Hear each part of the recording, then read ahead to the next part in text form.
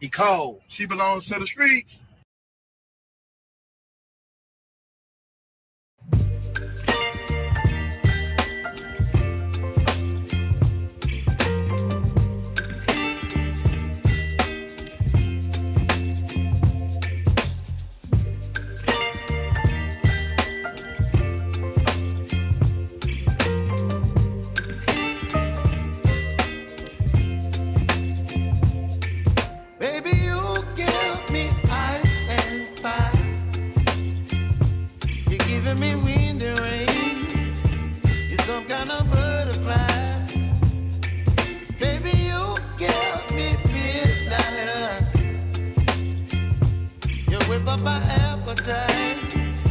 Don't leave me here high and dry. Oh, well, I don't wanna jinx it, baby, and twist myself at the spine. Don't wanna overthink it, baby. It's just twist your body and mine. Baby, you give me ice and fire. You're giving me wind and rain. You're some kind of butterfly. Baby, you give me midnight. You whip up my appetite. Don't leave me here high and dry. Oh, but I don't wanna jinx it, baby. Just not get ahead of my time. Oh, but I don't wanna miss you, baby. So I stand up and speak just my mind. Oh.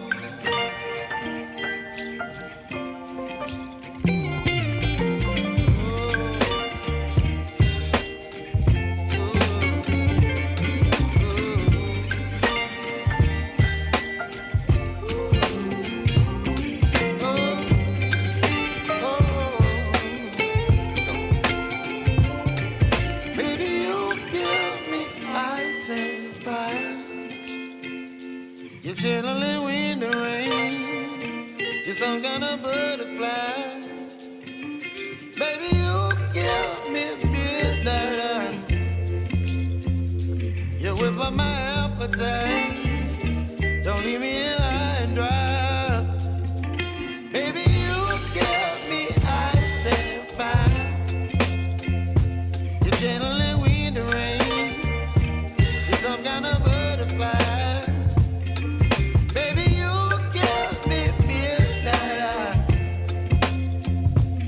Whip up my appetite. Don't leave me here high and dry. Oh, oh, oh,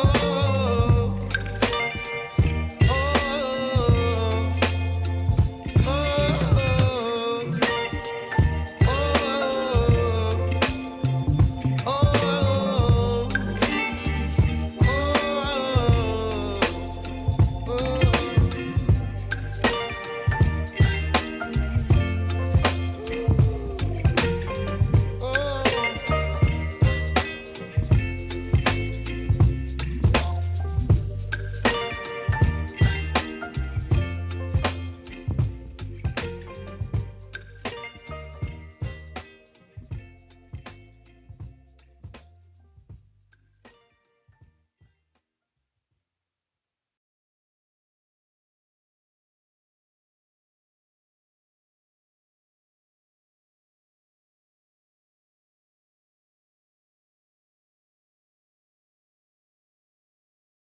Good evening, Cart Before the Horse Nation.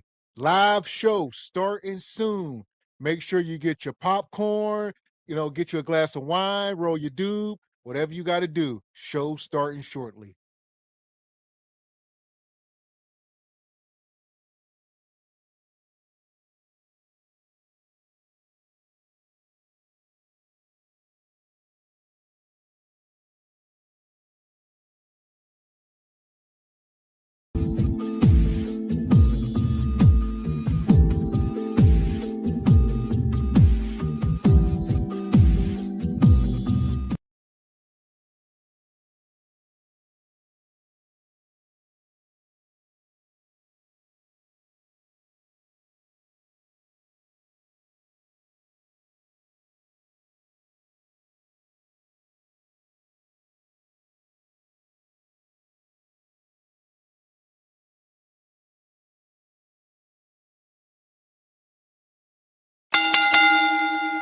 Let's get ready to rumble! Welcome. Live Saturday night, Regal Rumble, brought to you by Cart Before the Horse Productions. How you feeling tonight, Mr. Walker? Yes, sir. I am feeling freaking-tastic per usual. Good evening, ladies and gentlemen, El Nug Nugs and Le Bonquishas. Welcome to Cart Before the Horse Regal Rumble, in affiliation with the Bougie Negro Podcast, and also, as all you Negroes know, in association with Ain't No Fun Once the Rabbits Got the Gun Entertainment. What's going on with you jive chickens this fine Regal Rumble Saturday? In the big name of Jesus, you hear me? Welcome in SBC, Cart Before the Horse Nation. Hit the like button as you come into the room. Yes, sir. Yes, ma'am. That part. Come one, come all, this fine July 12th, 2025. Me and Mr. X is still alive very much and feeling fine. Report to you, jive chickens, from this wonky, ever-changing dating market. That part. And shout out to Brother Frederick Howard, come through gifting a membership. Per usual, Brother Frederick. And I see YouTube. I see a Kibnetter. Some people got the ats. I see Frederick don't, but you do. Maybe there's a special YouTube folks. Nevertheless, appreciate you, Brother Kim Netter. Got you at. Shout out to 3 a.m. Thought Club. Thoughts Club, 3 a.m. I can't stand this. They must be like beta testing something. They'll do that. You know, they just testing it, see what people like before they decide. It's coming. Whatever it is, it's coming. And these are hints. Like I said, Frederick Howard, he says, hit the like button or Jihanda's leg shake, ex-leg shake girlfriend will come kiss you. Jihanda. And at EV says, there go my cousins. There go my cousin. And Frederick gifted another membership. Over at the Cart Before the Horse. There you go. Both channels. Appreciate you, man. And Brother Tony says, the yellow long sleeve is straight fire. I can't even hate. Yeah, that part. Yeah! Boom, shakalaka! So here we go. I see the ladies backstage. We're going to get cooking up tonight. Raquel in the house.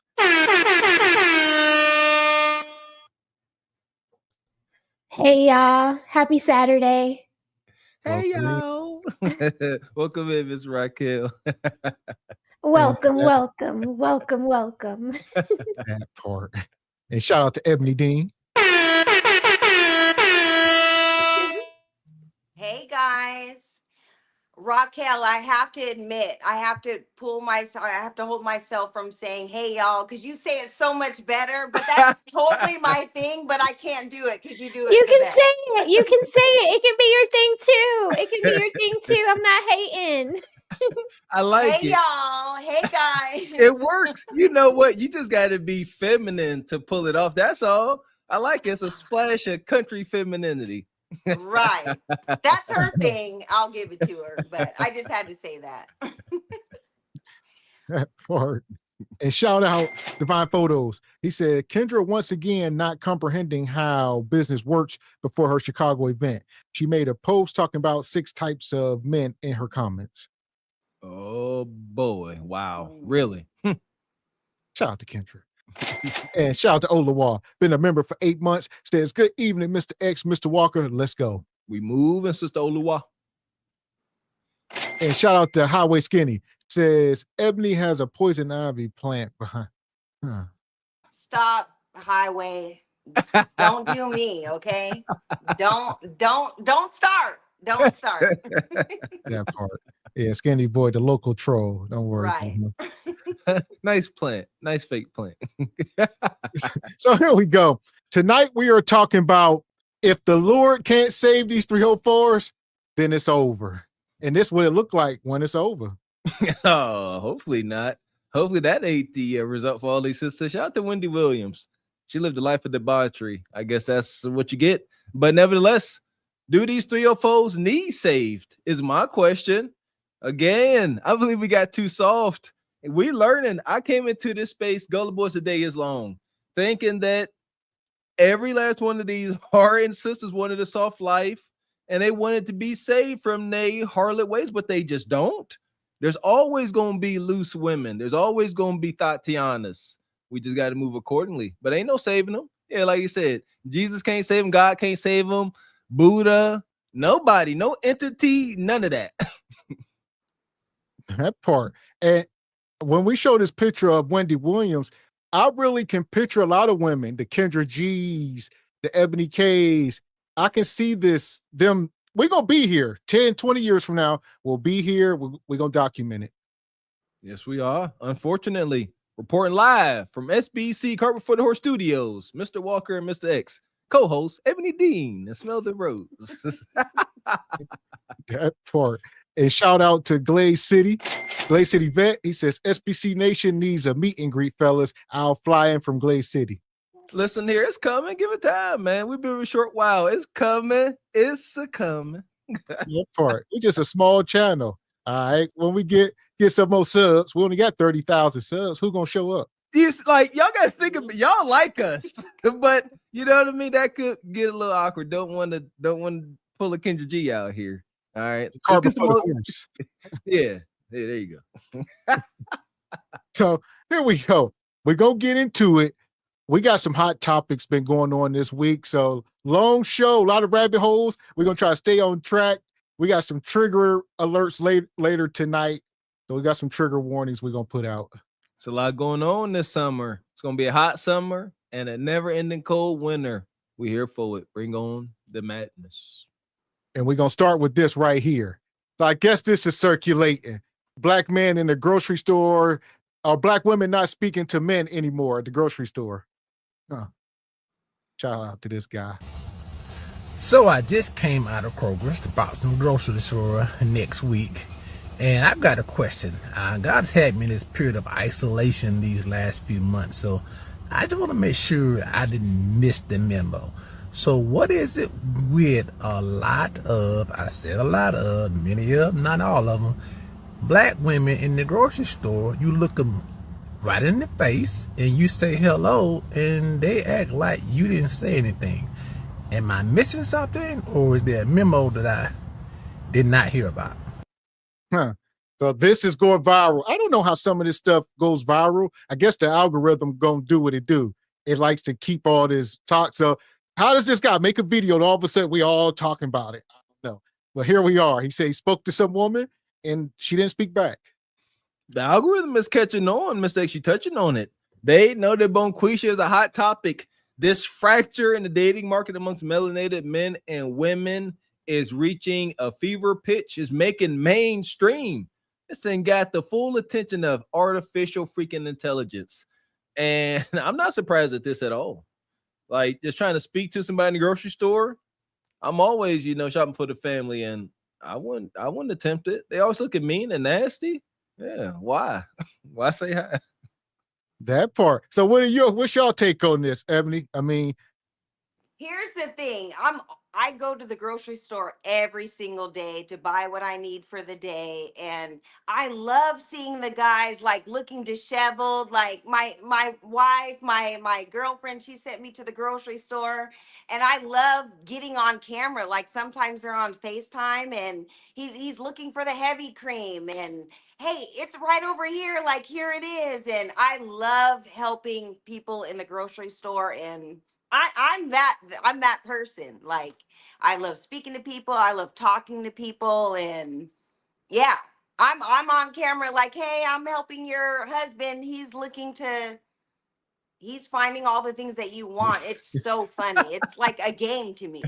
So I bet it ain't no game to the women seeing you all up on their camera with your smiling face. You better leave the women alone. I'm the same way though, Miss Ebony D. Gotta be honest. I do enjoy helping. But here we go. To make this brother's point, I'm at Walmart the other day.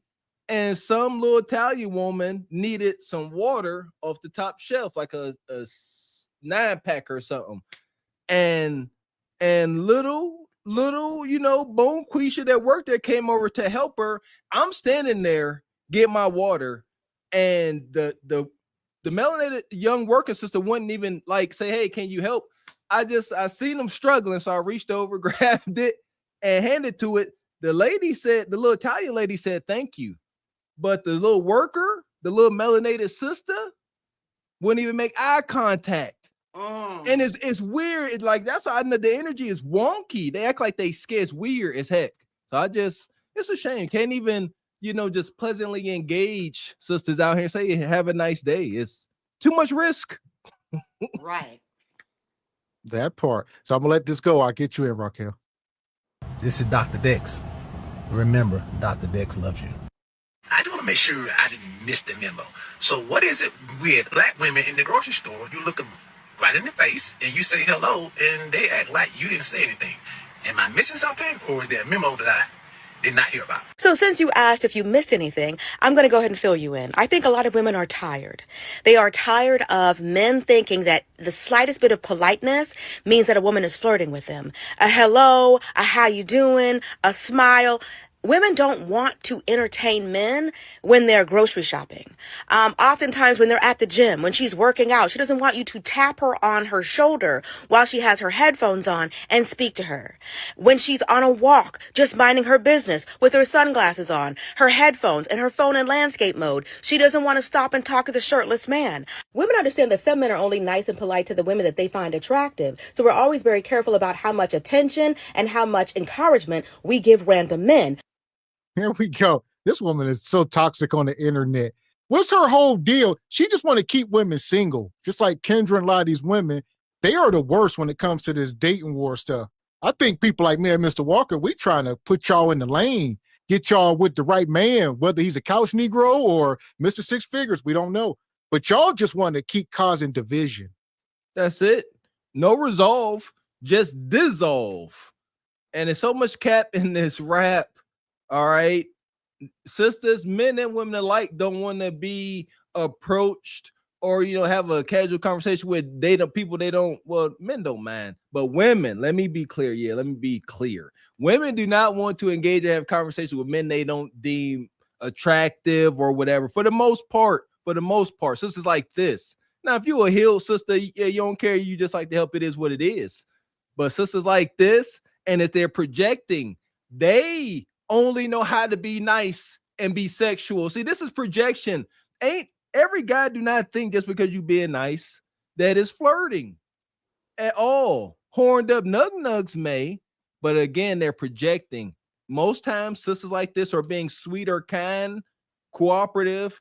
They have a sexual interest, and it's sick. That part. So what you got, Raquel? I mean, the guy did not go on to say anything about tapping women on the shoulder. He just, older guy say spoke. And she went on, oh, we in the gym with our headphones on. Don't be walking up on me. Please. First of all, when you have to re-rack a bar at the gym with those 45-pound weight, those circular ones that they use for the presses, like, I need help, y'all, because they go on the bottom rack, and that means I have to, it's so hard, but you can't even ask anybody to help you because now you scare men. Like, they're scared of us. So it's like, if I approach them, am I stepping a boundary now that so many people have told them not to say or do anything? And I'm the same way as Mr. Walker and Ebony at the grocery store. My husband be like, oh God, there she go.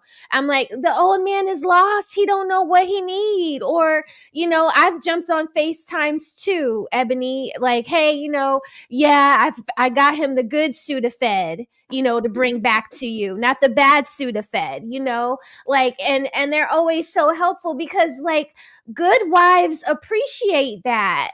Please don't let my husband waste his time. If you could save an ounce of our time, I am grateful for that. So I don't have these experiences. Men always try to help me.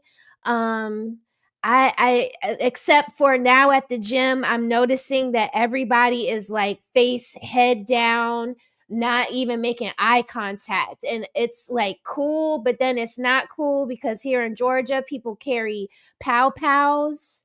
And it's just like, if we ain't even looking at each other, then how are we going to let each other know when it's a problem? So now it's not even it's not even really safe anymore, you know, because they're ignoring us completely. Even the good ones, Ebony, they don't talk to me at the gym. Nobody talks to me at the gym. So I don't know how women are getting approached. Like, right. And even when I'm at the gym, I'm like, I'm doing a fit check, even when I'm doing everything that I'm doing, because I don't want people to approach me like in the wrong way. So it's fit check, or the cheeks, you know, yeah, I all gotta have the together, toe covered. you know, Yeah.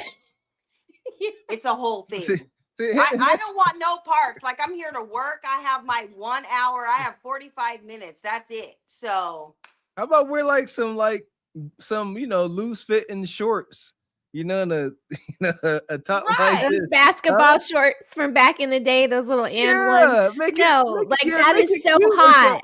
Huh? That's too heavy. Like the cold, like the band in those shorts are so thick. Like, who wants to wear those heavy shorts? But I wear my leggings and I put a little sweat. There's a reason why they offer you sweatshirts at Alo and these other places. It's so that you can cover up the places where you start to like bend and twist. Like, you can cover up that little area, you know, like nobody sees your bits.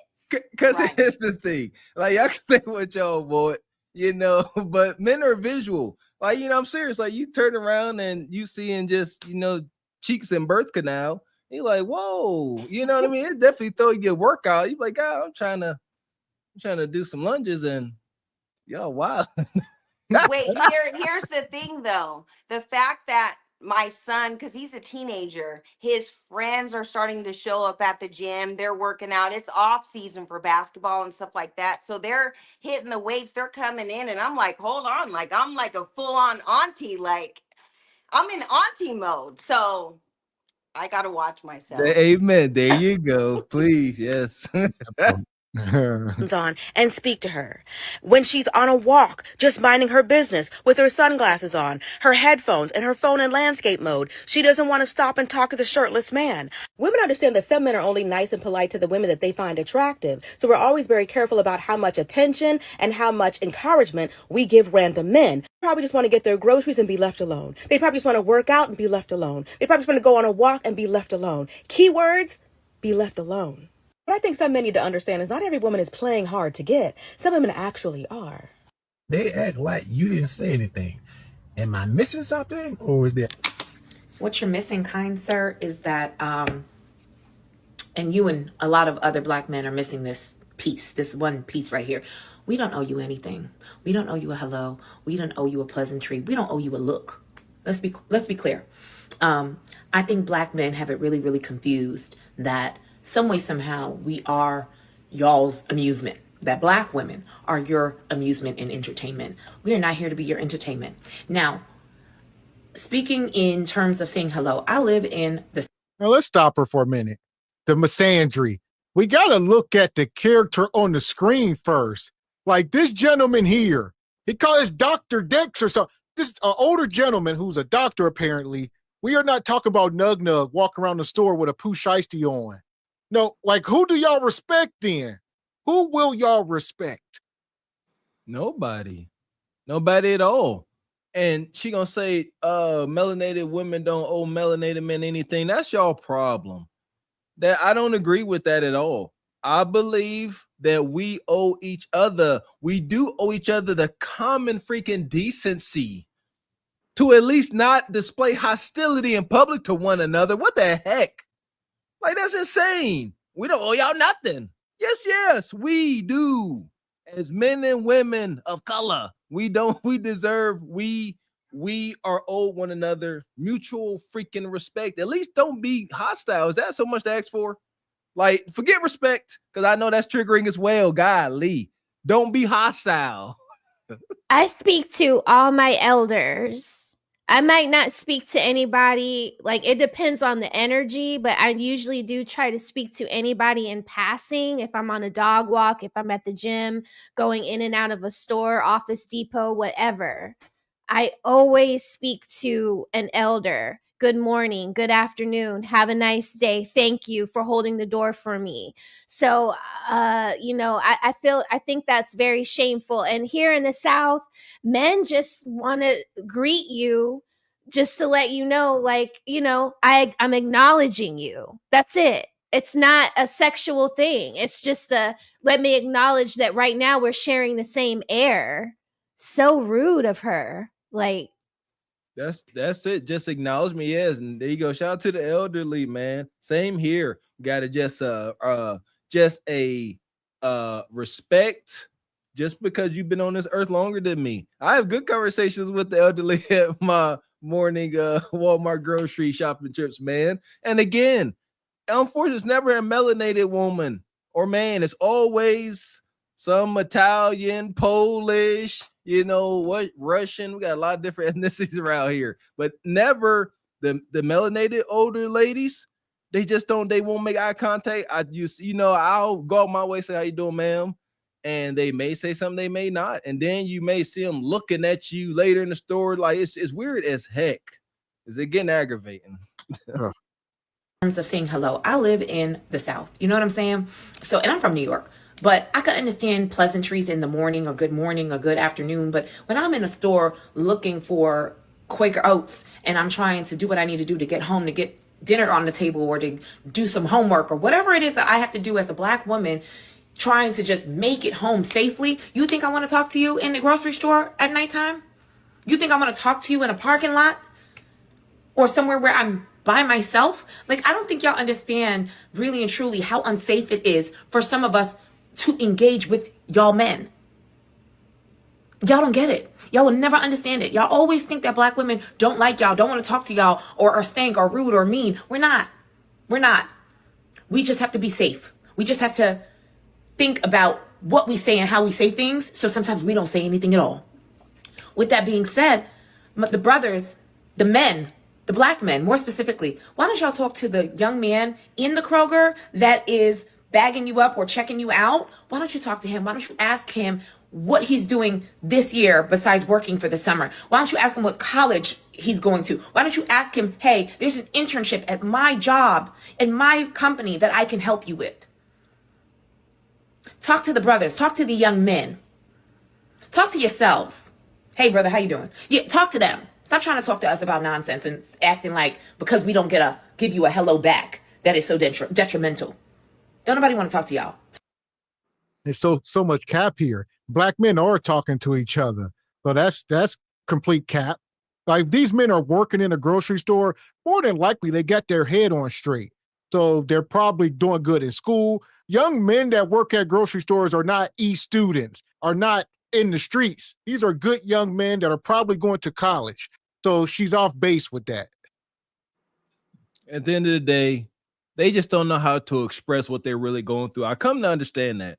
Forgive these sisters. This is an illness. Shout out to the babies of crack babies out here. Real rap. These individuals are hurt. And unlike Mrs. Raquel and Ebony Dean, sisters like this do not have the capacity for random, pleasant encounters throughout their day. They just don't have that capacity. They're not in that mind space. They got two. You hear her. They going shopping at night and they in a rush.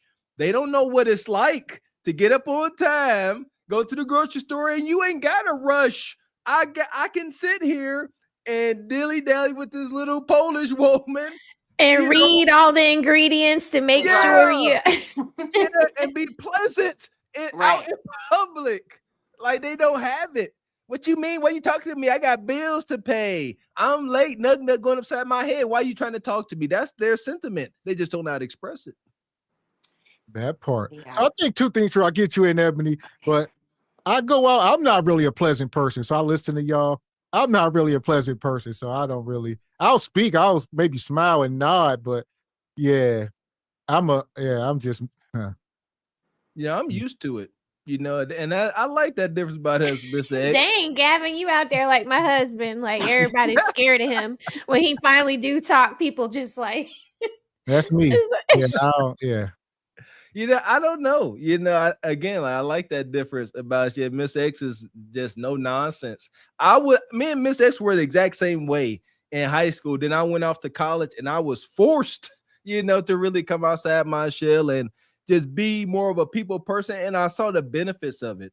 And just kind of my outlook on life, I like to spread positivity. Believe it or not, I do. So when I go out in public, I've never met a person that didn't like me. Not one, not in person. They could talk some ish online over the phone, but not in person. That part. What you got, Ebony? No, I was going to say, just with the non-sexual attention and stuff like that, this is the perfect example.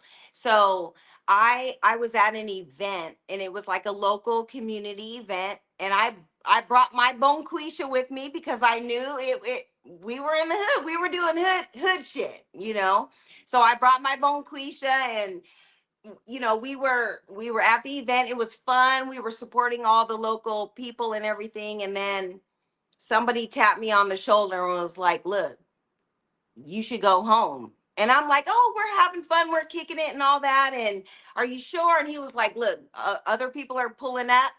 Somebody that I had seen at the grocery store, they seen me around. They were like, look, this is not for you. You need to go home. And it's all because of the interaction I had at the grocery store.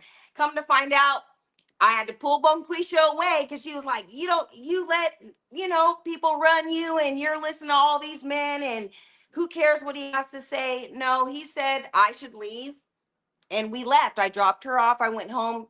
Come to find out, like an hour after we left, there was a shooting and all this other stuff happened. So listen. Do you see that?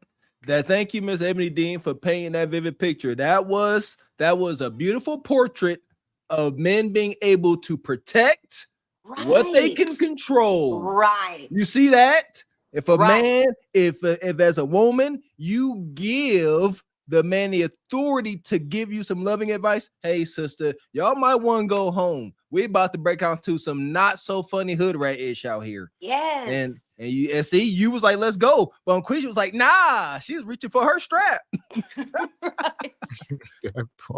Talk to each other, because I think that's what y'all really need to be doing. I got a comment about the black man feeling some type of way about the black women not speaking in the grocery store. Now, this might be an unpopular opinion because y'all know I get up and go on my walks every single morning, but I literally just had this thought the other day. I'm on my morning walk. I do 4 miles a day, and as I'm walking, I literally say hello probably 1,000 times. I smile. I'm greeted by 1,000 people as I'm walking. These people are usually white people. And I'm from the South. I was raised in the South, okay, and my grandparents, my mom, everybody is polite. My grandmama never met a stranger. So naturally, as I'm walking, I'm smiling and I'm like, hello. Now, sometimes I don't got no smile. Sometimes I ain't in the mood. Sometimes I got headphones on. You know what I'm saying? But I still keep it moving, keep it pushing. However, whenever I run into black people in the park and I'm walking by them, 1 out of 5 of them may speak. And the thought I had was, why the hell all the black people don't speak? Like, I be like, hello, the other day. And you see, I'm glad she giving context. She keeps saying black people. You ain't putting it so men, because I will guarantee more times than not, as black women, y'all walk past each other scowling like cats, just, walking past each other ready to get it on. That's facts. Listen here, we know women for the most part don't like one another. That's not true. Shout out to Kevin Samuels. Single women that want a man don't seem to like one another. Yeah, if a woman is content with her life and her man, she cool as the other side of the pillow. She another woman's best friend. There you go. But I'm gonna try something here. Starting today, when I'm out in public, if I come across melanated sister, I'm gonna go out my way to, even if they look, say, you say hello and see what happened. I'm gonna do a little case study.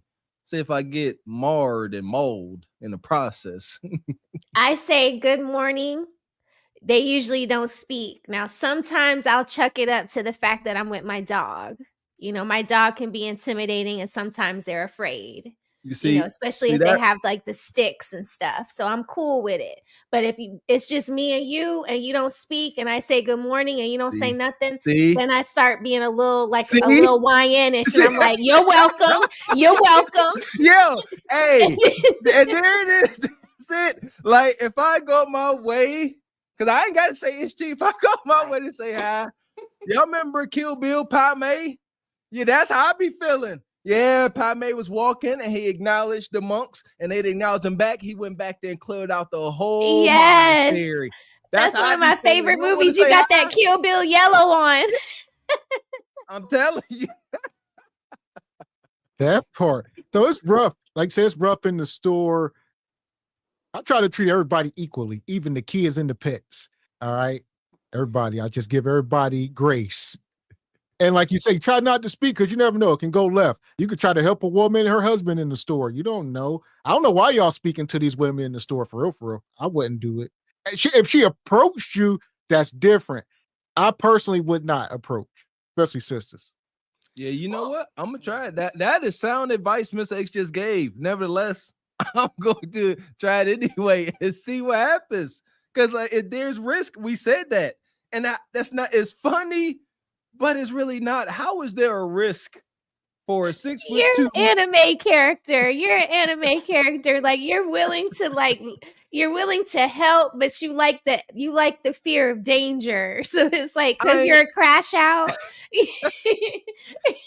A reformed crash out. Reformed.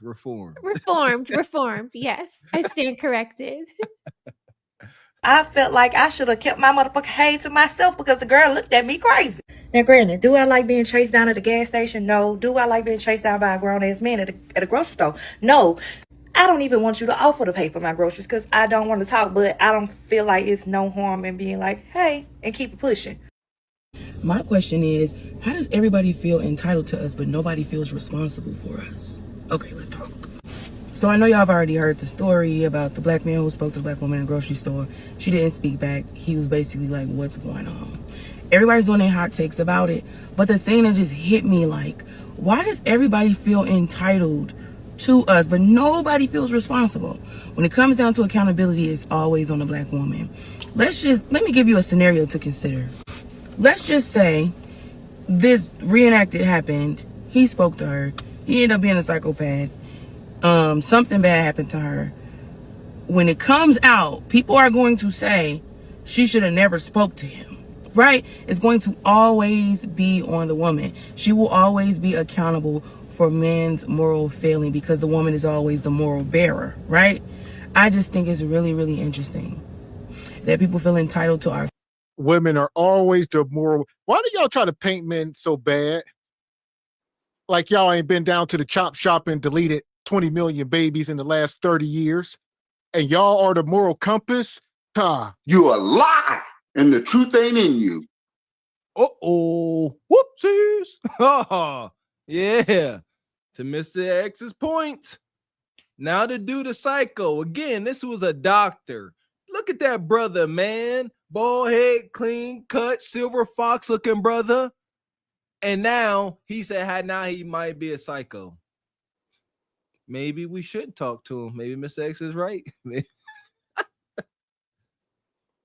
faces. We got to be smiling. You feel entitled to our bodies. You feel entitled to our temperaments. You feel entitled.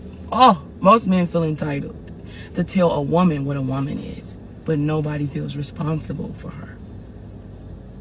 I just thought that was interesting. Good morning. Judge Dexter Wimbish here, aka Dr. Dex, the creepy guy in the grocery store. So by now you may have seen the video that's gone viral about me saying hello to women in the grocery store. I was not on the prowl. I was simply speaking. I'm from the South, and in the South, we greet people when we see them. If somebody looks me in the eye, I'm going to say hello. I was raised that way. Yeah! Boom, shakalaka! Dr. Dex, this brother, he got his degrees behind him, all his achievements. This brother is a civil rights lawyer, it says. Come on, man. Who they gonna respect? I know. Listen here. I knew it was over when I first encountered Kevin Samuels. Whenever I seen this brother up here accomplished, standing on his square, definitely holding himself accountable for everything that happened in his life, got success, talking sense, got a moral compass, and they was down talking him. I knew it was over for us mere mortals. And y'all see the title. God can't help him. Jesus, no doctor, no judge. Look at the brother. Come on, man. If there was ever a wholesome picture of your established rich granddaddy that's going to leave down stuff in the will and the trust, is this ninja here. But they ain't nobody good enough. Ain't nobody good enough. Maybe because he ain't 6'4". Sorry, brother. You accomplished all this stuff in your life, defeated all the odds, but you ain't good enough. Unfortunate. Man. So what you got, Ebony? What does a black man got to do to get some respect? Here's the thing. We're talking about just being nice and smiling in a store. These are regular interactions that everybody has. You can't smile and be nice to a man in a store. Like, this is just regular everyday encounters. Like, what's wrong with that? Like, I'm so pleasant everywhere I go. Like, I'm always happy. Maybe it's the mentality. Like, when you're just a happy just person and you're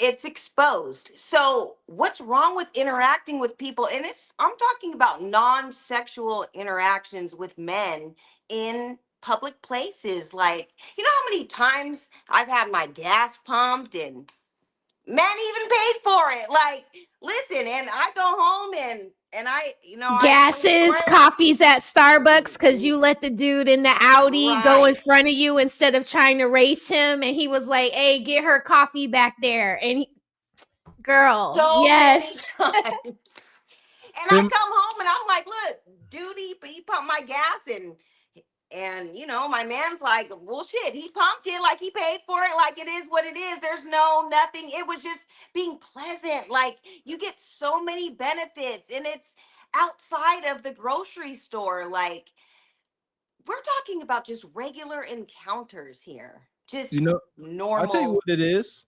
It is, what's that saying that some people's spirits disturb the demons in some other people. So you walk around being all pleasant and happy, and Bonquisha, Nug, whoever look at you like, what you happy for, ninja? Right. You know that one sister we put on display. She said it. Ninja gonna say good morning to me. She said, don't say good morning to me. F you, ninja. It's a bad day. Yeah, we the girl from the subway. The girl from the subway. Yeah, she was wilding. But yeah, that's the sentiment of the woman that was just talking about him in the grocery store. They act the same way as that girl coming out the subway. Oh my goodness. That's what it is. Why are these people acting unhinged? Because of just a pleasant gesture. Your positive spirit is disturbing that tormented demon inside them. They don't like that. Now they got to act a fool. Man. I believe in God. I'm a 2-time cancer survivor. My mother passed from breast cancer, and God is the way I get through life. I've seen all the comments, and I understand the plight of Black women, especially, and the things they go through. I've been working in civil rights for 30 years, promoting gender equity, promoting hate crimes bill. So I understand what Black women are going through. And I also understand what Black men are going through in this country. But one thing that we can agree on is that the Black community is in trouble. If we've gotten to a point where we can't say hello to our women, we've got to figure out something. It's going to take both sides. It's going to take men and it's going to take women to figure out what it is that has us so far apart. But I'm just going to let you know, the next time you see me in the grocery store and you look at me, I'm going to say hello because I love you and there's nothing you can do about it. God is love. And God is good all the time, Candace Owen. This is Dr. Dex. And remember, Dr. Dex loves you. Well, shout out to this brother. It's unfortunate that, the gender war and all this stuff is so bad right now that anybody can catch it ain't even a stray. People ain't catching strays. They just hawking you down. Here's what it is. They don't care if you got black skin, if you're a man, you're on the other side. They ain't asking questions. Here we go, fellas. As men, we got to learn from these experiences. We're not going to sit here and just complain and whine and cry about it. At the end of the day, don't be, not saying this brother's desperate, but don't be so desperate for, the assurance or just women being agreeable out in public. Melanated. So I got to say melanated women, and it hurts saying that. But don't be so hard up on these folks being pleasant to you. Don't be so caught up on getting their acceptance and their attention. If they don't be like me. If they don't say hi back, gotta let it go off your back like water off a duck's back. Easier said than done. But here we are. Is it best just to not engage at this point? Most likely, got to follow what Mr. X said. Just don't engage and mitigate all risk, because there's risk. When I started being mean to people when they didn't speak back to me is when my son was like 2 or 3, and you know how they speak to everybody that they walk by, like in Target. Your kid might just start saying hi to everybody. The people that would not say hi back to him, I would like scorn them. Like, I hate you. Like, I would be so incensed. Like, how do you not speak back to a little kid saying hi to you? I agree. How evil do you have to be? Like, see, and I hate that. I agree, because kids always looking at me in the face, and I'm like, when I always wave, say hi. Yeah, I ain't gonna ignore no kid. That's mean as heck.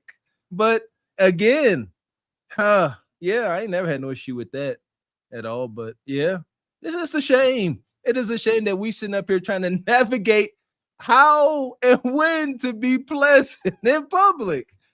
I would say just keep it extremely simple. Some stuff is it's nonverbal. Most of the times I'm nonverbal. I'll give you a half smile and a head nod, and that's it. That's it. Whether you're a kid, a dog, I don't care who you is. That's it. I'm smiling, wave, and keep it moving. That's it. There you go. A dog, wave at the dog, whoever. my husband do that too, but it's really just like, do I need to shoot, pow pow you? Like, is that what it's going to have to be? Like, it's like a gauging mechanism, What is it? When I was growing up, one of my boys said, I had the luxury of being a bigger guy, so I could be nice and stuff. So there you go. If you are not physically imposing and you got a concern that things may go left because you decide to say hi too loudly to somebody in public, just don't do it. Yes, better safe than sorry and incarcerated. Just don't engage. That's it. So here we are. Shout out to where we at here, Frederick Howard. He says, how is it that you ladies have all these children at 74% when 54% of men are childless? Oh, you know why, Brother Frederick? You know the answer to that. We're speaking on black folks in particular here with these stats. Yeah, there's nug nug. There's rogue nug nugs getting all the cheeks. No exaggeration. And EV says, hey y'all, merchandise. Hey y'all. I love it. He says, get your hey y'all merchandise. Get your hey y'all shirt today at SBC.com. We don't have hey y'all shirts. I love you. That is nice though. I like the font. Can you keep it right there? No, never mind. I'll do it later. But it's just so funny. He says, and this is why I don't even open doors for him. I don't like forcing myself not to be present. Yeah, there you go. Open the door for me. Yeah, that's why I got like a template. I won't keep it just like I said, I ain't gonna go out my way to be mean. I hold the door and all that, but I ain't trying to conversate or engage at all. There you go. And yes, and I agree with that. Like, I'm nosy.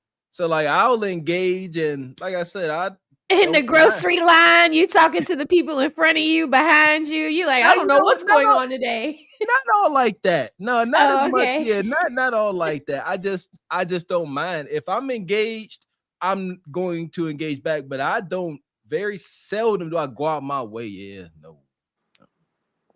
There you go. And shout out to Pooh Man 313. He says, dang, Pam, still doing Jerome like that? Pam. Pam had a twag. Money. And shout out to Elma in Harlem with the 10 ball.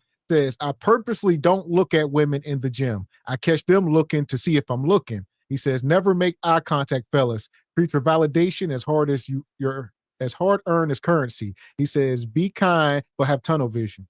Bingo. That part, Elmer's in Harlem right there. Just guess it. I mean, we've been stressing that. Yeah, that's the number one thing. You can't be gawking over them with your eyeballs bulging out, your tongue slapping off your chin. Don't in the gym. I don't talk to nobody except for some of the goofy dudes. Shout out to the goofy dudes in the gym. They be fun. And shout out to Divine. He says, I don't understand some of these women have sons, brothers, uncles, fathers, and yet talk down on black men. He says, when they talk like this, leave them alone. Because they talk down on their brothers, uncles, and fathers and sons too. They don't care. Gynocracy. And shout out to Reek. Air Force Reek says, Ebony is looking good in that red. Oh, man. He says, oh, go ahead, Reek. Y'all be having us up here like Ron Burgundy, man. Yeah. Y'all look, highway skinny, y'all out of pocket. Nobody reading this stuff. $2 Tony. Out of pocket, Tony. Tony, do you ever read your chats and say, maybe I should not send this? When is somebody going to make us the South Park Canadian $2 Tony head that separate so we can put this ninja to rest? Huh? Tired of this ninja. That's all I need. Somebody give me that illustration. Take his picture, cut it in half, and make it go like this. Like the people off South Park. Y'all know what I'm talking about. You guys did shut him up with the Jupiter booty, that video. For 2.2 seconds, he shut up. Yeah. Yeah, they have no shame. You can't shut these people up. One thing I learned, no shame in the chat. Yeah, the more we try to get back, they just like, give me your hate. Tony be sitting there in some dark room and Leon's hand me down robes. Give me your hate. Fueled by hate. Yeah, that part. And shout out to EV. He says, Gav, $2 Tony said you ain't pleasant here. Was him.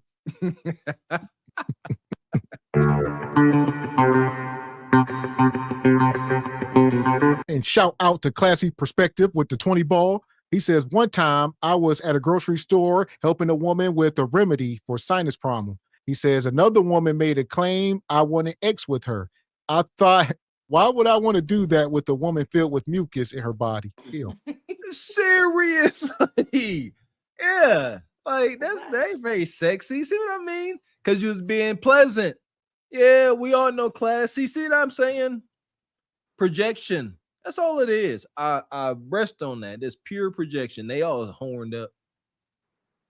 That part. And shout out to Laissez Faire. Says, salute Carpet for the Horse Nation, wise host, and egregious chat. FYI, Mr. X, that man is a retired judge. Insufferable women are everywhere. Unfortunate, Judge. Unfortunate. Man. Yeah! Boom, shakalaka! And shout out to Stephen James. Says, men, what we got? Chief Rosebud. Rosebuds and a lady in red. All right. Y'all got that Johnny Gill song playing in y'all I'm head. the Chief Rosebud. I gotta start proofreading. I don't know what they be saying. Yeah. I'll be all kind of The lines. rosebud. Steven is a rosebud. He's one of my rosebuds. Shout out to Derek. There's blasphemy.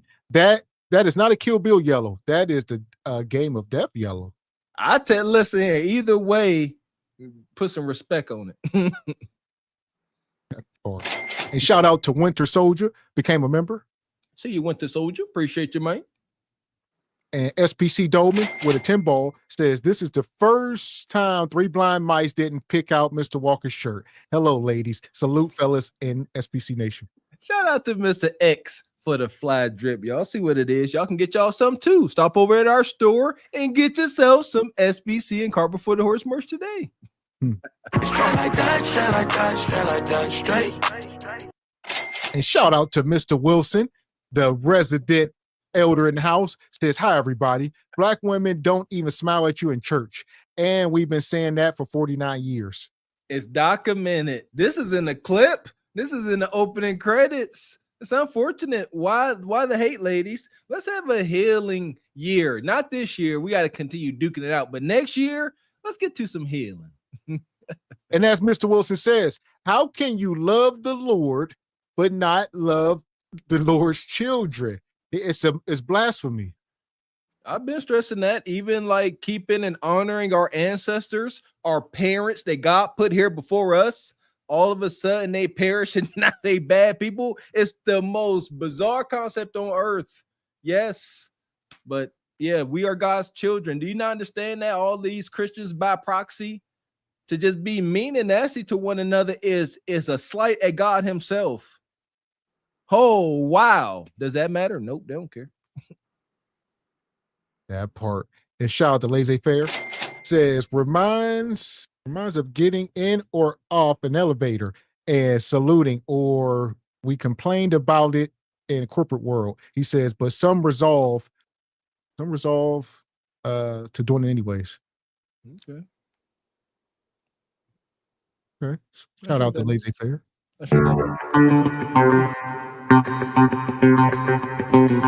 And everyone or every throne with the 20 ball says, I'm a little late, but congrats on Little X Jr., Gavin X. He says, weren't these the same women just talking about finding a man at Home Depot? The whole attitude switches up when they're shopping for wood instead of groceries. Man, what do you mean by wood? Yeah! Boom, shakalaka! Appreciate you, brother. That part. And EV, the Glazed Galaxy Council is now called to order. Hear ye. Stand by.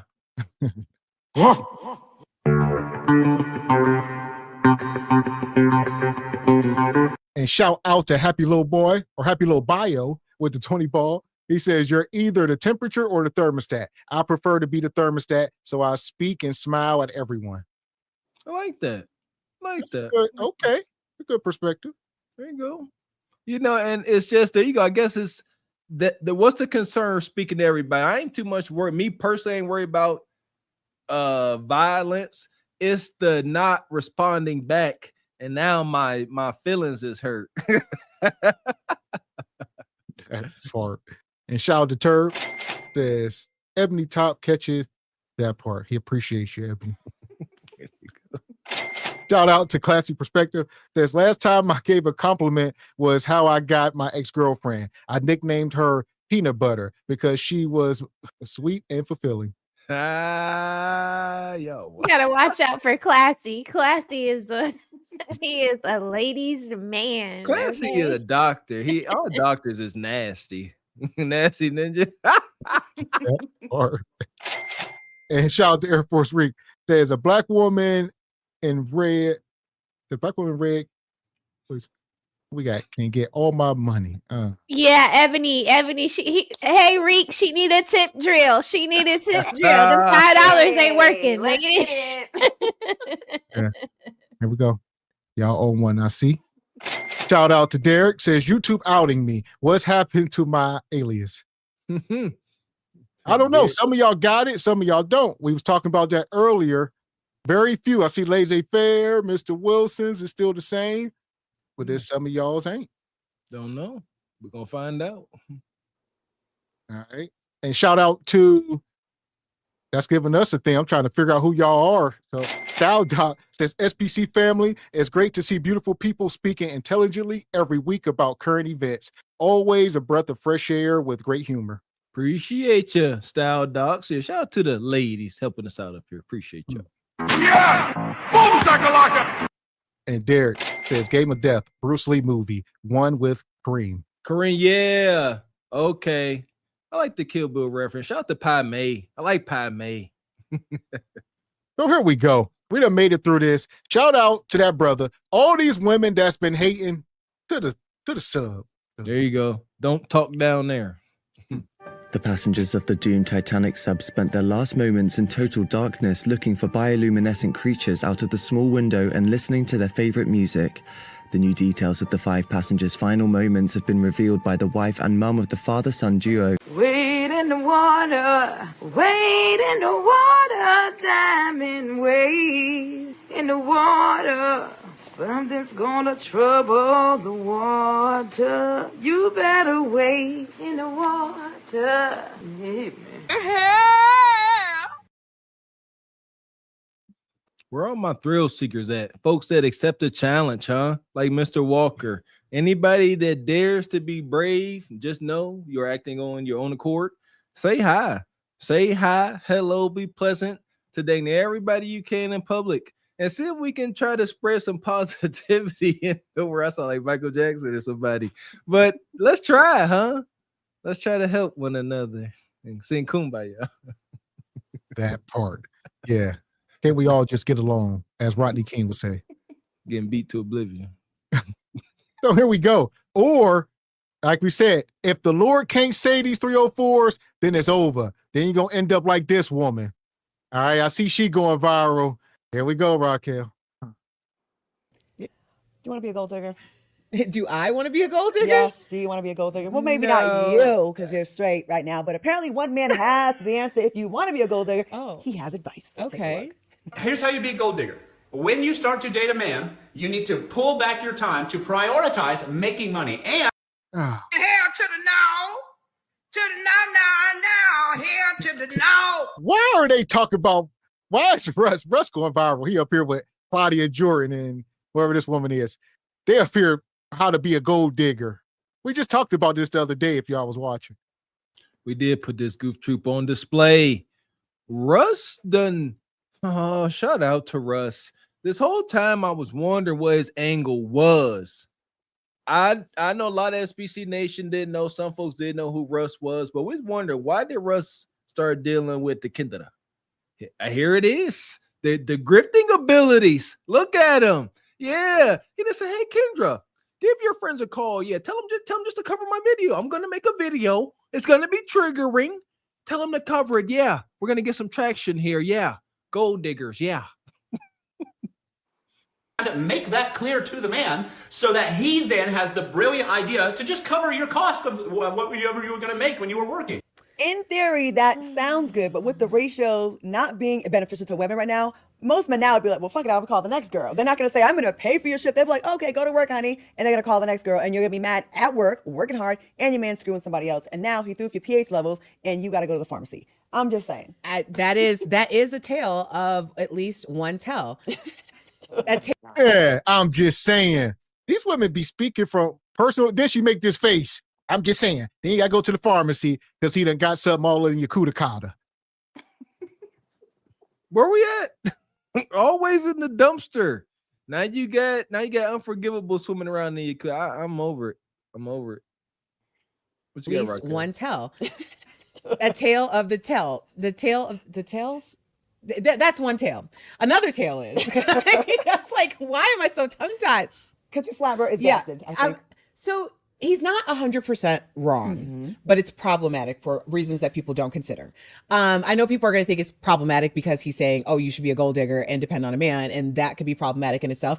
But I'm going to leave the obvious alone because a lot of people aren't seeing this. What he's saying is, and he was very specific. He didn't say, oh, you're the CEO of a company. He said, oh, you're a bartender. Oh, like you're an overnight bartender. Right. So that implies that he believes that you're in a position where because you're an overnight bartender, that isn't a job that you can't just pick up another one of, as if you were like, the CEO of a company or something like that. It's not a career, it's more like a job. Right. But what you really don't understand, and this is coming from someone who was an overnight bartender. So I worked in nightclubs until, we closed at 5 a.m. And that was a job that because of women who were put in those situations, hey, how much are you making a night? How about this? I'm just going to pay for you for the whole weekend not to work so that you can hang out with me and you're getting your paper. Thanks to those women making those decisions, that's how I was able to live the way and set myself up for some huge financial freedoms because they just constantly got out of my way. Because what you're doing, that's what you're doing. You're taking yourself out of the competitive pool. So every time I would start off with like 4 or 5 other bartenders, we would be at a main bar and slowly these girls would start to dissipate because men would come in and be like, hey, I want you to hang out with me and I'm going to pay for your weekend or your Friday night or whatever. Well, as promoters and people who are running businesses, they want people who are going to be reliable. So I was just constantly showing up until I started working point and I was pulling some big numbers when I was 21 years old. Oh, here we go. She telling this story. She says she don't want to be a gold digger. She's telling you women there's a different route. All right. Those women chose to be gold diggers, and she worked her way to the top. Now, she talked about these sisters working themselves out of the competitive market. There's two markets here. There is the job market that she would stay competitive in, and kudos to her, got her portion of the King's Gold. And see, she likes to tell her success stories. How many of these pretty, fit, and feminine bartenders got snatched up and end up getting married? She don't want to tell that part now. All right, yeah. Why you think we need a tip drill? We need a tip drill. You know what I'm saying? We know. What? You can't be mad at us because we were like, we don't want to stand on our feet pouring shots for these drunk ninjas no more. You can't be mad at us for that. Because you were competitive working with the promoters, because you were getting smutted out by the promoters. Like, who? Come on, girl, because you're not over all the bartenders if you're not giving up that gap. So come on now. Dang. You mad at us because we don't want to be ran throughs for years and years and years and years? Like, the club life dies. After 24, you're no one anymore. So the fact that y'all be like 34, 35, 38, still promoting, Hennessy and things like that was like what we did at 21. Like, girl. So what you got, Ebony? That's like the blueprint of life. Like, that's what you're supposed to do. Like, you are making money and stuff like that. You're supposed to find the man that's going to hold you down and, okay, look, take the weekend off. That is the blueprint for your husband and for your, like, what are we even talking about? She was talking down on the fact that they were courting men while they were working those jobs. Like, you use the job or college or whatever, you start seeing like who the men are that are the somebodies that got the coins, that the pockets match the car, match the condo, you know what I mean? And then you start bartering what you got, which is what you bring to the table.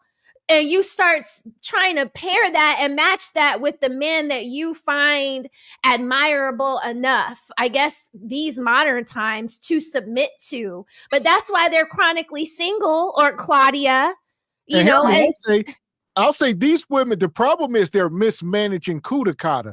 That's what she's speaking on.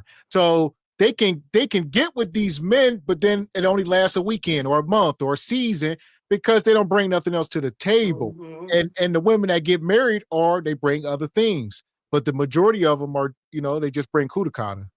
There you go. So yeah, this whole gold digging thing, she is talking about the hazards of it. The whole term is grotesque to me, gold digger.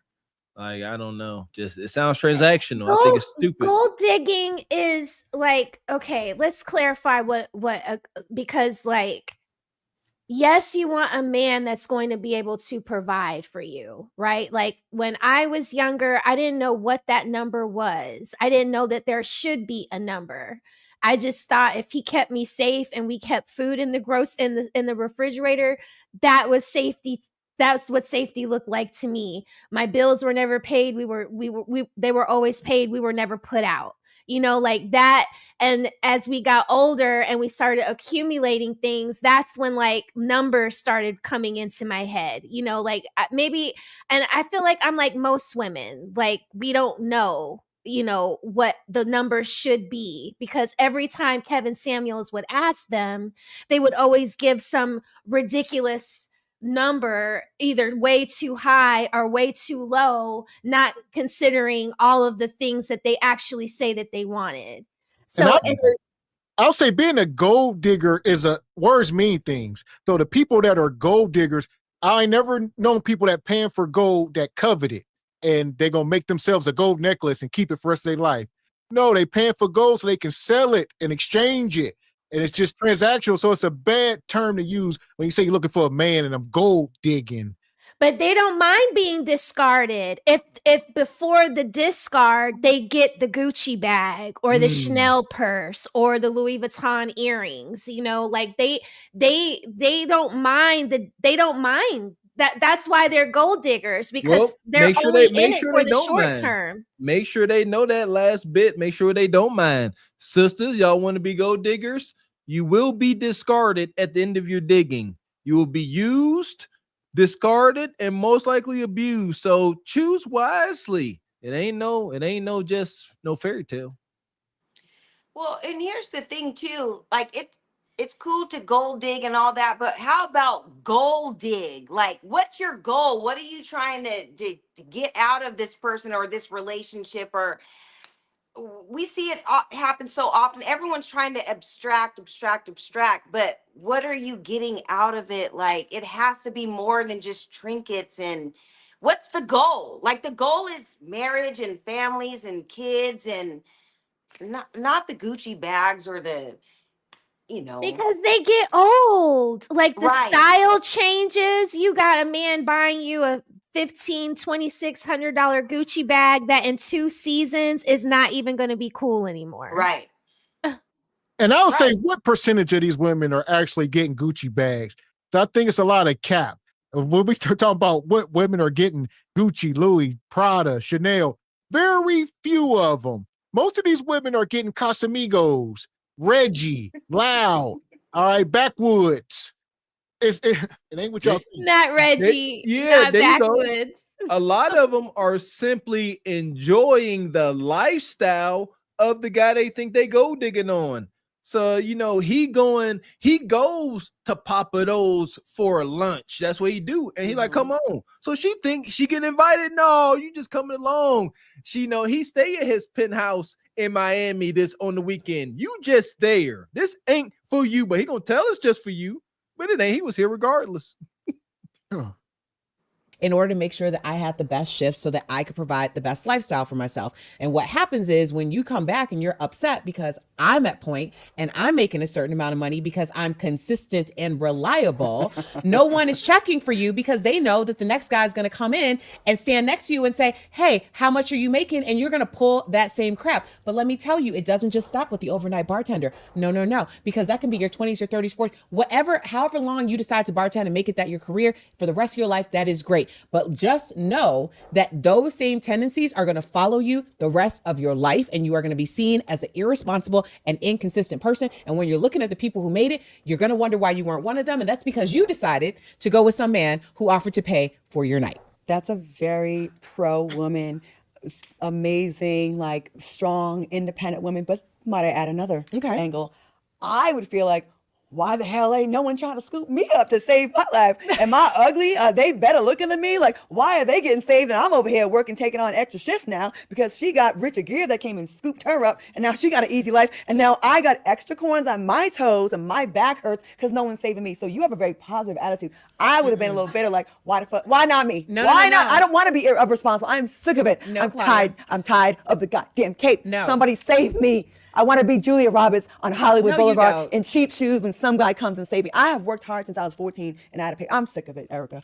I do understand. It's a thankless I understand job what you're being saying. classy and independent. It's thankless. Tell you what, she started off by trolling or whatever. Then it started to embody herself. It took over. She started talking about gold digging women. Then she started talking about herself. She said, I'm tired. I've been working since I was 14. Why can't somebody come help me? And Claudia is, 52? She's 52 years old, going on 53. She don't look bad for an older woman, but she out here like Ebony K and Vivica Fox. They are uncovered. I wonder what happened. Tales of Two Cities, right? The sister on the left says she gonna work and pay her own way. Salute, do your thing. The sister on the right, like, no. She's like, I'm the woman you putting down. I want to be them. Taking up out of there. I like that. And shout out to the gynocracy. The sister on the left didn't get too brutish because that little bit of pushback tends to go left quickly. I like that though. Shout out to Claudia for not being a yes woman and saying her part and not just agreeing. I like that. I've been dating since the 1980 something and I'm still single. I'm tired, Erica. You found your man. Don't hate. Let me live this. Let me vent. You're off the strip. I am still on it. I'm in the trenches, and it sucks. I'm sick of being independent. I fucking hate paying for my fucking Range Rover, my other car, my mortgage insurance, my freaking cell phone, computer, Wi-Fi. I am sick of it.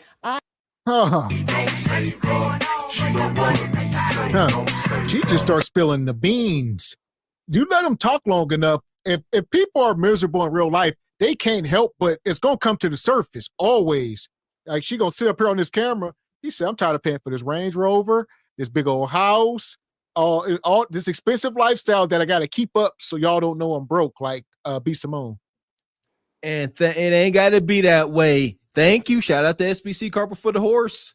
Yes, we like to put a light on these things. They are out here, out kicking their financial coverage, baby. Trying to keep up with the Joneses. And what y'all like to say in the chat, even the Joneses is broke nowadays. How dare you sit up here and complain with your cushy job up here on the internet? My Range Rover, my penthouse. You got to know that people don't care at all. Actually, they do care. Just, got the opposite effect. They want to see you broke, sister. Man. So what you got, Ebony? What's your take so far? This is like a clear tale of modern women today. You had your chance probably 15, 20 years ago. I don't know how old Claudia is, but somebody tried 52, to save you, 52. but you were so focused on your bag and all that and getting your money. And now you want to be saved. I hear it all the time from family and friends. They want to be in their soft girl era in their 40s. And now I'm ready to listen. Now I'm trying to be under some instruction. I've been telling y'all that for 20 years, 30 years, but now they're ready. There was a man, Claudia, we already know your whole rap sheet. There was a man long time ago trying to do that, but you didn't want to get up under some instruction. And these are the results. It's later on. Now they're ready to do it, but you're not qualified. They're not they're not qualified for that soft girl life. Right. Listen here, young ladies, after you've been hard like this over 30, 40, 50 some years, there's zero chance for soft girl life. You can't hit a switch. You can't go from being some boisterous, overzealous, jet flying, go getting sister, and then think all of a sudden you're going to come across your dream guy and he going to be like, hey, settle down now. No more working. Like, for one, he ain't that ninja ain't coming. But even if we play make-believe and he did come, you would not get on his page. That's what I'm saying. It could never work, even playing make-believe. That part. So what you got, Raquel? What's your take? I was going to say the same thing. Claudia's going to say something coming up that's going to be so offensive. And it's just going to speak to why she's been dating since the 1980s. And this is why she doesn't have a man today. I think when people, the original soft girl was Anna Nicole Smith. That was the original soft girl. Okay. And what Anna Nicole Smith did, Claudia Jordan could never do. Okay. Never. Anna Nicole Smith's femininity was unmatched. That old man was drinking her in like the water he needed to live. Okay. She did everything for that man. Okay. Because she had prepped and dealt with a million nugs in her time. You know what I mean? But she was trying every time. She gave it her all, and she got that billionaire man. And look, her baby, her legacy is living forever, blessed and taken care of. Another lady that y'all cannot emulate. Claudia, that's not going to happen for you because you are evil. You come off as evil. But let's let her talk because I'm kind of speaking ahead. But yeah, she's she's cooked. Bad health to jump on in and interrupt and say, let me take you off your shift. You've been working hard enough. So that's cute what she's doing. I'm not doing that. We are different. I'm tired. I've proven myself. And it only impresses other women. She's like, oh, that's amazing. My friend's independent. These men don't care. Come and save me, some chic, minus the dookie. Just please come and save me. I'm tired. I'm tired, Erica. I don't want to do it no more. Where's my Melania? I want the Melania Trump plan. I'm sick. I've proven myself. Since 1988.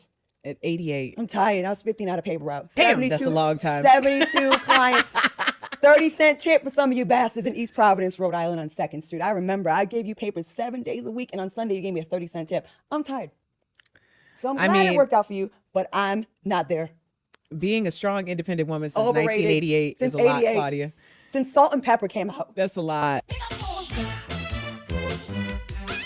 I'm tired. Damn. So, yes. Yeah. She says since 1988. So like I told y'all, she's 52 going on 53. So that would put her about 15. She was 15 years old back in 1988. She says, I've been dating since 88. She done had her first boyfriends. She was in high school in 88.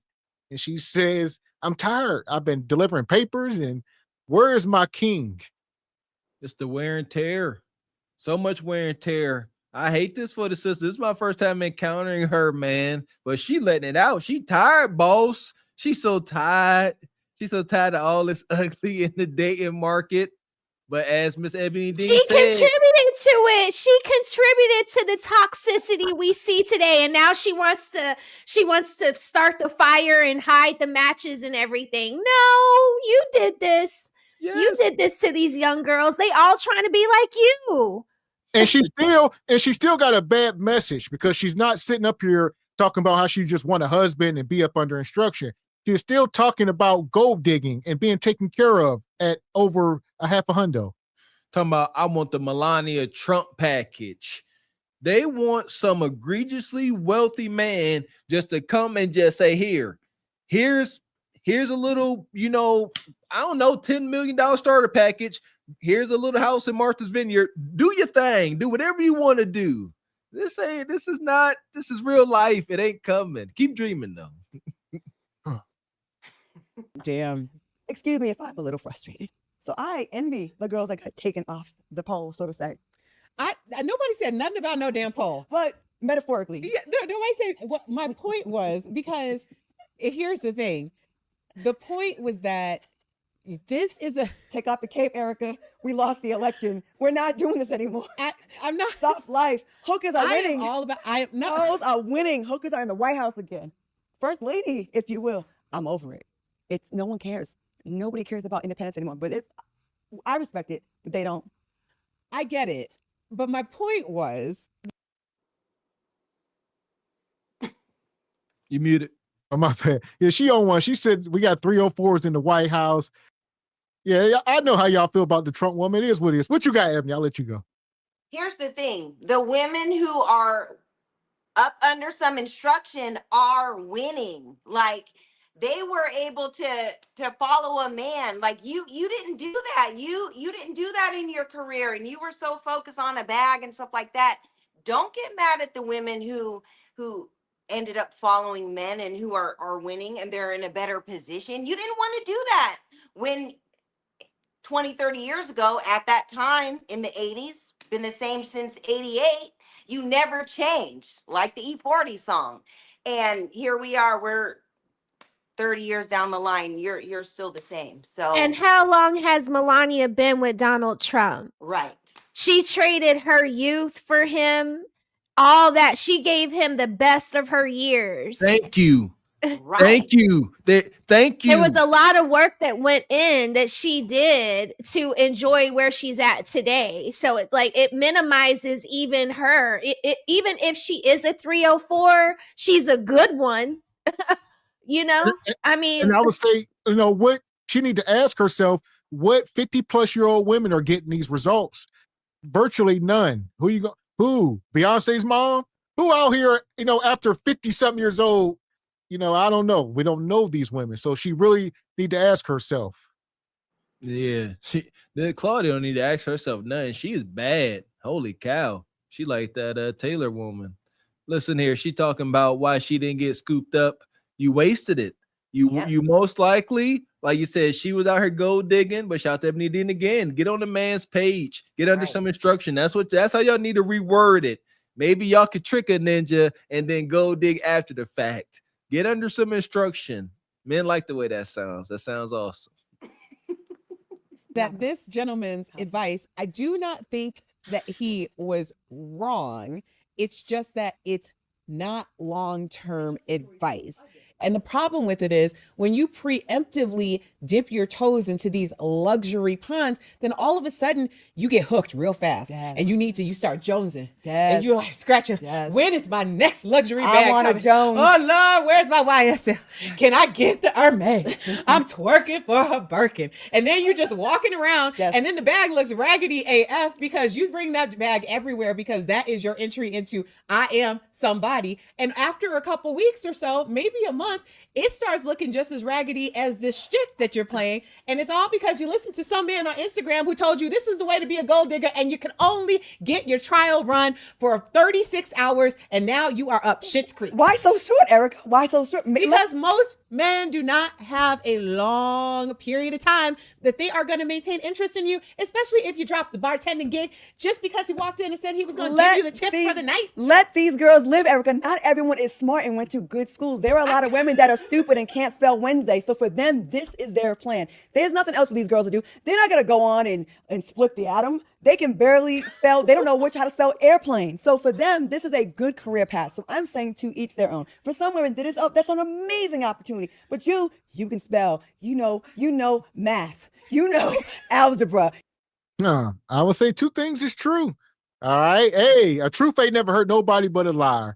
I tell y'all all the time that concubines have always roamed the earth. All these women can't be wives and upstanding women. You know, a large percentage of them will be 304's, daywalkers, all that. Stop trying to save them all. Listen here, man. Shout out to the college experience. I learned a lot, especially when it came to relationship dynamics in college and seeing how these sisters move. It's just true. Like, it don't matter.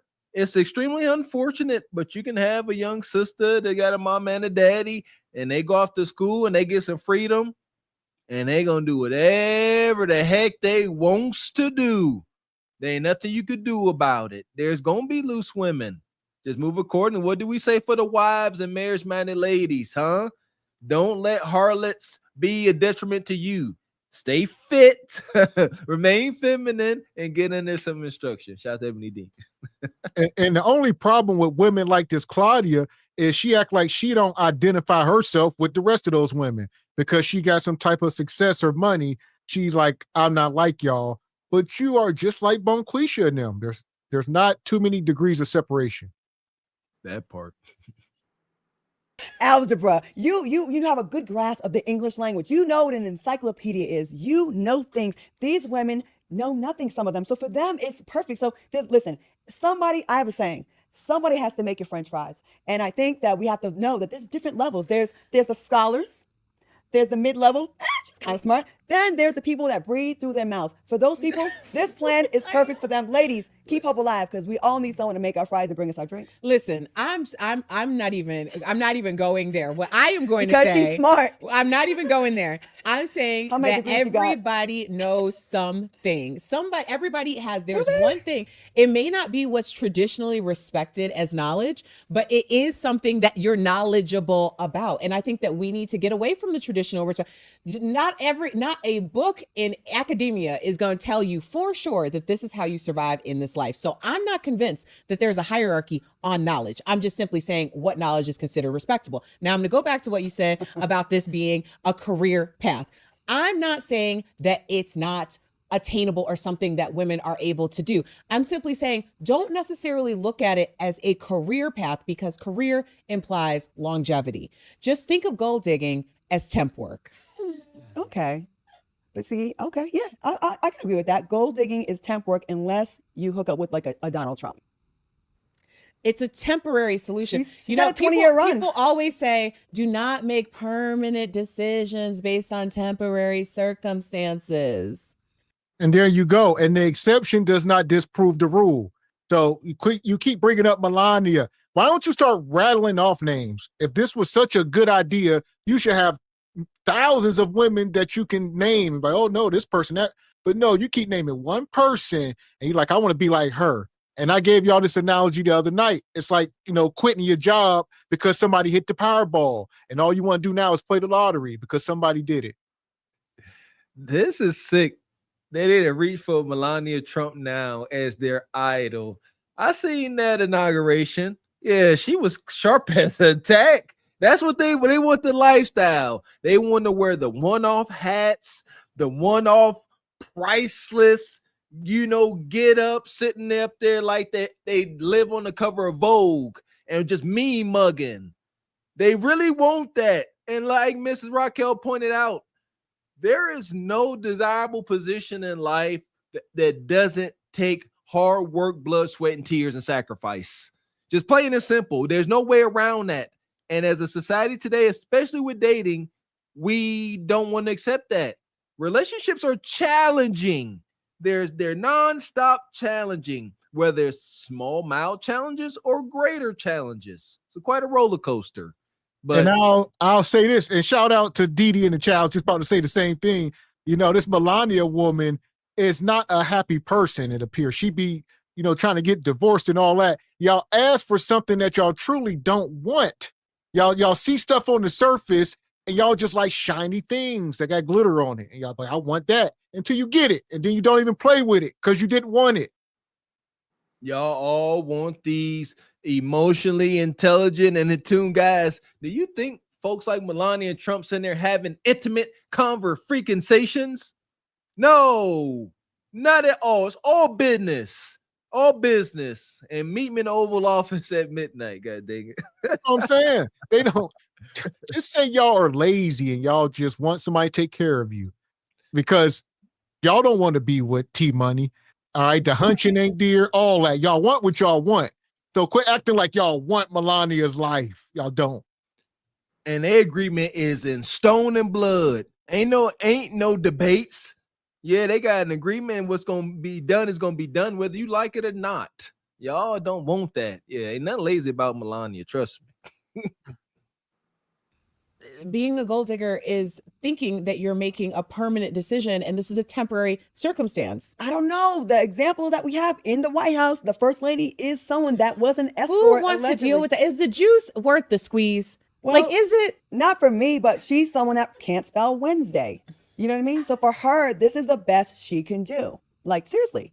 What was Melania going to do if she didn't hook up with Donald Trump? What was she going to do? I don't know. I'm sure there was somebody else. There was probably somebody who was a little less, I don't know, volatile that she could have hitched on to. I mean, she's a beautiful woman. Like she has she has all of those things going on. Bad wig game though. It's too forward. Like it's very, I don't know, it's too low in the hairline. But you know what? Good for her. Look at her wig, y'all. She did like a kind of like hustler-esque stuff. Yeah, I did see that. Like at least strive. But hey, she's our first lady. So I'm saying there's a place on the totem pole of life for everyone. Thank God you didn't have to, you know what I mean? Like you were that reliable one. I personally would have felt the way that I didn't get chosen. But here's the thing. I never said I didn't get chosen. I just didn't take it. Let me be very clear. She's like, first of all, I was offered. Let me be very, very clear. Okay. Especially when you're generally in other situations that I was generally one of one. So, and you have body and you was giving, I know you was giving. I was one of one. These men, this is why I just had no respect for it. It's like these men would come back in with the women that they asked second and sit in my section or stand at my bar with them and be like, this could have been you. Are you serious right now? Because you cannot be serious. I had this dude offer me a condo and a car the same night. He came back each time and he brought the girl. Wait, you didn't take it? No, I didn't take it. Reparations. I told you in the first episode, get your sometimes reparations comes in the form of a sugar daddy. Huh. Hell to the no. This woman, she up here like Ashley Dalton. Here we go. So the one sister is married. I guess this woman is married. She got a ring going. And now she ain't. I don't know. She talked about these guys was coming in the club. She said, why ain't you take that bread, the penthouse, the bags, the trips? Who's to say she didn't? This is her story. Yeah, we didn't touch on, okay, shout out to the sister being married. Would like to see her husband for documentation. All right. Because she says she's been working for quite a while as an overnight bartender. Getting off of work at 5 a.m. is egregious. I don't know nothing about it. I'm all for trust and Well, she said back when she was 21 years old, she was working at the bar. So I don't think she's doing that anymore. I will hope not. I would definitely hope not. Yeah. Back each time, and he brought the girl. Wait, you didn't take it? No, I didn't take it. Reparations. I told you in the first episode, get your sometimes reparations comes in the form of a sugar daddy. No. Take it and don't And he brought the young woman who took him up on the offer. And then after Was that, she white or black? he brought the first one was black. The Okay, second so one she was got white. she got her reparations. Then they put it right on back into the community. Yeah, but Into here's the thing. The maid But here's the thing. out of the community. No. Because I do not believe, let me just be very, very clear. I do not believe in being given anything, period, point blank. Even my husband and I have been together for 10 years. When I decided to take his vehicle, I was like, I don't need a new vehicle. I really don't. He got a new car. I took over his old vehicle. My vehicle is 11 years old. You want to know why? Because if this man decides to trip tomorrow and just decide to leave me or whatever, anything like that, I have a fully paid off car that is in my name. Okay. Because this is where all y'all young girls, you really don't know. Driving around in somebody else's leased vehicle is not amazing. Flex. It is not It's a flex. amazing. It absolutely is Fantastic. If I didn't have to pay insurance on someone else's car and you have all the liability, I'm winning. Look at her. So I guess you got like yin and yang right here. You got a married woman of 10 plus years and you got some gold digging 304. And they got two totally different perspectives. I don't even know how this is going. Like water and oil. I like it. That's why I like it. Yeah. Now shout out to the married sister. I got my only critique is I do not like whenever married women talk in a sense like talk and explain, an exit strategy. I don't that's I don't like that at all. 10-year sister, yeah, hunker down a little bit. But I like the fact they don't see eye to eye, because here we go, got two sisters on screen, and it's nice not to have a freaking gynocratic echo chamber. Let's see what friction builds whenever women aren't agreeable. Let's see if they can compromise. But what you got, Ebony? I was going to say, just even explaining this situation right here, you're already going into the marriage or the relationship like, let me do this to cover myself. How come you just can't be, like we talked about before, vulnerable? And what if everything does work out? Like, what if this man, loves you and this is the relationship you're going to be in long term? Like, why go into it with such a closed view and not look at it like that? I don't understand. Well, I would say this. She came up here being transparent. So she ain't hiding this from him. So if he like it, we love you. See what I'm saying? Right. Sometimes this fall back on the men. Right. She ain't hiding this from him. She just told the whole world. Right. I want to say it always falls back on the man. Now, I was going to say that I wonder, Miss X, if she did say that to him. I've known a lot of folks up here on the internet and they get to talking freely and then they'll deal with the repercussions afterwards. We show it. But yeah, I hope she told her man that. Man, so what you got, Raquel? No, as a young lady, you see the girls that barter things, they use what they got to get what they wanted. And sometimes it hurt, because you'd see like missed opportunities, like, because some men will tell you, see, so-and-so got her Mustang. I thought you wanted one. Yeah, I want a Mustang, but I can't do the, I'm in a bind, Nate. I cannot do that. I could never do that. You know what I mean? And, but some girls do, but are they married today? Do they have families today? Are they very happy and content with their lives today? No, today they tell me, I'm scared, I messed up, I can't have children, I have fibroids, I missed that boat. So it's I mean, it's you're when you act like that, you trade things, and now you're 52 like Claudia, soon to be Kendra G, and no man takes you seriously because the things that men want, you can no longer, your biology can no longer do it. So when they say you've hit the wall, it's not like it's the nice way to say the things that they want from you. You no longer offer those things as much as you dress it up. Like Claudia, you're sitting up here talking about Melania's wig when your hairpiece is hanging off of your head barely because your hair is so fine. Probably because you've been wearing all these weaves that men have been telling you for years they don't even want. So maybe that's why you are still on the market today and have no man. And, you've always been a pretty girl, but you haven't been in the gym like Nicole Murphy. Nicole Murphy ain't out here on podcasts talking about how she's tired. Baby girl is not tired. So it's like you if you move out here with no strategy, then you become washed up and tired like Claudia. That part. Facts, Raquel. You have to pay insurance on someone else's car and you have all the liability. I'm winning. I have been independent since 1988. I'm tired. What happens when they take it? We'll cross that bridge when we get there. Okay, and the bridge is coming. I can hide that car in a parking garage in the mall. No.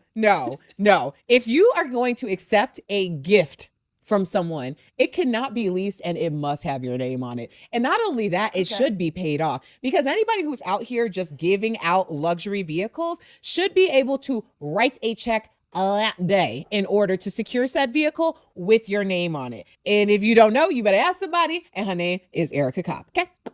Ooh, she said that. All right, you are listening to. I don't disagree with her, ladies. That's a test for y'all. All right. She said, go ahead, put your Kudakata to the test. See if that man will put the lease in your name, or not at least to buy the car and put in your name, not lease it in his name. And he got all the control. He can take it. He can call the police on you and say you stole his car. He can throw you out the penthouse that's in his name. No, get it all in your name, Bonquisha. There you go. Be smart. It's all about results, huh? SBC, Carbon Foot Horse, we all about down with hypocrisy.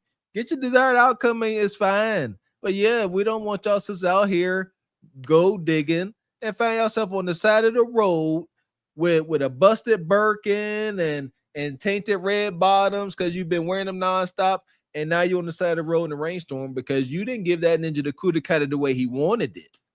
Yeah, let's talk about how transactional. Y'all ever see them red bottoms that they haven't got the like Eric Ebony? You know what I'm talking about? Yes. Like how the red bottoms, the red kind of comes off. It'd be like holes at the bottom of their shoes. Wearing nonstop. Now you're on the side of the road wondering where your next sugar daddy gonna come from. I gotta imagine it's a dark place to be in. That part. We got some super chats here. Appreciate you, brother Derek. Says Jariah, aka Jerry, aka Southern Gentleman, aka Dom if you're nasty. Shout out to Jerry. Appreciate you. Appreciate you, Jerry. Says Claudia is the poster child for KS predictions. I think didn't he talk about her? I think. Did. Appreciate you, Air Force Reek. Says Russ out here worrying about the wrong things. Worry about those declining white birth rates. Sweet Jesus, in the morning time. All right. Appreciate you, brother Jerry. Says Panda Russ is not talking about old gold diggers. Okay. Shout out to the sister Olawa coming through like she do, gifting one single by choice membership. Thank you.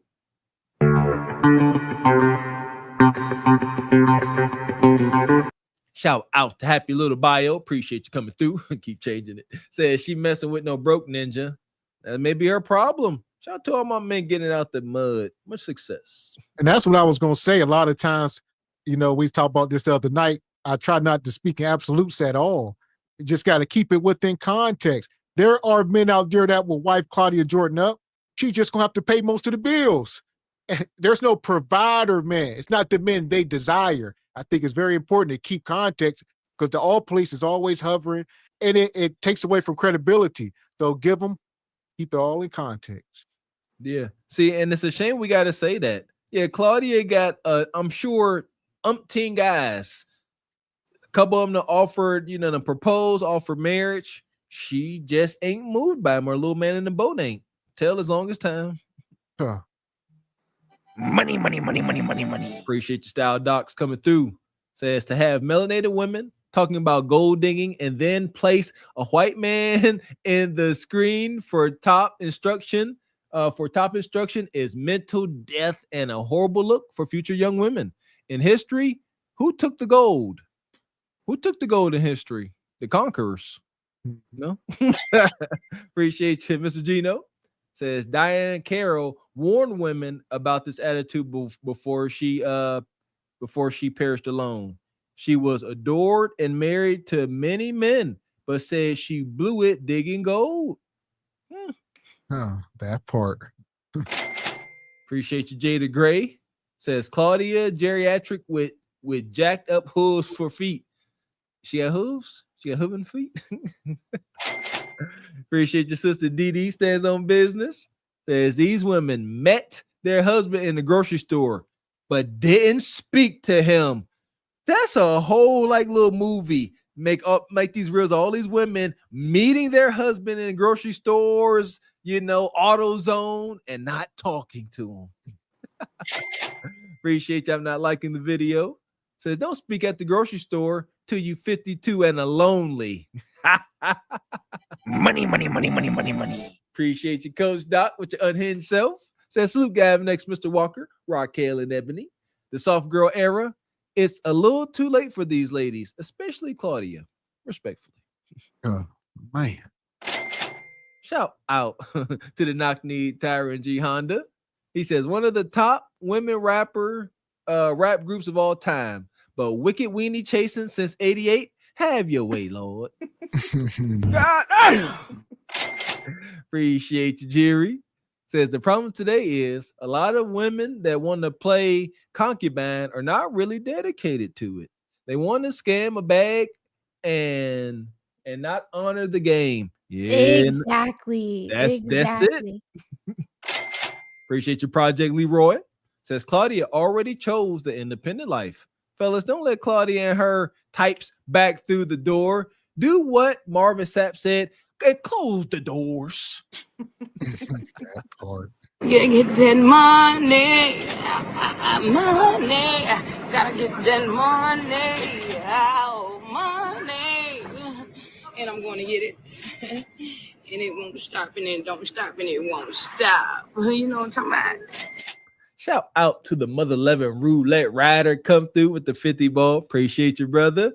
He said, shout out to SBC in the chat. Pass it through and supporting the show. A small violin for the two alley cats. Appreciate you. Like the motorcycle. Be safe.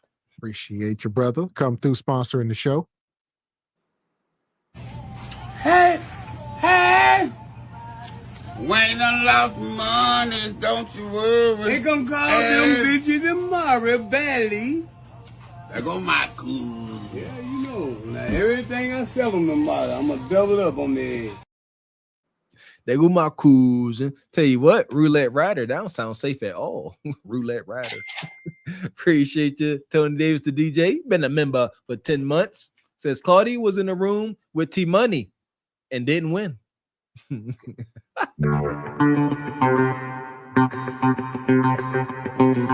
Appreciate you, Coach Doc, coming through. Says pray for everyone down in the Kerrville area in Texas. Says I'm commander of auxiliary chaplain services, U.S. Coast Guard. Just got back home from Texas. We saved 230 people. Had to recover the ones lost. Keep dropping the fire content. Yeah, man. Yeah, our hearts, prayers go out to everybody down there, man. Them floods insane, man. Man. Straight like that, straight like that, straight like that, straight. Appreciate you, brother. Mm-hmm. Appreciate you, Tony Davis, the DJ. Says Joe's song to Claudia in the 2000s and still cooked. Really? Joe made a song about her? I think she was in just the the video, model. wasn't she? Oh, Yeah. okay. One of his videos. Okay. Yeah. Okay. So as far as Claudia, we're gonna send her to Glaze Galaxy. Oh yeah, you still get glaze. We got us the gun line. Tell them about the gun line, boss. We may not know which way to go. Oh Lord, see, this shit is gonna be dangerous. Some dark-winged duck shit. Let's get dangerous. I play the fool for the fool. Everybody plays the fool sometime. And no exception to the rule. Listen, baby. You hear me? I played the fool for a fool. Yeah, ain't nobody feeling sorry for women like Claudia.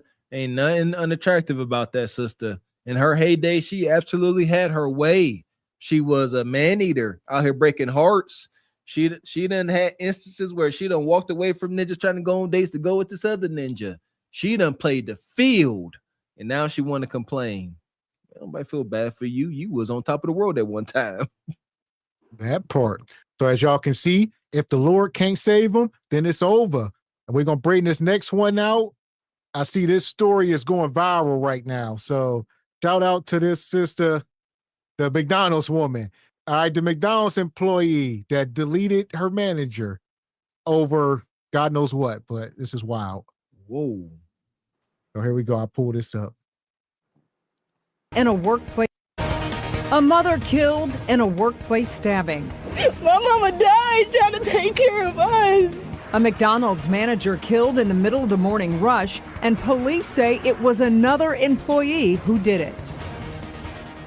Jennifer Harris was working her shift this morning when she sent an employee home early. Thank you so much for joining us. I'm Kimberly Gill. And I'm Ty Steele. Police say that employee left and then came back and killed her with a knife. This happened at the McDonald's on 9 Mile West, west of Kelly and East Point. Noelle Frio is live with the details. Noelle, we hear a Good Samaritan stepped in and try and stop this.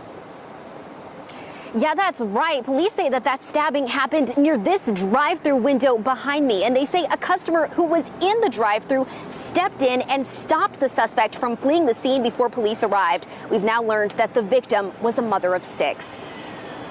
Employees described the terrifying moments inside a McDonald's after a worker attacked a manager with a knife. Police say the employee had been in an argument with the manager that ended with her being sent home. So McDonald's, they wildin'. This woman here, all right, this is, what's her name? Afeni. Her name is Afeni. She's 26 years old. And as y'all know, she made a video before she crashed out. So she put this video out, all right, before she crashed out, and then she went and crashed out. I got sent home early yesterday.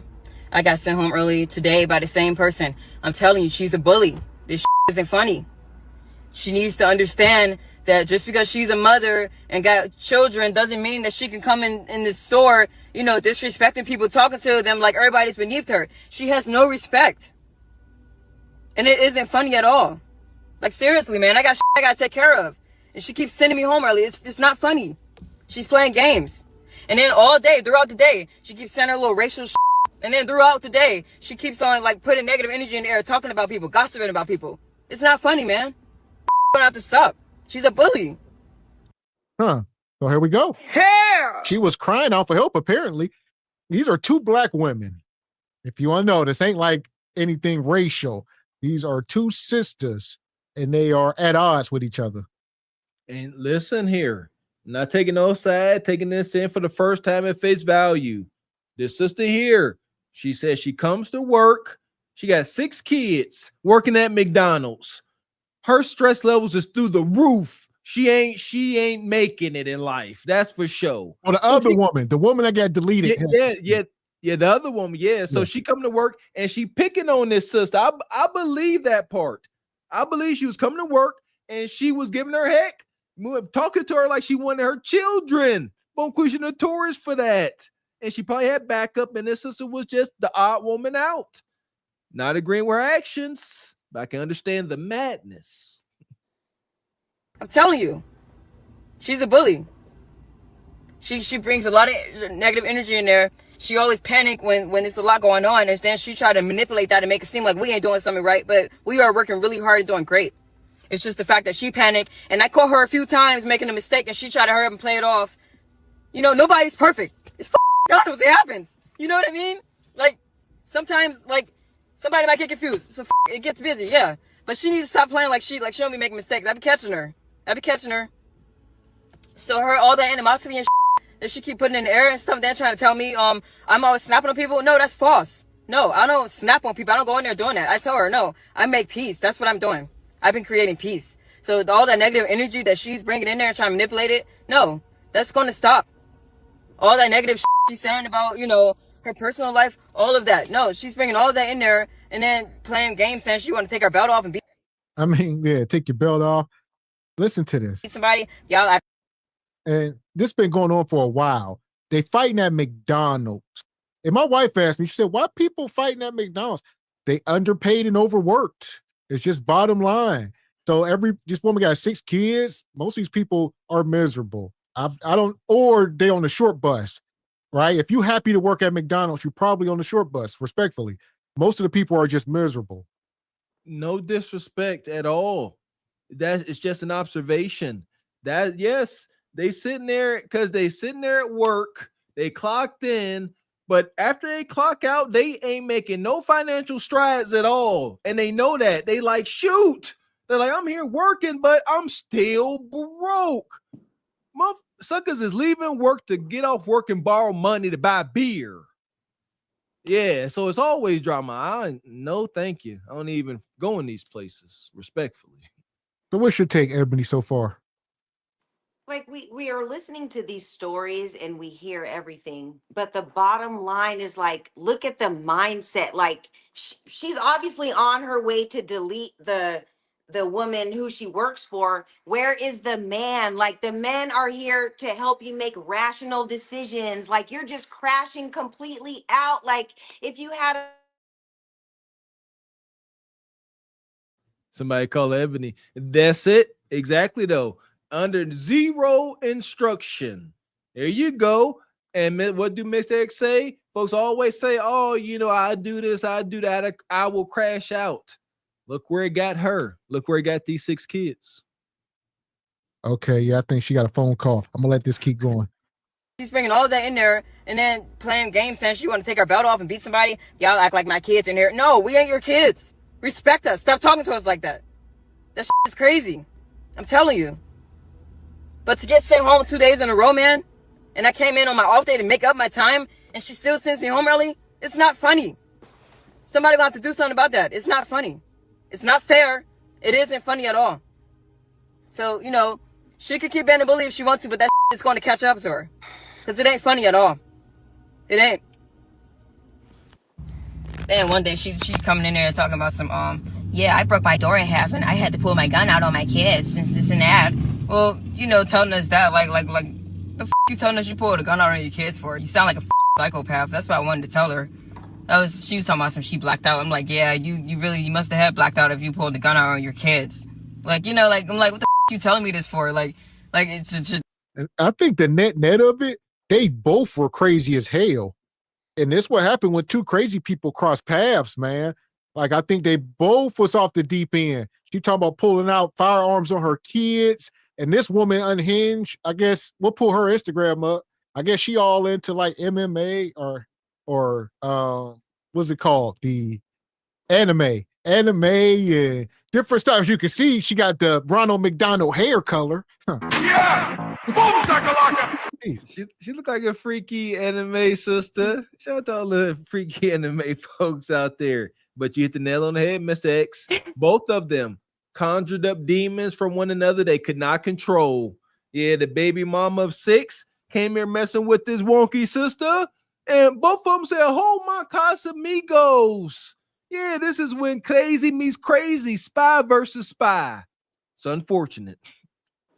What you got, Raquel? I feel like it's kind of I see it the way you two see it. It has to be a little bit of both of their crazy. Just, you know, this is the second day she's sending the girl home. the girl is saying you're treating us like children. When I see women on other panels, they're talking to everybody like they're sunning them. And that is just like not how you go about it. And sometimes the leadership and the power isn't in your ability to send somebody home. Maybe you tried that yesterday and it didn't work, and now you're seeing the same behaviors again. You obviously didn't fix the issue with the behavior that so to send her home again without trying something else, it's like, I get it. But then when you're used to just punishing children, without any rhyme or reason, and you don't because Mr. Walker, you spoke to earlier, when we go to the grocery store, we're going to the grocery store, we're calm, we're thinking thoughtfully about our lists. Maybe we're looking to pick up some vitamins and we want to read for 15 minutes in the aisle. We're not tripping.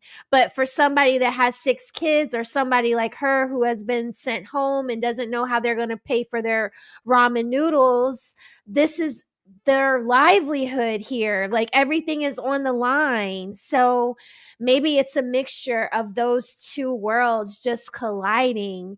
But like seeing the lady's kids get online and crying for their mother, that made me really, really sad, because this lady's life is gone. And it's 2 Black women. It seems like 2 FBA women. We can't even put this on anybody else. This is us, doing it to each other. But it's like this, all the things that y'all talk about, the wigs, what we're going to see on her Instagram, all of these things that the men are saying, ladies, what y'all are showing them point to a certain framework that is like dusty and destructive. That is what these videos every weekend are for. They're not for you to get offended, but they're for you to be like, where am I displaying this behavior and where should I correct it? And stop doing the shit, because it's destructive. That part. Like, I'm like, what the f*** you telling me this for? Like she think she's like trying to make it seem like that she big dog or some Give a f*** about you telling me about you pulling a gun on a kid. I don't that doesn't scare me. You know what I mean? That doesn't scare me. If she thought she was trying to intimidate me, that didn't intimidate me at all. I don't give a f*** about her telling me about what the f*** she did. Maybe that's why they always fighting her, to defend themselves. They probably felt like their life was threatened. The f*** out of here with that shit.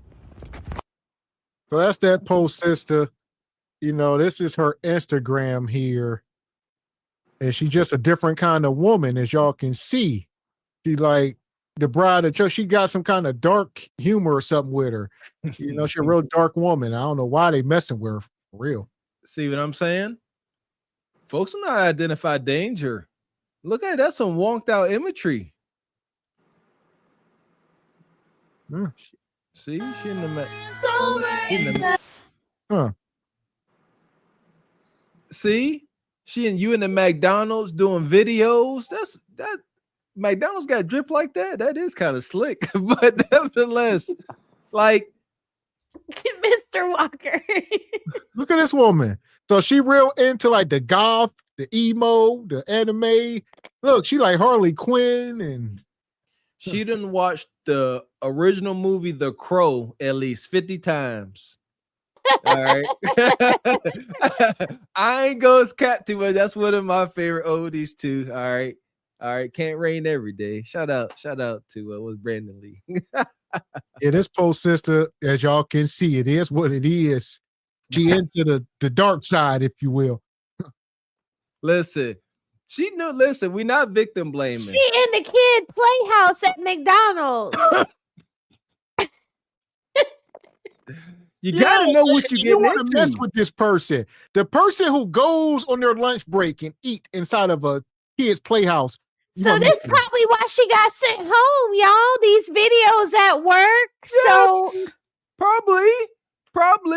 Look, they like where crazy at, girl. She up in the play thing eating. What she eating rice? what McFlurry. She in there eating ice cream. Like on her lunch break, she like to go in there and play around. Like I said, I don't know. I wouldn't mess with. I don't even know why they hired this person. But then again, I do. It's McDonald's. She up there probably, impressing herself, farting, letting it echo. Eating the McFlurry. I know that's gonna make her gassy. Ooh, now she horned up. And she got a Burger King hat on. Maybe that's why she sent her home for treason. Huh. Yeah, she said, we seen you at Burger King. Oh, yeah, we don't. If you work at McDonald's, you are not allowed to fraternize with Burger King.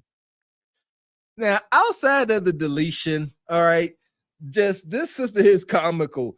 I think she reflects a lot of the workforce today, just combative and rebels without a cause. You work for McDonald's, you wilding in the play joint, and you got on the rival's headgear. Like, you get fired for less out here. With the devil horns. Don't forget the... Goodness. Oh. This is wild. So this is her Instagram. And she probably says her timbers. And that looked like a white man. Could be wrong. Don't know. Yeah, she's very into much all that. You see what I'm saying? What they call that, pansexual. fluid. She's just sexually fluid. There we are. Hey, Chunksy, I ain't gonna look at this. I can imagine that Halloween is her favorite holiday. There's a video of her showing the blade, like her blade that she carries. There's a video on her page. I think I saw that before, but it looks pretty treacherous. Like, see a rainbow in the dark. Yeah. I want to mess with this one. The sign's been on the wall. These are old posts. All right, they want to mess with this. They hired this person. Seriously. Yeah, I ain't never heard. I'm a rainbow in the middle of the night. See what happened. Look, she's there playing with Play-Doh. That's Play-Doh. She got Play-Doh. She dresses up like the woman from Frozen. You know, she puts on wigs. It's Arrested Development. And Elsa. Yeah, all that. Frozen. So yeah, this woman got severe at 26 years old. I don't know why she's playing with Play-Doh and dressing up like this. She's trying to see if her telekinesis works. She's trying to get the Play-Doh to come out the jar with her brain powers. God damn. Nonetheless, I'll tell you what, y'all need to start looking at people's Instagrams for y'all play with them. All right, that's all I'm gonna say. Rest in peace to that lady, but man, we got to be careful. I'm notorious for saying that today folks don't know how to identify danger. Like, you know what I mean? Like, y'all don't know who to engage and who not to engage for your own safety. I do. Yeah, just know that part. So y'all braver than some of us. I know I wouldn't be messing with this bonquisha. No, I ain't gonna. You know who I do go out my way to be nice to? Folks that I may consider unhinged. Yeah, I'm for real. Some dude that's all quiet, keep to himself. I'm at least gonna be pleasant. I ain't gonna be, because when he decided to come out and rectify things, you know what I'm saying? With that 7.6 and I don't want to be when he decide to come out and rectify things. You see what I'm saying? You're right. That's what I think about every time I speak to someone that's coming out of a car that you can't even see you can't even see into because it's like so chock full of stuff. I'm like, that's a serial killer right there. But just because I was nice to him, he's gonna let me live today. Yeah. You ain't got to rectify me, brother. I'm good. Remember, I helped you, man. I got to go home to my family. So that's her right there. We'll go back over. We'll get Sister Ebony back. She's having some technical issues. Being sent home. She left for 5 minutes. She came back with a mask on her face. And the only thing I seen was her hands. That's how I knew it was her. Family of the victim identify her as 39-year-old Jennifer Harris. She was stabbed multiple times before a customer in the drive-thru line intervened, holding the employee at gunpoint until officers arrived. He had her sitting down there in the parking lot next to a vehicle, and he had the gun pointed at her. That's when police and all them rolled. Yeah, they said some dude was in the drive-thru. He was firing warning shots in the air to try to get her to stop. You know, so he in the drive-thru and he looking in. This woman back there getting hanked down, And he like, pop, pop, like, stop. And then he pointed at her. And, I'm letting it keep going. I'll let it keep going for a second. He did the right thing. He showed, so to speak, heroism. And we really appreciate his assistance because, like I said, otherwise we would have a dangerous criminal right now in public and we would be looking for her, but who knows what else she was gonna do. Family of Harris described her as selfless, a hard worker who worked to provide for her 6 children as a single mother. She was the best mom anybody could ever ask for. My mom. Yeah, respectfully, a single mom with 6 children. You should not be a single mom. You should be a married woman. If you had a husband, you probably wouldn't be working at McDonald's. Respectfully, you wouldn't have all this burden on you, and it probably, I don't know. The woman said she was mistreating her. She kept sending her home for no reason. Who knows? We talk about this. No one was right in this, but we all got to be accountable. This is why we harp on being accountable for our actions. That the aggressor that did the hawking is 100% wrong and needs to be served some justice, acknowledged at the very same time. And I love the way Mr. X points it out. If the sister that lost her life, if that was our daughter and we knew who she was interacting with work, will we tell her to carry on or will we tell her to simmer down because that new employee you got is unhinged and she may do you some harm? This is not up here on display for us to poke fun at. Let's learn, ladies and gentlemen, to not make these same mistakes. And these are the same kids that the woman said the mom had pulled a firearm out. She was at work bragging about how she had to pull a firearm out on her kids to get them in line. And look, it is what it is. We document too much of this stuff. Like, we understand that, deletion is a sensitive subject, but it is what it is. And when you're talking at people in a very aggressive tone and you start talking like that, like, I don't take no crap. I don't even take crap from my kids. I straighten my kids out with the hammer. You're welcoming that kind of energy into your life. Like, that's why I never say, like, F the C word or things like that, because I don't want to welcome the C word into my life. Like, so it's just like, let's just preach health and wealth and try to teach, good, healthy things, because I'm trying to keep my environment free of all of the bad things that could possibly happen to me. But you're at work telling people that you do bad things and that you'll even do those bad things to your children. How do you think those people are going to deal with you when there's some strife? They're going to take it to the max because you done clicked off on your children with the hammer. So they're like, if she do that to her children, when I step to her, I got to step to her to make it like to the utmost permanent matter. It's just kind of unhinged, but I would say 2 things is true. Like you say, I understand the woman, but that don't justify her, running up on this woman with a knife. No, but she's talking to a crazy person that's not deducing reasoning the same way as us. I would say the majority of people are crazy, so we will start giving people excuses to walk around doing this. So I wouldn't advocate. I don't want to do that. I feel what you mean. Say so. No, that's never an option unless she did something to you first. If she poked you first, granted. But you can't just start taking this stuff into your hands. Yes, that's the only way. If it's a poke for a poke, that's the only way that legally. Yeah, not even that. Like I said, we just don't advocate for any type of violence no at all. Poking, yeah. Unless she woke up every day and went to work for us. My mama died trying to take care of us. Her children now in shock at how such senseless violence could have ended their mother's life. A hard-working woman, so kind. If anybody needed help, she would give you her last, give you the shirt off her back. She did not deserve that at all. And police are asking that anyone with any more information on this incident contact the East Point Police Department. We have that phone number in this story at clickondetroit.com. Live in East Point, Noelle Friel, Local 4. So heartbreaking. Break for that. Yeah, so, I say that to say, like you say, most of the people in the community right now are mentally ill. So it'd be too easy for people to just use the excuse. I did it because I'm crazy. Most of these folks are crazy. Unfortunately, yes. Most folks walk around heavily medicated. Again, that's another thing that Mr. X pointed out to me, man. Shout out to Mr. X. He know what he talking about. Yeah, these folks, most of them are unhinged. That's why they carry on like this. And to touch on these sisters sitting here crying to kids, the thing, what we're trying to say is there's nothing good about this, nothing comical. The thing is, they come up here after these tragedies happen.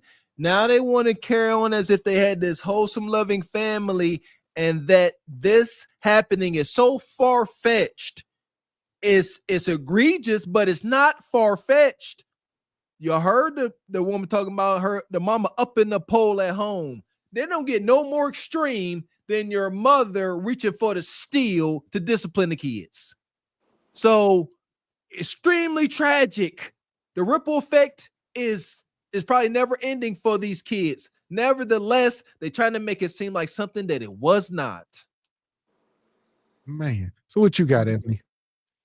Man, I had to put my phone on the charger because it died, but just pulling back up and seeing it's so tragic, and oh, my heart breaks for the kids. At the end of the day, like, we obviously can see that, the situation and everything, but just having a man in your life, like, it can do so many wonders for you, like, oh, it's so tragic, but oh, just my heart just breaks, and we just see it. So So here we go. Bonquisha, I believe she went to court.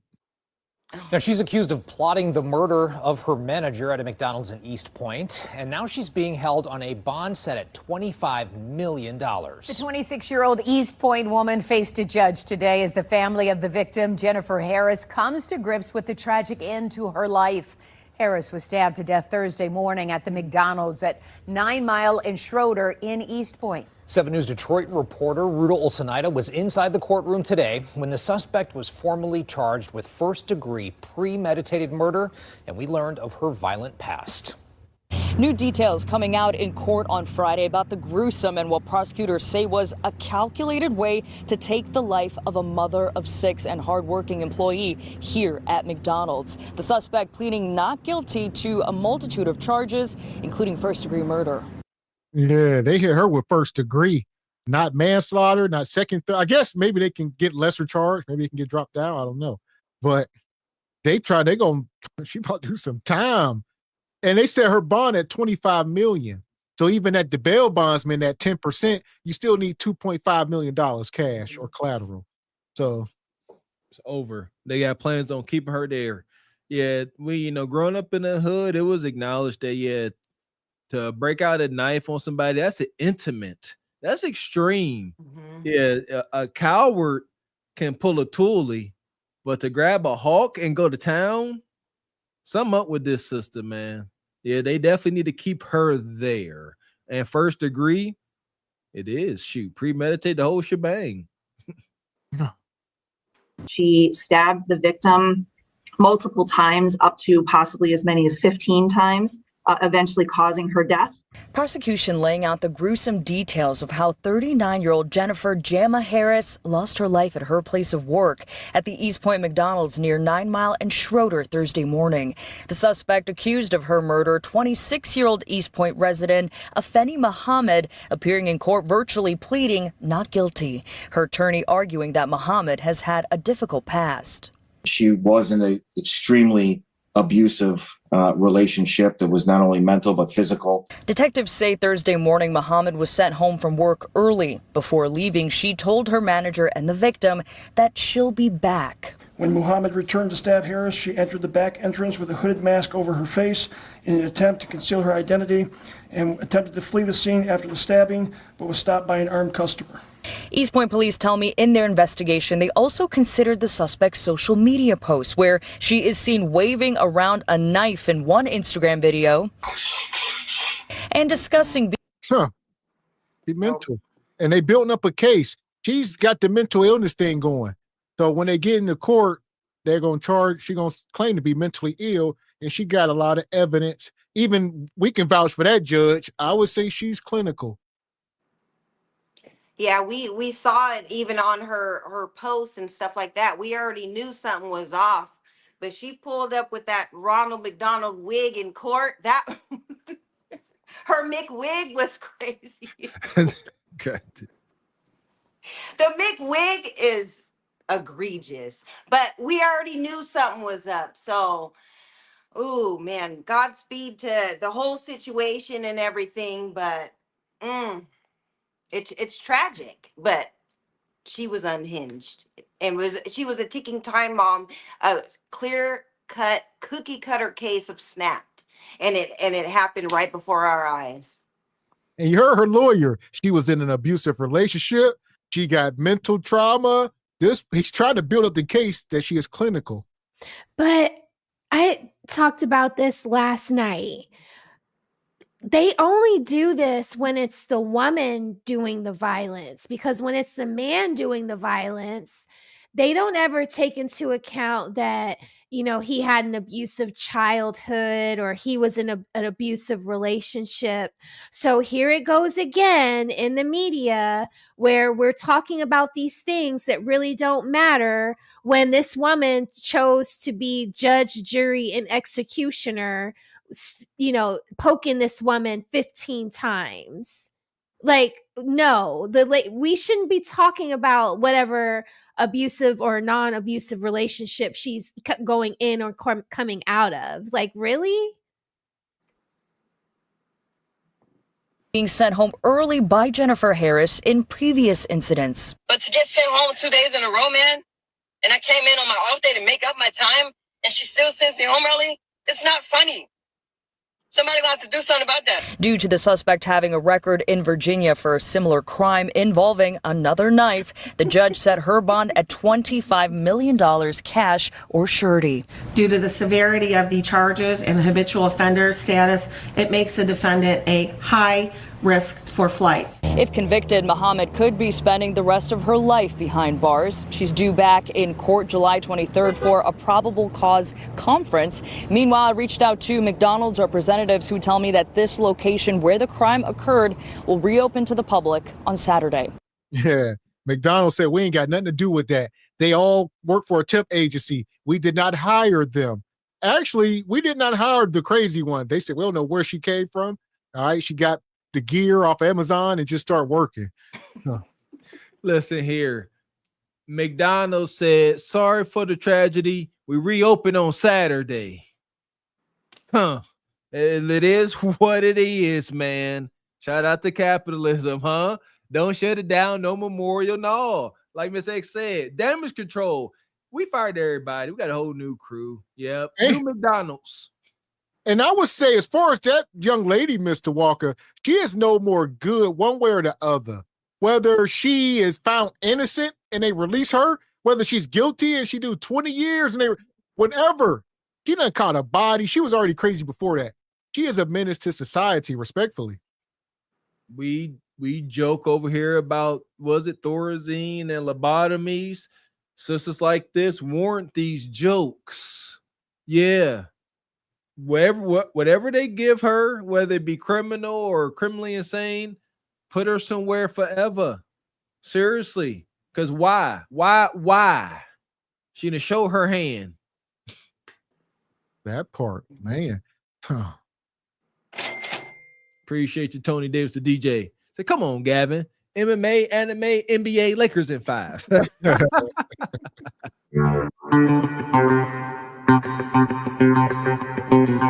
Appreciate you, Jerry, coming through like you do, sponsoring the show. Says, and apparently she had to bust it open to her roommate.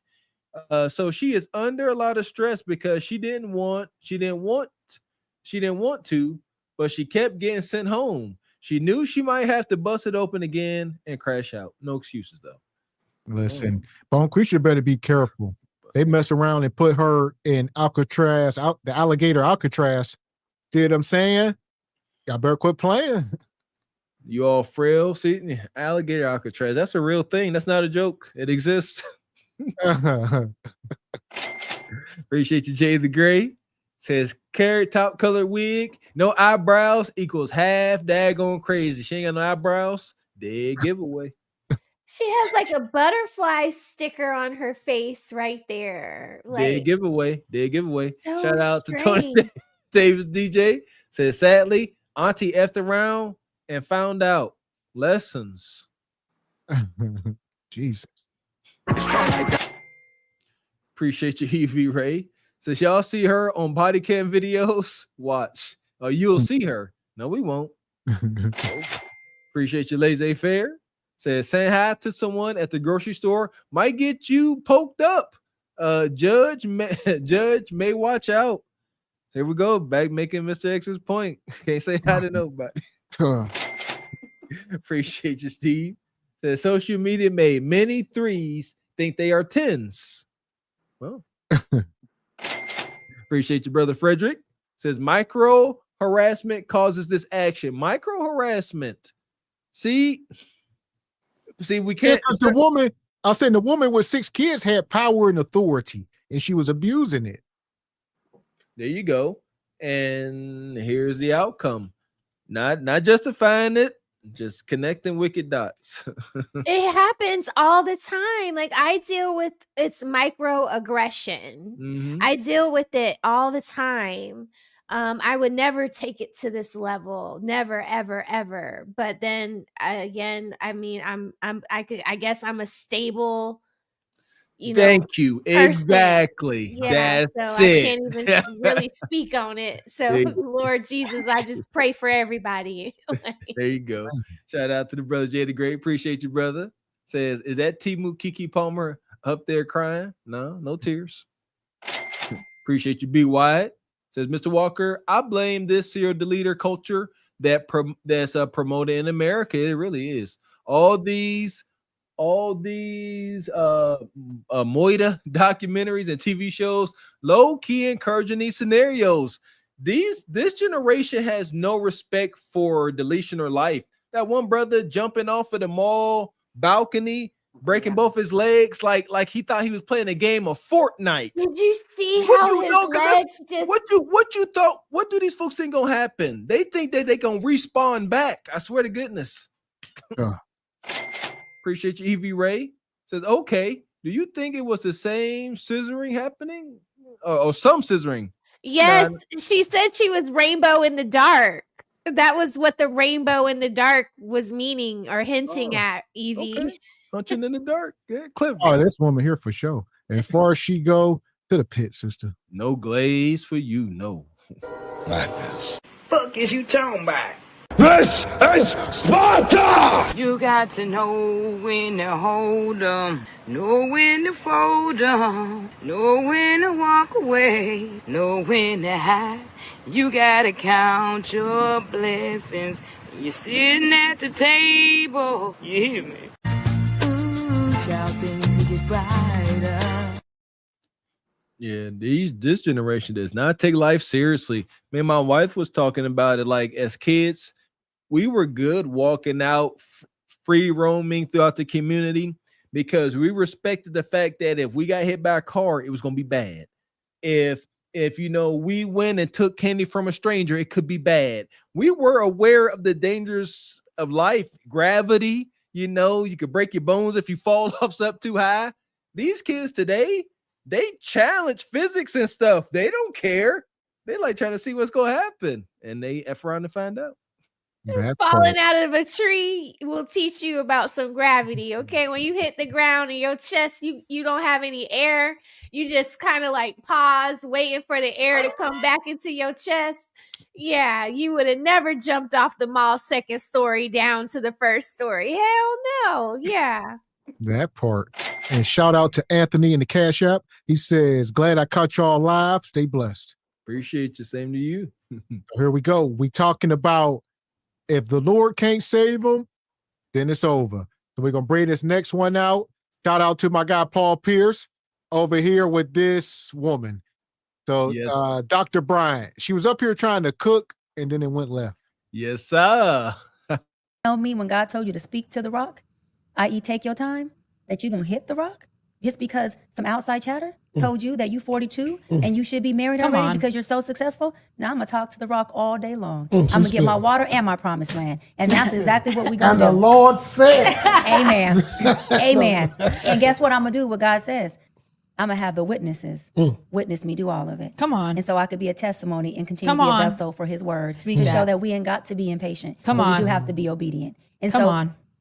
faith is an action word. If you ask for it, God will do it. And it's not on your time, it's on His. So once you ask for it, let God give you experience that gives you wisdom, that equips you for what you need to be with who and where you need to be. Because you got too many people that are not only doing time, but their kids are too, and the mothers are too, because neither one of them took their time to wait for the right time for the meat, like Paul said, not to be toxic, but to be cooked. Come on now. Now, let me ask you this. Are you okay with a man who already has children? No. No. Okay. Why Deal not? breaker. Deal breaker. Deal breaker for you? Why because not? I want my own family. I want And my you own feel like family. you cannot have that with a man who already has children. That is a form of polyamory. Really? Explain Form of that, polyamory. please. All right. She keep going down this rabbit hole. She don't want to date a man with kids. She 44, 43, whatever. She don't want a man with kids, but she wants kids. So she be on the record saying she will date a man as young as 28 if he can pop babies in her. She don't want an old man because y'all got kids and y'all either got them already or you can't have them. So when people ask her why she's single, she got all these built-in excuses already because all these men already got kids, because they got ED, he can't have kids, and then on and on and on. All right, so you can't fire me, I quit. Because they emotionally unstable, they immature, emotionally inflamed. Shout out to Dr. Cheyenne Bryan and her wild talking points. Keep in mind, ladies and gents, the first thing she did was bring God into the conversation, right? She said, you know, God has a plan. She waits on God to, you know, deliver His plan to her. Keep that in mind as she continues talking. This is a good old God-fearing Christian woman. Keep that in mind.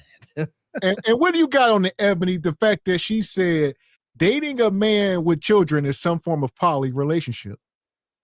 Well, and Raquel, she hit it right on the nose when she said she overkicked her coverage. Like you had your opportunity probably many years down the road. You didn't take it, and you know, now we're seeing the effects of it right now. She's sitting there. She wants the family. She wants the relationship. She wants all that, but you had your opportunity many times ago and you didn't take it then. So Crazy. Yeah. We'll let it go for a minute. Okay. Polyamory doesn't have to do with us all living in a household together and we're all doing the do. Polyamory is outside relationships that I'm okay with. So if I'm in a relationship with Paul, I have to be okay with him having a relationship with the mothers of his children. Yeah. I would hope he does, you know? Yeah. Right? So although he's not sleeping with him, or we would want to think he's not, let's just Right. take him as being a good man. He's just co-parenting and doing it the right way. Well, when Christmas or holidays come around, or a birthday party or a wedding or graduation, Paul has every right to spend time with his kids. And if the mother is there, I mean, they procreated together. It's not a crime for her to be in the same room as him. That's what co-parenting is, healthy co-parenting is. Right. If I agree to that, I am now, or I should be, attempting to be healthy with these women, right? If I'm going to love him, I love Paul's kids. So now I'm in a polyamory relationship that I'm agreeing to be in, because although you're not sleeping with this woman, we all are a family, whether you want to think of it that way or not. Because if I love this man, part-time. Part-time, full-time. Because, like, it's polyamory it's can be not- part-time, full-time. But we Yeah. can polyamory from 2 to 5 p.m. This is wild. She is moving in complete scarcity and lack. Like, she just sitting here and she tried to do a good job of explaining it, but it only makes sense to crazy people or you know, delusional and desperate. This is crazy. Dr. excuse me. Cheyenne Bryant, her thing is she's getting her desired outcome. But folks like her, boss chicks like her, they are not clear with what their desired outcome is. But she's gonna let us know. Ain't got nothing to do with marriage or nothing like that. They long as they get in what they desire. And I'm gonna shut up. So what you got, Raquel? She's stressing this poly relationship about, I mean, it makes sense about what she's talking about, having to deal with different people, but she's going extreme with the poly stuff. She's going extreme because she knows that the people that are watching are those people. The people and I think that also she's a bit turned off by Paul. So she's trying to take shots at him. So she's trying to take shots at Paul for having multiple children, probably by multiple women. Although I do think he was married. I don't know if he has all of his children with one woman, but it just seemed like on this podcast, she got out of her element because he was triggering her. Because this is another man sitting in front of her that she's been around in Hollywood because she's been in LA for a long time now. These are the men she's been rubbing elbows with, seeing at different brunch spots in LA that have never picked her. Now she's come up with some sort of fame for pushing this love guru theory crap when it's just all word salad. All she's doing is using the word salad to not even provide any answer to the question that she's ever asked. And in this interview, he holds her right back to the question every single time. So this was just amazing to watch. He cooked her. I'm gonna let it go. I'm gonna let it go. As long we're gonna cover this. If you're just coming in, hit the like button. It don't matter what the time frame is. It is what it is. So I am not willing to agree to be in a polyamorous relationship because I am a faithful woman. Damn. So I'm not going to have a man outside of him to equal out the playing field because technically I'm at a loss. You get to have 2 other families and I get to have you. And what if I don't want to share you on Christmas? Or any day, What if I don't want to share you on your child's birthday? And I'm not saying that's okay. I'm speaking reality. See, people don't want to speak reality. A lot of I've yet to hear a woman who was with a man, even if she has a kid outside of him. Let's say they both have kids outside of each other, who have not said, if it was just us and our kids, it would be much easier. Absolutely. And that's even without having baby mama, baby daddy drama. We're talking about the emotion that comes with it. So if I don't want to share you on Monday, January 3rd, because I'm just in my space where I want you, but Lil Paul has a birthday party and he needs his father. Yeah. And I want to support you. So I love y'all. I take you as a package deal. But I don't have any kids. She sounds very insecure. They always talk about how men are insecure, but her insecurities are pouring out of her pure. She's sitting here like, I don't want to compete with no other baby mamas. I ain't competing with your kids. It's me, me, me. At 44 years old, I want to meet a man in his 40s, maybe, that wants to have his first kid with me. And you see what I'm saying? Make all this make sense, sister. We talk about these old skeeting old eggs. So now you want to combine old skeeting old eggs, and then he got to definitely fit a package physically that you desire. Not like this the good doctor, freak monster extraordinaire. So the ninja don't exist. But I'm a stepmom. I got with my husband. He has a child by another woman. If ever there needs to be a time where he's out of the house for a holiday, that's something that you and him sit down and talk about together. Like, they're always sitting up here speaking from lack and scarcity. And it's just like, why does it always have to be your way or the highway? Like, if you don't understand a man's love for his child, or that he can compartmentalize the love he has for his mother, his grandmother, his child, co-parenting with his baby's mother, these are just red flags that are glaring to the men that you would consider dating, because it speaks of selfishness. And it doesn't speak of peace. It speaks of you're seeking perfection from men when you are no longer perfect. You're past the wall. Like she said, she's 42. She's asking men for perfection, which she cannot give herself. Here's what we'll say. I'll get you in, Ebony. What would you say to women that they need to get married younger if you got these kind of demands and requirements? Would you wait to this age and still have demands like this? Well, you can't have these demands at this age because you, like Mrs. Raquel said, you overkicked your coverage. How are you having all these demands? You want somebody who's at your age to not have kids and to want to do all this stuff. Nobody is trying to vet you for marriage and to have kids. You're 44. Like, come on now. You know, like that ship. I mean, not to say it's not possible, but that ship has sailed. But the part of this whole interview that I love so much is he's just chilling in the cut. He's got his Playboy silk outfit on. He's got his feet kicked up and he's just listening to her spew all this. He got on his little Ugg fuzzy slippers. Yeah. Like he's like, okay, you know, I'm listening to all this. He's not paying her no mind, no attention. All the stuff that she's talking about, it's a wrap. So keep letting her talk, let her cook herself. Right. So guess what? You get me 365 days of the year, unless I'm on my speaking tour, or I'm in session healing a client, or I'm here on y'all podcast, and you can even come here with me. You still don't got to share me. So what am I saying is it is an unfair bargain that too many women and men do, because men date women with kids too. And that man may not have kids, and he's also signing up for that. Think about what she just said. These women love moving the goal line. She said, you can't have a baby mama, you can't have kids because it's going to take up too much of your time and all this. But she said, for me, I don't have kids. I'm going to give you all my time unless I'm working. She says, unless I'm out on the road doing a podcast event. But she said, hey, even if I'm up here with Paul Pierce, you can come with me. You can sit in the back and wait. Well, why can't you do the same while he with his kids? Why do he got to compromise, but you don't? Right. Because feminism, Mr. X, modern sisters, they want girlfriends with weenies and cojones. That is what it is. They want you to be in the back waiting on her. Shout out to Papoose, and the Fields girl or Shields. You see what I'm saying? They want you sitting there holding bottles of water, her purse. Egregious.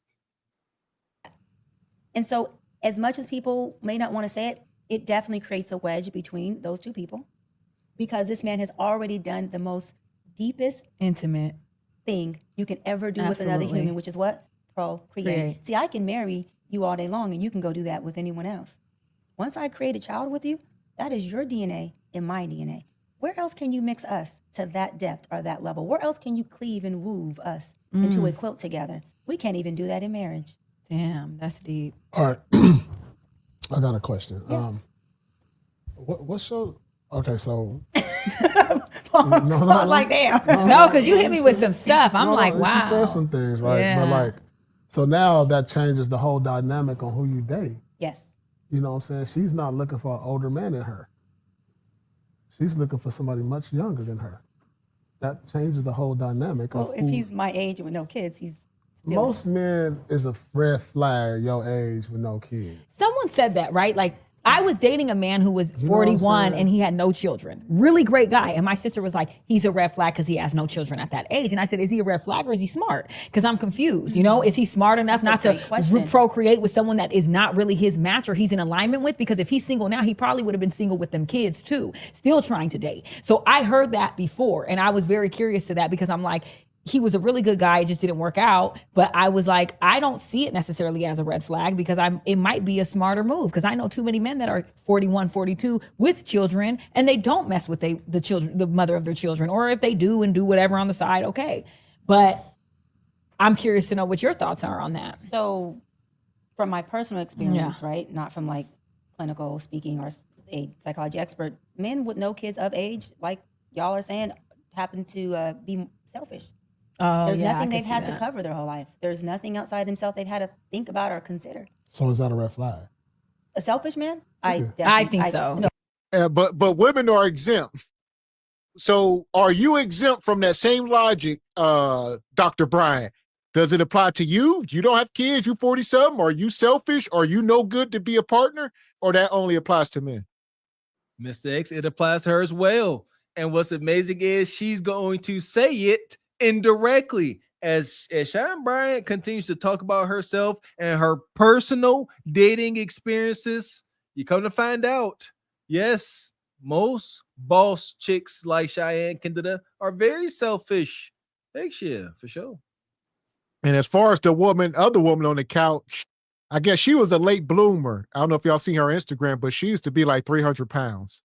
So she lost a ton of weight, and now she coming into her own now. But Paul, like, I don't want her. She was 300. I tell y'all, respectfully, when the women are 300, think about the men they sleeping with. And then they lose weight. Then they in a whole nother dating pool. You don't want nugs leftovers, I promise you. Unfortunate sisters. Kay was undefeated with that. Not only do women not get any better than their baby daddies when it comes to dating, when it comes to hunching, and you go from gutter mug nug, now you want to be next to retired NBA players. Y'all don't want to hear, but they factored that in 100%. Oh, okay, you was 300, okay. She got money too. She a little trust fund baby. I guess her dad is well off. So she a little spoiled trust fund baby.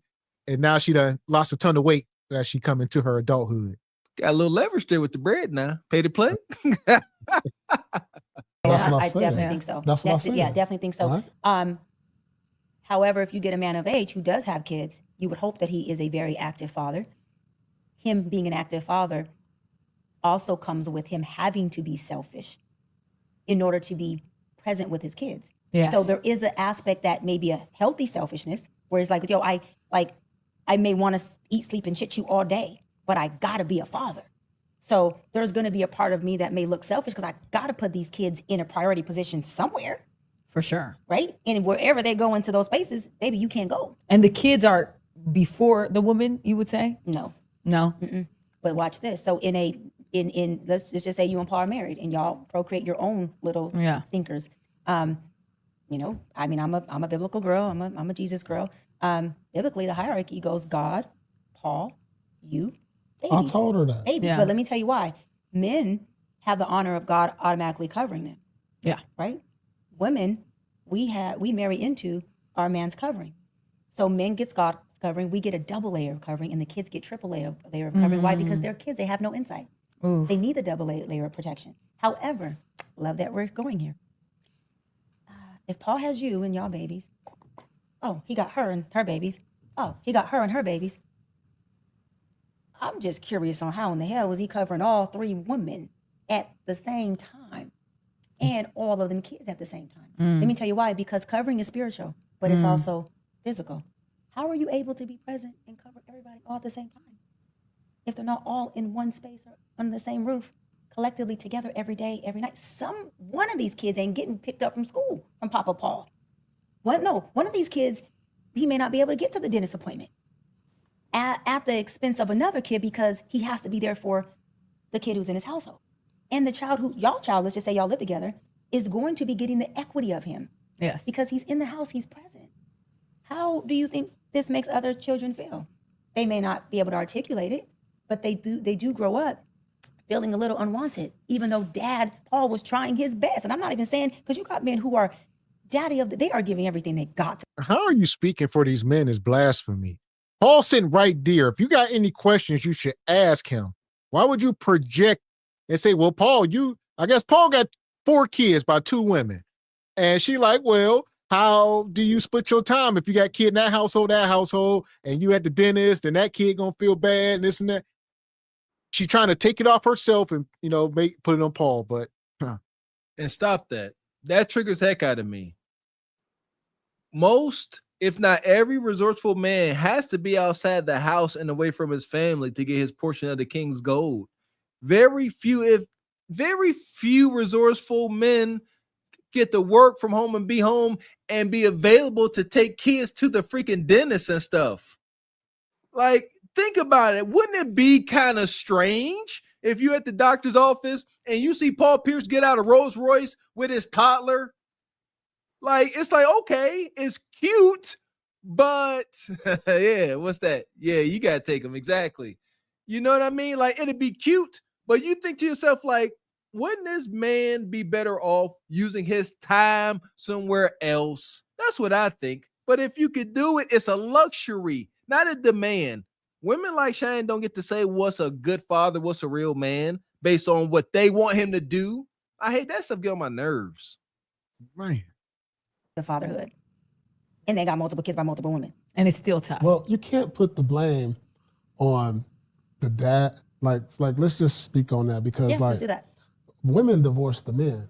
Yeah, more women times than file not. more than men. So now Yes. if you're saying that the kids feel a certain way and we gonna take the criticism of it, Yes. well look, my kids, I didn't divorce your mom. Yeah. So it has to be multiple conversations 100%. as they get older and you try to explain stuff.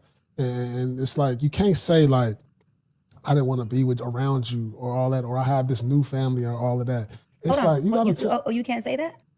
Oh, you can't tell. So hold on. We can't be honest with our kids now and say, look, baby, your mom divorced me and I have a new family and I actually love spending time with you and my new family. well, yeah, you can Wouldn't speak that be the truth? That is the truth. Or is that the hard truth? But this is or the is that thing the too. hard But truth, this is what you Paul? got to be careful with kids. That's my point. You But see, can't but that's the tell hard them truth. that. You But can't- listen, you can remember, words don't teach, experience does. I don't mean to cut you off. I got to go there for a second. We can tell our child whatever we want to tell. Exactly. The mom. Let's bring it back to the mom. I think moms, one of the biggest roles that moms got, and they rarely do it, is to reinforce. Because kids can have an idea, but as a mom, are you going to fuel the fire or are you going to put the fire out? So if the kids feel like, oh, I'm less than my brothers and sisters that my dad may have by another woman, you as a mom supposed to step in and say, no, you ain't. Your dad's a good man, this and that. And then let him know to have the conversation with you. But a lot of these women will pour gas on, like, yeah, he ain't ish. They hear you in the house on the phone with your girlfriends talking about him. So they already got an idea of him. Don't we know it? And they're actually going against court orders, but they don't care. And shout out to the good doctor for twisting up the brother Paul Pierce's words. Paul said, he said, I can't tell my kids, I'm not going to tell my kids, I got a new family. I don't want to be with you anymore. Cheyenne takes it and says, you can't say that. You can't tell your kids that you got another family. And even though you love them, you got to spend time with your other family. She completely changed up the scenario to get Paul to say yes. I can't stand that. He said, I can't tell my kids I don't want to be with you. And she just switched it up because she hurt. She got to make Paul to be out to be a monster. I'm here for it. Tell them. The experience that we give them is what they learn. You can tell a child every day I love you and don't spend no time with them. That child will grow up to feel unloved.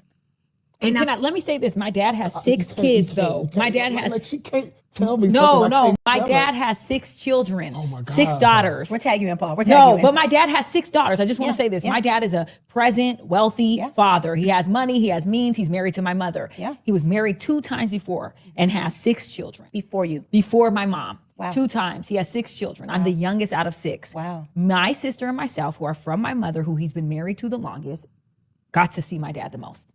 My other sisters have gripes where they're like, damn, I love my dad. He provided for us financially because he's rich. He did this. He came and saw us when he could and da-da-da-da. But I wasn't growing up in the household every day with my dad. Because they wanted the true currency of life. You know what that currency is? Time. Mm-hmm.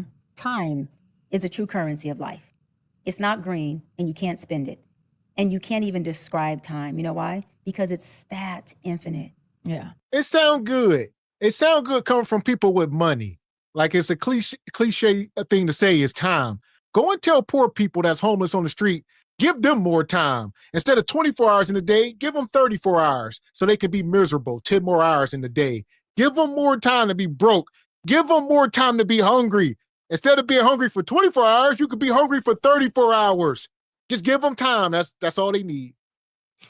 Time flies when you're having fun.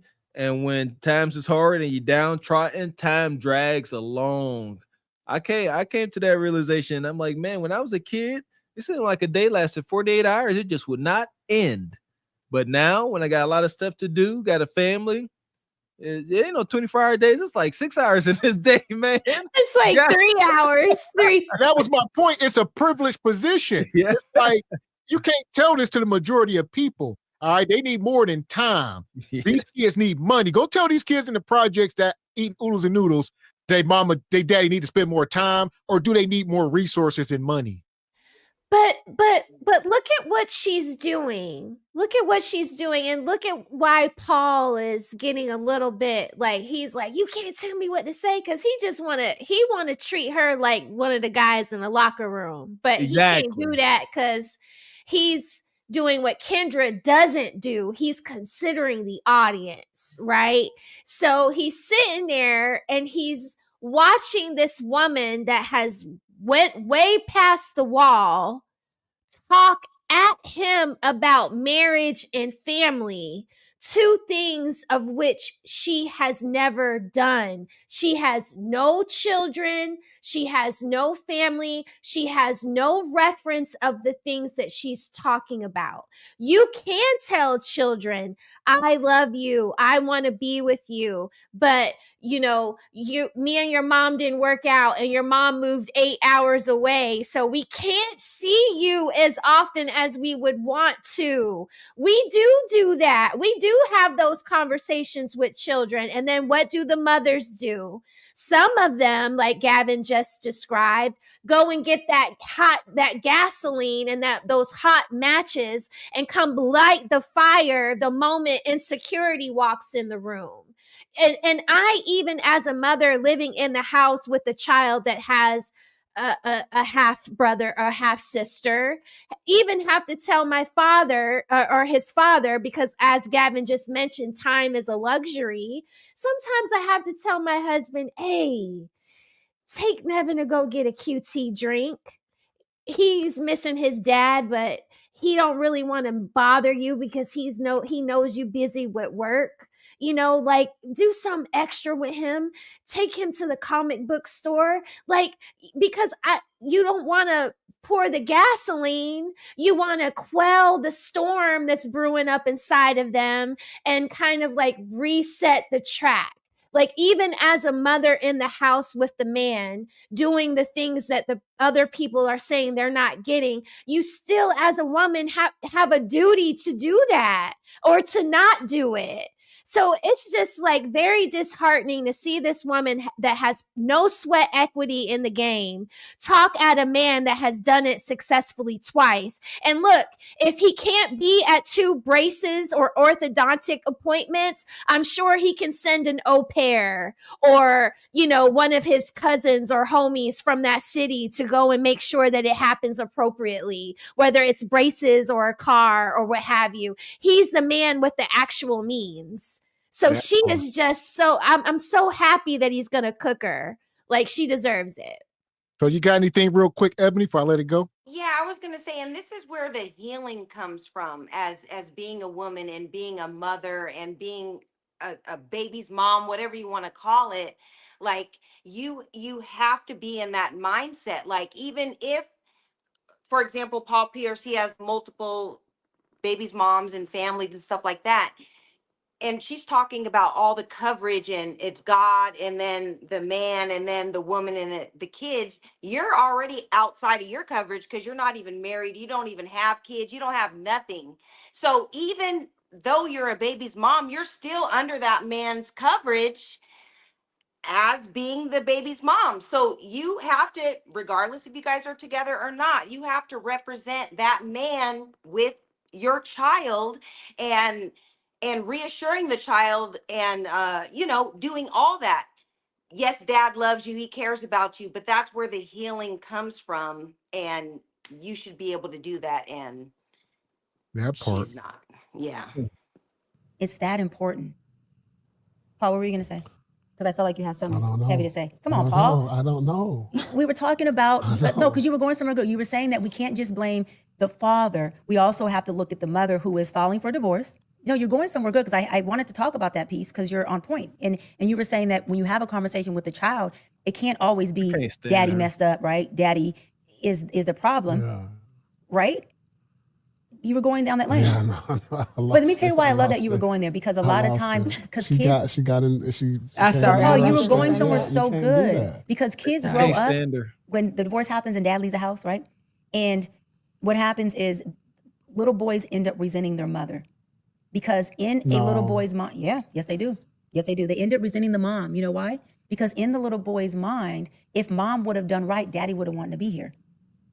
The only time that a little boy does not resent the mother is if he literally sees his father abusing his mother and he can rationalize why his mom would leave his father. If a child cannot rationalize why you would leave his mother, He has to, they're kids, they have no insight, Paul. They got to blame somebody. And if they don't blame you or mom, guess what they blame? You a lie, and the truth ain't in you. There we go. My greatest problem with her is she speaks in absolutes.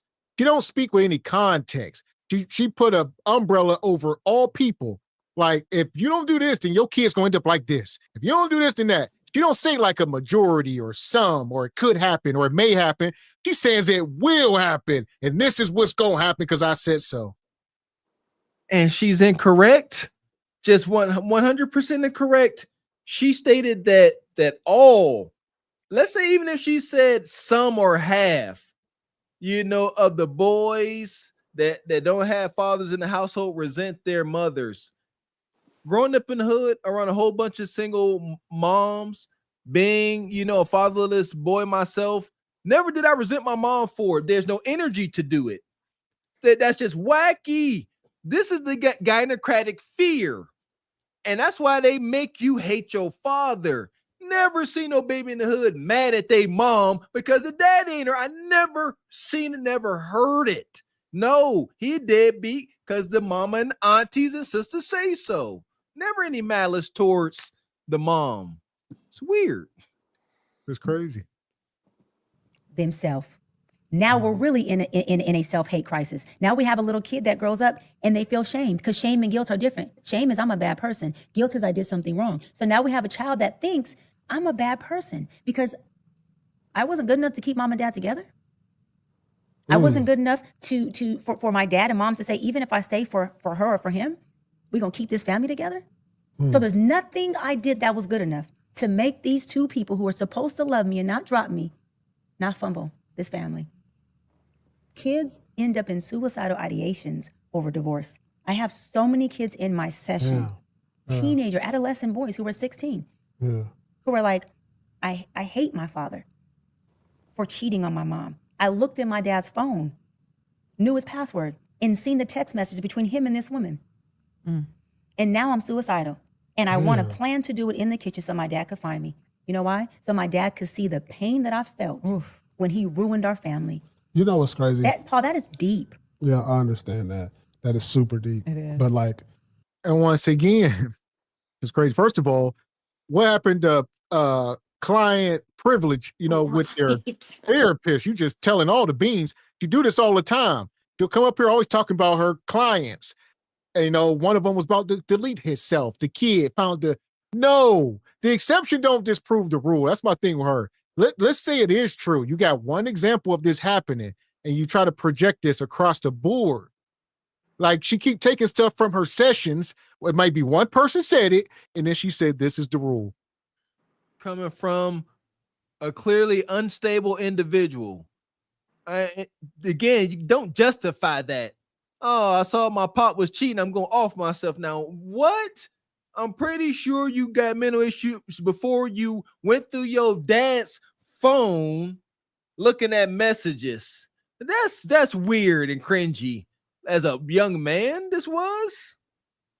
But like I said, even if so, let's say it's all true. We don't really have to dispute that fact. It's one person. There are billions of people on this planet. You can't say one person said something, it don't make no sense. You can't really. This is Order 66, y'all. Peep what she's doing. She's sitting in front of Paul Pierce trying to trigger him for having failed relationships and being an NBA player. Y'all, she's trying to trigger him. She's sitting up there and she's doing those microaggressions that we just talked about in the chat earlier. Yes. She's sitting up there and she's pushing all the buttons on his elevator to see which one is going to get him to do that Cam Newton shit. But he's not going to do the Cam Newton. He's going to do the Paul Pierce. And it's going to be so beautiful, but that's what she's doing. Her framework, she doesn't have any kind of therapeutic framework for the commercialized healing her and Kendra G are trying to push to you BWs. No. Okay. She has no framework for that, but she's got the Order 66 framework pinned to a T because she's just trying to push his buttons and get under his skin enough to validate her stupidity, and he's not going for it. That's why I love this. I was just like, wow, finally. Because Corey Holcomb couldn't do it because he's too. Well, I was going to say, I'm letting it play. I don't want us to get ahead of ourselves. I know a lot of y'all watch this. I haven't seen it, so I'm let it go. Yeah, me either. You know what's crazy? Paul, that is deep. Yeah, I understand that. That is super deep. It is. But like, this is the thing with kids. They're always going to hear one side of the story when there's a divorce, right? Because they're going to be in the house every day with the mom, and they can ask questions at any time, and the mom can say whatever. The dad is not there every day, and he can't explain his side because there's a side of the story and a dynamic in all of this to where the dad is always going to look, the dad always gets looked at as the bad guy, even though the dad didn't divorce, right? Which happens 90%. Yeah. A lot of the times. Well, women But they file never- more than men. You're right. Yeah, Yes. right. But the kids never know the other side of the story because the men don't tell the kids the other side. No, you know why? It's to what you just said. Because the man ain't in the house to tell his Exactly. story. But let me backtrack. Hold on. Because see, when I decide at 42 to be a mother. This is the year? Yeah, it is. You pregnant? I was like, do we get an exclusive? You said No, I took my IUD out about a month ago so that I can be ready to do my Congrats. thing. I I'm What very is that, excited. the eggs? The IUD is like, You took the eggs out no. and freeze them? No, the That's not IUD that? is a birth control method that you put inside of your vagina. I wish I had a pillow. Oh, I I would don't launch know. you right at your head. No, I didn't know. I mean, I know. The I didn't- eggs is crazy, but well, no. you freeze the eggs. Yeah, you do that, but I know, that's not I didn't know if what that was the what it's called. No, I know. The IUD is a little T that looks like this. It's smaller than this. It goes inside the woman's cervix to stop the sperm from fertilizing the egg. So it goes inside. You took that out, you say? I had my doctor take it out so that I no longer have birth control contraceptive inside of me. That's different. I never heard of that I one. took it out so that I can get pregnant now. I never heard of that one. I never had one, but it's a thing for sure. No, I never heard of that one, Yeah. though. Yeah. Okay. So what I'm saying is at 42, when I get pregnant, Which is this year. right? Manifest it with me, Paul. I love you. Hold on. You're not even married. Where your man at? She talk about, this is Ebony K. She said, I done took my IUD out, all right? I done unfortified these walls. We wide open now. It's time to play. Papa Molly, I'm sweaty. Woo! Pop the baby up in me. You feel me? She want that coup de kata. Somebody go shoot the club up. She at least 8 years at least into geriatric pregnancy, 42 years old, trying to have her first. I don't agree with this. For her sake, she's a selfish modern woman set in her ways. Now she about to have this little baby dictator that don't give a care about none of your stuff, but I forget they got au pairs and stuff. I keep forgetting about that. But yeah, she done took her little skeet blocker out. Now she ready to get knocked up. By who? By who? Man, this is crazy. So at 42, and Paul, like, is them the eggs? Is you freezing eggs? What's going on? Because it is complicated. I mean, where your man at? That's why I would ask. Are you engaged? I think it's just like this. She about to tell y'all. She about to tell y'all. She a tricker, man. She be like, I'm safe. You can shoot up the clubs. I'm 42. I'm safe. No, you ain't. But I was gonna say, here's the thing, you guys. Even if she does happen to get pregnant and have a baby, look at the rhetoric she's gonna be spitting to that baby. I mean, we see it all the time. Imagine her being someone's. I don't know where the doctor tag came from with her, but imagine that being like, we have sons, Mrs. Raquel, like our son's guidance counselor. Like, look at her rhetoric and where she's at with it. Like, you're not fit to be a mom. Like, psychologically, you're not there. You're not. We could see it. So She gonna be the one deleting herself because Right. the framework no, that here's she the thought was real is not real. Like, you Right. can't apply that to anything. Yep. A lot of these women ain't gonna be raising these kids. We talked about this all the time. Yeah, this ain't Bonquisha in the hood. She have a kid. She's going to have people around the clock changing diapers, feeding the kid. She ain't doing nothing but funding, coming up with the bread. That's it. So she'll have a Jaden Smith. Yep. It's not ideal, but these people are doing what they want to do. It's not ideal, but they bet, and that's why I had to catch myself, Miss Raquel. I'm like, yeah, she ain't gonna be there. Yeah, baby, these kids are accessories. They want to have them not to go through the challenge of raising a responsible, productive human.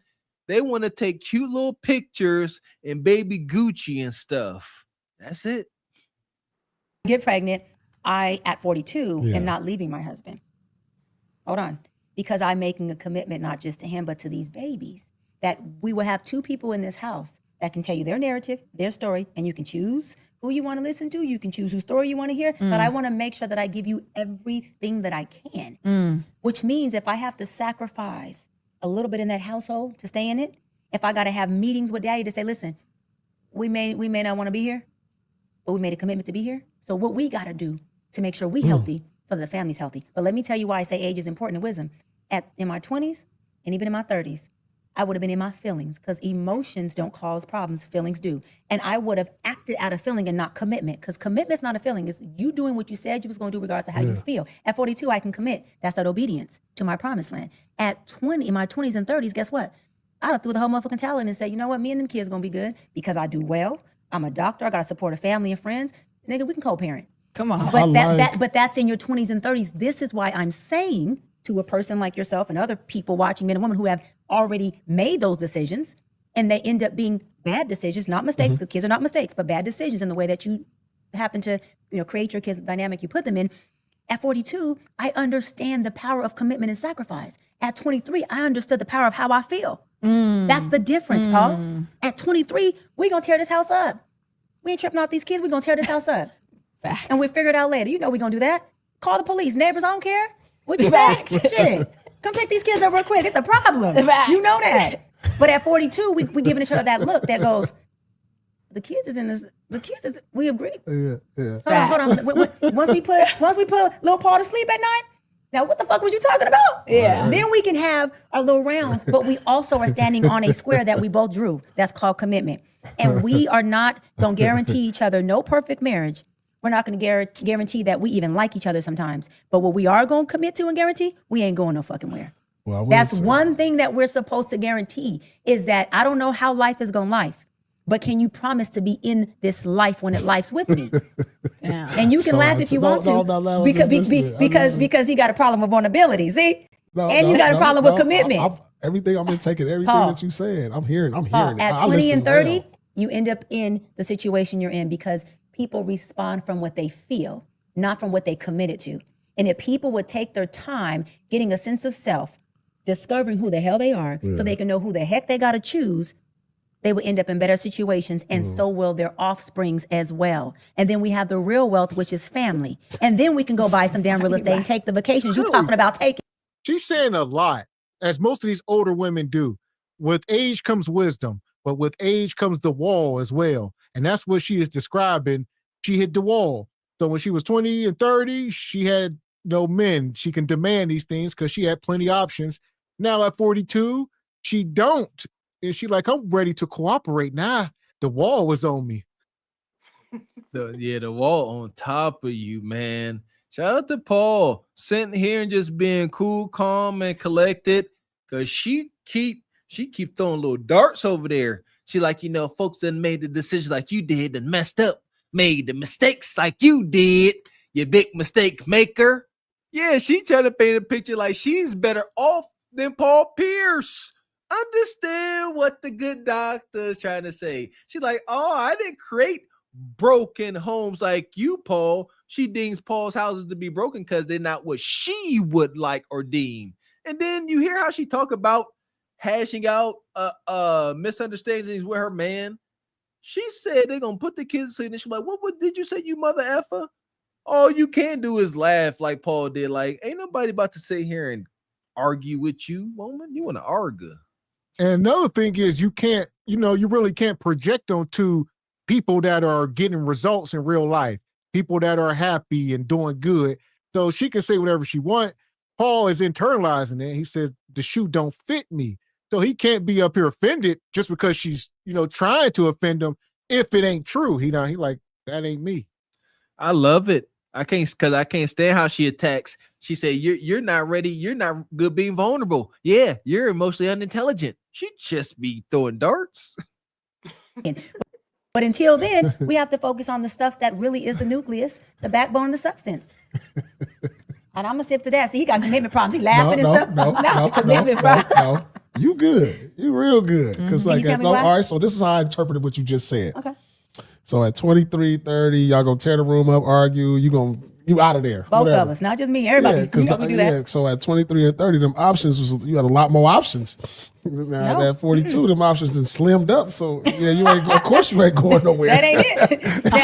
Now you know what? No, that's what you just said. No, that's not what I said. It's but so many that's not what I words. said. She but said, I ain't going nowhere That's at not what I 42. said. But he's making a good point. For some people who get of age, yeah, she their willing to options put can up with become more. slim.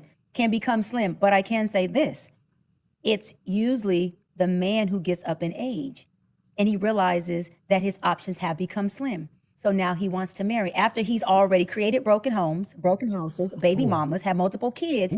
Hold on. And he don't got his contract no more. So the money looking a little funny. So he got to make sure that he cashes out while he can and get him the closest thing to what he considers a modern day baddie, who is nowhere in comparison to the old school baddies he used to be able to get when he was in his prime. Now for women who are educated, women who are still beautiful, women who are still keeping themselves That's a good up one. physically, mentally, emotionally, and spiritually, they just get better with time. And they become a demand, not just only for older men, but for the younger men. Holy hell. You're a liar. That's a lie. The woman you feel in you is the devil. Why? The devil is the spirit of a lie. Yes. Huh? You're a liar. She literally just flipped the script. She just described women as men and men as women. That is not true at all. You just described men get better with time, and the vast majority of women do not. There are a few. We acknowledge that, but most of y'all don't. Stop. She gonna say as women, we just keep getting better, and men, y'all get worse, and then y'all get old, then y'all want to get married and settle. And that sound like y'all. Goodness, shout out to Paul for keeping his composure. She said, your contract gone. Your money ain't the way it used to be. Whoo! This is, fellas, shout out to Paul Pierce. I tell you what, I never knew much about Paul. Shout out to my old coach Jacobs. He used to call me Paul Pierce. I never knew the connection. He's a crash out. You gotta watch his basketball. He's fair with it. It was fair. He wasn't Rodman, but he wasn't no punk about it either. We start rabbit hole because it's more here. This thing long. And so the women who keep themselves up in that capacity actually become optioned, actually end up having more of abundance of options than they did when they were young. And there are also the women that the men who are their age, like my age, no, they can't obtain, let alone sustain. And so they will stay in their lane. They will stay in their lane because they understand, hold on, she was the woman I wanted when I was younger and couldn't obtain. I damn sure can't do it now that she has become cooked versus still meat that's marinated in the freezer. And that's the truth of it. And if women understood their value, right, as long as they just upkeep their value, right, which is internal and external, then they would stop opting out early on. They would realize, no, my options start to build and expand as I build and expand. I agree. And I think men as well. I feel like if men understood their value, then they would not be raw dogging. They would not be sharing their semen with just any women if they understood their value. Come on. Those are things that they would double think and triple think. Yeah. So, and another thing, I said, I was talking to a friend earlier and I said, the young guy that I was dating for 5 years off and on, I said he had no kids. He was young, very successful, in his field. I said, and what I loved most about him was he showed his responsibility because in our intimate settings, I never, ever one time had to say, can you put a rubber on? Can you put on a contraceptive? I never had to say that because in his mind, he didn't want to procreate before marriage. He didn't want to be raw dogging. He didn't want to, even though we might have had 4 or 5 years together and he was in love with me, he was being responsible. And that was a strong act of self-love. Because what he was saying is that, wait, it's not just you know your value, Shy, and you want me to cover up, not just because babies, but obviously STDs, but I know my value as a man. So you ain't got to ask me to cover up because I'm not going in nothing raw. That is a man who loves himself. There's no man who loves himself and will allow himself to be at the highest risk of STDs when we have HIV and other diseases that are not curable, that are at an all-time high and always have been. That is a self-love deficit. And we have that a lot in our community. That is a problem. And I'm not going to coddle bad decisions when it comes to things that dissipate and marginalize our community even more than it already is. Those are real conversations we need to have. Men need to know that their penis is just as valuable as a woman's private area. Absolutely. And they need to act as such. They need to act as such. I agree with you. Yeah. What's your situation right now? Well, the bottom line is before she moved forward, 56 or 54, however you want to slice it, % of black men are single and childless. So I hate when and then 70% of black women are baby mamas damn near, close to it. So if the numbers are correct, why does she act like men? She keep doing this, like stating stats for men as women and vice versa. Like she got everything wrong. The dots connect, Miss X. Today's modern woman has become the man they claim they despise. Here we are. Shout out to Dr. Cheyenne for having her 5-year relationship with some young Thundercat that was in love with her. I love listening to her tell her stories. She was hunting on some young Thundercat for 5 years. Hold on, Mr. Walker. Hold on. One second, Mr. Walker. 1 second. And for all those 5 years, they wore protection the whole 5 years. It's just a little lies. And he was in love with her, but she wasn't in love with him. Goodness. So what you got, Ebony? Oh man, I just want to say I love the way Paul Pierce is just kicked back, feet up, got his slippers on. He's just listening to her just spit all this rhetoric that makes no sense at all. Like she's all the stuff that she's talking about, she doesn't even have the relationships, the kids, the marriages, none of that. She has none of it. And I love that his demeanor and he's just listening to it all. So man, I can't wait till the next clip because it's coming. Because he's about to cook her, though. Because he's like, what's your situation? Where are you at with it? She done took her IUD out at 42. It's a wrap already. Just keep it in. Yeah. She gave him so much ammo already to just cook her up like filet. Like, just like, it's over, girl. Like, man. Oh. Shout out to Jerry. Appreciate you rocking with us this evening, brother. Says, now I can't even take in a cute straggler like the old days because now fear for my deletion is too high. I miss the old days. Goodness gracious. Appreciate you, B. Wyatt. Says, Paul guarded her 94 feet. Appreciate you, Jerry. Says, Paul was like, stop the cap. I have seen millions of you. Nothing special, just work. And she knew not to F with him because he could have escalated. Yeah. That's hilarious. She tried to sit back and say, you know, you old now and you can't get the type of women you used to get. That can be true for probably the majority of men. I won't argue that. But look who you are talking to. And we said this earlier. It's like, who do they respect? Like, these women have no respect for any man, regardless of your education. You know, we had to judge up here in the grocery store, none of that. Your money, they don't care.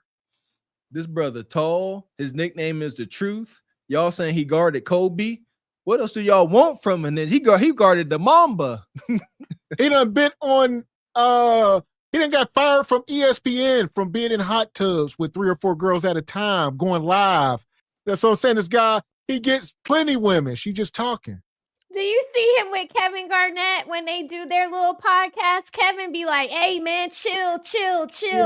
We got sponsors. We on live. And he just live his life so freely. Like, it's like, why would you want to come with him with the smoke? She should just be pushing whatever book, whatever framework model, sell your commercialized traumatic healing course and keep it pushing. But you're sitting up here trying to aggravate this man. Why? When you have nothing to show for the framework you're trying to push.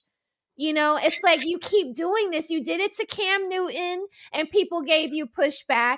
Now you've done it to Paul Pierce, and you put yourself in a bigger web with all of these people now that you have to create with because you look uncredible.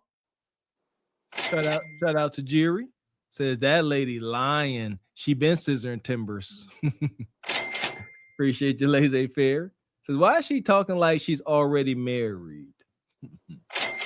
Shout out to the brother Triple X. How you doing, brother? He says, madness. Cam Newton should have never gave her shine. Appreciate you. Dope intellect. Says 100 women versus one wall. Wall is undefeated. Money. Shout out to the brother TJ over at Through the Fire Podcast. Says the devil never shows up with a face of red scales, green spiked teeth, yellow eyes, bad breath, and horns. The devil always looking and sounding nice. You'll never follow Satan if he come as he is. Appreciate your brother TJ always coming through. Says understand this woman is the devil. Appreciate you, laissez-faire. Says don't cancel me. This is the type of person you hope and wish they never bring someone like them on this planet. IUD for the win. And shout out to Dragonfly in the Cash App with $5. He says, I got 5 on it. Appreciate you, Dragonfly. Private area. Absolutely. And they need to act as such. I agree with you. Yeah. What's your situation right now? What you mean situation? Like, Happy? you got a man? I'm dating. I'm single, but I'm dating. Single but dating? I am Something serious dating. more than other? No, just dating. We gotta change because she's therapying us. Yeah. We gotta make this about her now. Right. You got to therapizing us. So I was like, I want my woman to mommy me. Like, hold on, what's going on with you? This is about you. You done flipped the script on us. We over here. Reverse Uno. Man, you sure did. But it was good. It was insightful. But we need to find out about what's going on with her. She dating, single. What do that entail for a 42-year-old? I am dating. Dating but single. Enjoying my life. I have really good companions. How many are you dating right now? I'm not exclusively committed to anyone, but I have one guy that I have dated off and on for 5 years. Got her. We dated for 5 years off and on. So you was his work for 5 years? You been his work? You still his work? Oh my gosh. Yeah. I know what's going on now. We're gonna take this sheep clothing off. I am the wolf teeth going out. No, he was somebody's work for 5 years. We have been each other's companion for 5 years. And yeah, I have spent the block for 5 years, and it's the truth. And he doesn't like it. He's absolutely correct. He feels like I haven't provided. Oh, your work. We working together. Okay. We working together. But you keeping him at bay. Or is he keeping you at bay? He wants a relationship. You a lie, and the truth ain't in you. She belongs to the streets. So here we go. I think it's amazing that this woman who's been a side piece for 5 years is giving relationship advice and marriage advice. Same thing with people like Kendra. Like, you were scammed by a Nigerian scammer. And these are the women on the Mount Rushmore for these single women out here. Sprinkles. Y'all getting marching orders from miserable side pieces. You can't make this up. 5 years. 5 years, no commitment. We each other's work. We each other's companion. But you single. And you got multiple candidates out here. You got a roster. Effing yuckity. And shout out to Cheyenne, huh? She's all about responsibility, right? So she also touched on 2 things. First off, she started off, she's a Jesus girly. Keep that in mind. This is a Jesus girly. Her words spewing this bonquisha loose meat rhetoric. That ninja hunting you for 5 years and you want to act like it ain't raw at all. Come on, what's the rule? After about 3 times, ain't no hub. Especially you do multiple times in the night. Man, please, just gonna get wild. Ain't no. I don't know. This woman right here, she give heavy prude energy. I'm gonna go on the limb and say she gonna make sure she reaching down there every 60 seconds. Every time her smoke detector beep, she grab your meat. It's like beep. She like, make sure you got a condom on. Beep. And she sitting there, you hunching her. Every time she hear beep, she grab your meat. That is, every time I hear that beep now, I'm gonna think about grabbing some meat. Man. God, there we go. This is crazy. Oh my God. wants to be don't. committed. You just like the sex. No. Oh. Let's keep it 100. How you keep somebody for 5 years? That's like for real. You can't keep nobody at a distance for 5 years. Oh. I ain't never done no shit like that. I am not vitamin D deficient. No, So no, everything is good in that department. No. He wants kept a him that base. She relationship. done kept him on the side until she figured out if it's something better. I see where this is going. He just has some emotional maturity that he had to do. We're 9 years apart. He's 9 years younger than me. And so we both had to work through things, but he's had to work on his emotions and his intense insecurities around being in a relationship. And you've been waiting on it. Like what's the problem? Why y'all not together? Just because of that, So you're waiting on that. No, I'm not waiting on it. And I don't have him waiting. So the D is good. Oh, let's keep it. I mean, that's it's like, dude. Let's he keep put it on his red pajamas and feel like he's supposed to get spicy tonight. This is clear. Oh my God! I know her. She from Long Beach.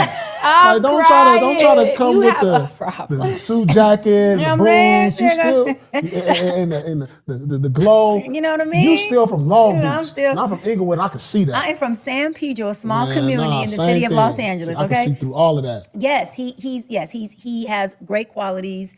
He does well in all that he does with me. He just That ain't emotionally what I asked you. is. I asked you about his job and all that. He does well in all areas.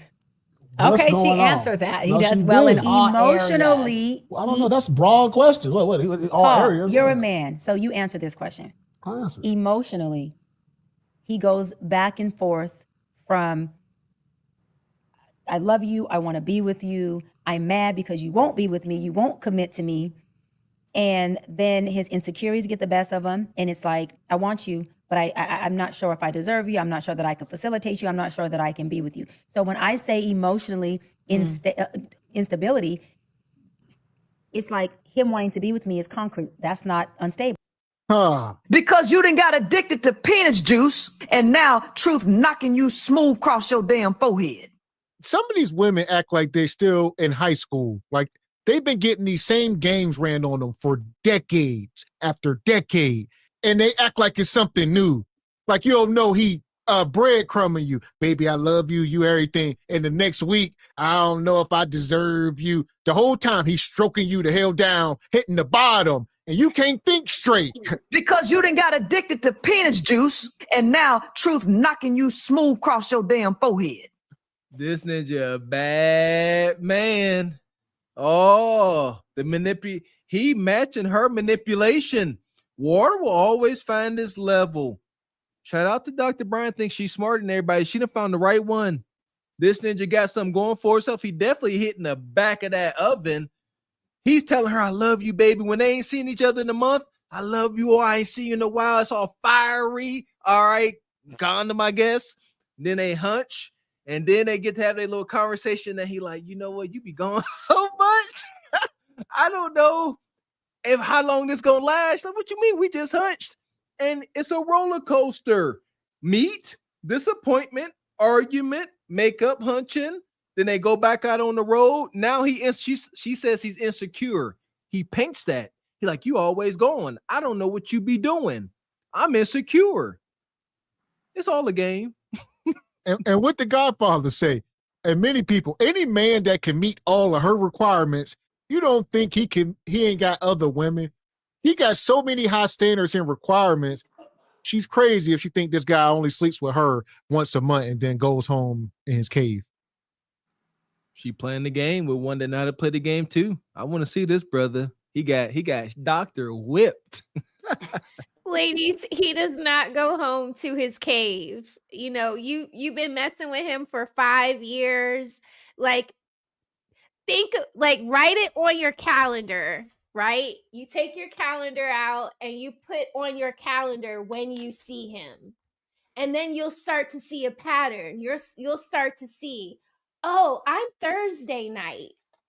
Or, oh, I'm Wednesday and Saturday night. Like, you'll start to see that, and then you'll stop saying these kinds of crazy things because everybody knows that you're someone's Thursday night.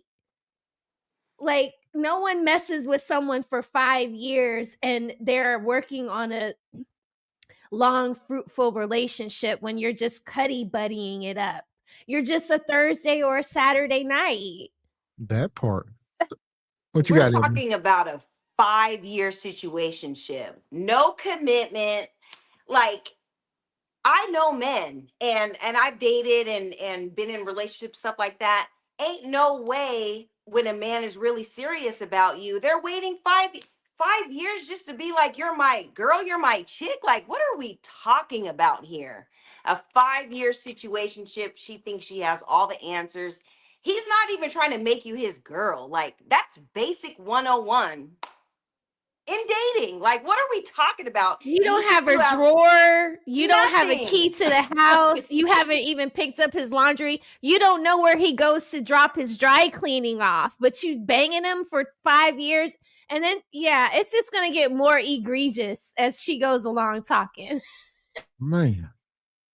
His emotions in the relationship are just unstable to where, as a man, you gotta get vertical within yourself before you can be in a relationship. Doc, you good with these And words. I am. You good with these words. Listen, because but you let me giving say all this. these people advice. Let me say But this, wow, Paul. this He has every right to feel like what I've been doing as far as being in a relationship with him when I want to and is not something that gives him stability.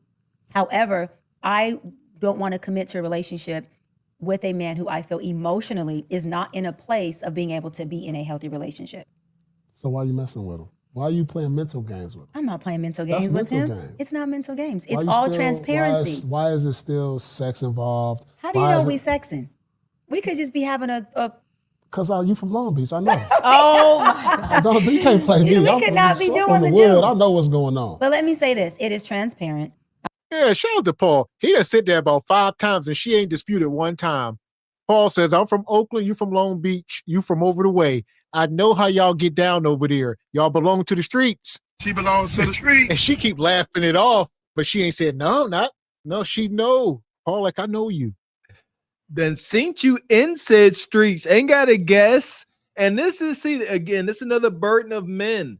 Men can't move like women. So, Paul, it would not behoove or be masculine of Paul to be like, I done seen you out here. I done seen you. I done seen you with my own eyes, late night candlelight. You can't say that. Yeah, all you can do is kind of hint at it. And it's up to her to be a responsible adult and acknowledge it. You know what you was doing. He understands. I understand. I understand what he wants. He understands why I don't want to commit at this moment with him, which is the emotional piece that him and I talk about openly. I support him in it. I hold space for him in it. We've talked about it intensively, and he understands it. And he's Come here. That's Sit. All right, let him off the leash. Go ahead. That's what I'm doing. Yeah, that's exactly. Oh, Come shit. here. Well, you Sit. know what? If that's what I'm Man, doing, I'll say this, and people gonna be mad. And I'm okay. If I'm doing what Paul said, Come here. I'd much rather be the one walking you at the dog park than the one on the leash. If that's true. That's So exactly. that means, to my point, at 42, I'm not opt out. Rocky Rob. We are not opt out. Okay, we have options, and we are not on the leash. We can actually be the one holding the leash. It's all about your standards. It's all about you understanding who you are and you standing in and on your square and you doubling down on that. Period. There's men out there who will show up in any capacity we want. We don't have to settle, and we don't have to settle at a certain time. We can do what we want. Because I tell you one thing I'm not doing. I ain't doing time, but I ain't spending a whole lot of time with who I want, when I want, and both of us are enjoying it, getting what we want. Come on. Y'all can't be just taking too long when y'all cook. Y'all gotta making some decisions around here. Y'all gotta getting what you want.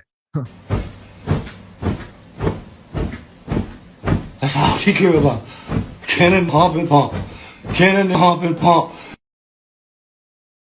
She said we both getting what we want, which is what? NUT? You busting one? And y'all both busting?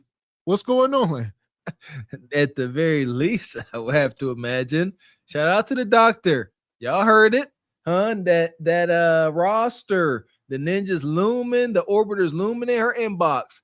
She said women like her, they have men, plural, men that will come to them at any capacity they need, i.e., dinner dates, lunch dates, non-sexual attention, come hang my TV on the wall. Sisters like her, they got this gravitas and this ego because they are getting some desired outcome. She got beta male orbiters simping to the freaking moon. Don't no other woman desire them, but people like Dr. Cheyenne got them, and they act like they got something. You just got beta male orbiters hard up for Kudakata, and you don't even like them. You just got ninjas on the leash. Y'all better listen to her. She says she holding the leash. She doing the bending. Yeah, I would say it's safe to say that Cheyenne Bryant is single by choices. She's not single by choice because whoever this guy is she's been with for 5 years, if he was the guy that she desired, they would be married. She would make it so, or she wouldn't be sitting here like we just been hunching. I like to go back to what Mr. Walker said. She really don't like him. It's just the meat. That's it. Plain and simple. Yeah, women like this, they full of cap. I get it. But down with the orbiters, the beta male orbiters giving her all this shine and power. That's why she act like this. No, if I'm doing, listen, I wasn't healthy in high school. Okay, maybe I wasn't healthy in high school, but no, my boyfriend, you acknowledge me. Like, we acknowledge each other. We respect each other. You know, I'm with you my whole high school career. You see me in college, you better be speaking to me. Like, but I just, I don't, how can women do this? Like, how can y'all be casually hooking up with a man for 5 years and not be wanting a relationship? Like, it would just drive me crazy that you don't take me serious enough to make me your steady girlfriend. Huh. I would not want to be, what he just said was so masculine, like, go away, come back. Like, no, I don't want that. I want you to want to be with me every day. You know, that wouldn't be good. It wouldn't last that long for me because my feelings would have been hurt within the first year that he's not taking me seriously enough to make me his girlfriend. So I would have to find a way to, like, you know, get the stuff off of my forehead and recalibrate is what I'm thinking. But what you said earlier, Gavin, like, they're like in arrested development because they keep doing it over and over again since high school. Yeah, and Raquel, oh no, I was gonna say she just lacks complete femininity. Like, every time she talks and every time we keep going with the conversation, nothing about her is feminine. Everything is masculine, and no man is gonna put up with that. That's why you guys said single by choices. It's the choices that she's making is keeping her single. And taking that IUD out isn't gonna change anything at 42. Like, and how she talked about it, wasn't that so masculine? Right. Like, she can just pull it out and do what she wants to do, like Gross. it's a phallus. Yeah. Gross. Oh. Some final decisions. This is the final round of Jeopardy. Yeah. Shoot, you So gotta who start knows? making some Maybe decisions you know, around maybe here. the end of this year it'll be Let me ask you something, because this is always, Yeah. and I ain't asked this yet. What percentage is sex in a relationship? You mean based on studies or me? No. I'm asking you, and I'm asking you. Oh, okay. Like, all right, what percentage of the relationship, like, because this is the thing, you could be with somebody like you know he'll die for you. He just everything. Like, you trust everything that he'll stand in front of the bullet for you. Yeah. All of that. You'll trust that this man will be by your dying bed. I'm talking about, like, thick and thin. But the moment he step out on that end of it, it's over. Well, you know, I'm a Jesus girl. The Bible says there's 2 permissible reasons for divorce. One is what you described, which is called infidelity, and the other one is unfaithfulness. That's the same Look up that thing. scripture. Ain't that So the what same? I'm saying is, So what percentage is sex in a relationship then? for me personally, 90?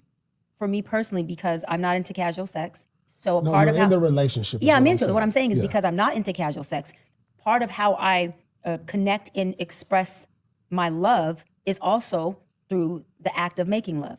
And it's also through allowing my husband to use my body as a vessel for his satisfaction. See, a lot of women have a problem with that. And I'm not knocking them. They She do. good. But what She I'm good. saying is, for me, but that's a love language for me. So for me, like, right, if my husband is saying, in the morning, I just want a quickie before I go to work. I don't take it as he's getting a quickie because he's using me. He doesn't love me. I take it as, oh my God, like I'm being used by my husband. He's using my body as a vessel to satisfy him. So for me, I'm going, I want you to want me for a quickie, for a longie, for an in-betweenie, whatever it is, because now I'm feeling needed by you, loved by you, nurtured by you, and I'm being a vessel for you, right? So my thing is, if he's coming to me all day long, and I've had to tell a client this, if he's coming to me all day long, then that should never be a defining factor whether he cheats or not. That's a character flaw. However, I'm also not putting my husband in the position to feel like, wait a minute, I'm in a deficit because all I'm doing is trying to use my wife, who should be a vessel for me,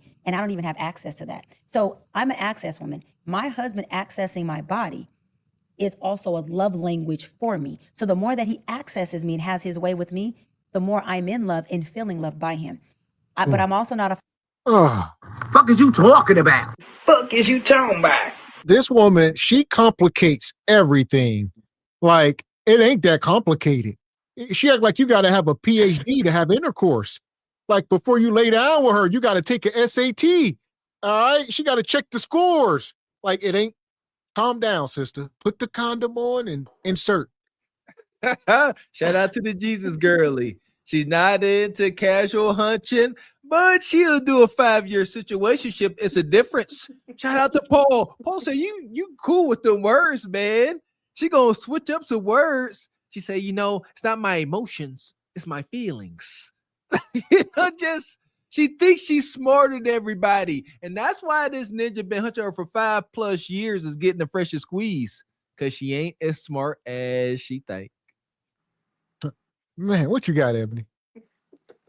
I'm just laughing at the whole thing. A 5-year situationship is crazy work. Now she's talking about the Bible and casual sex and all that.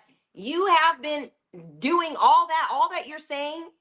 You've been doing it. So, oh man, she's insufferable.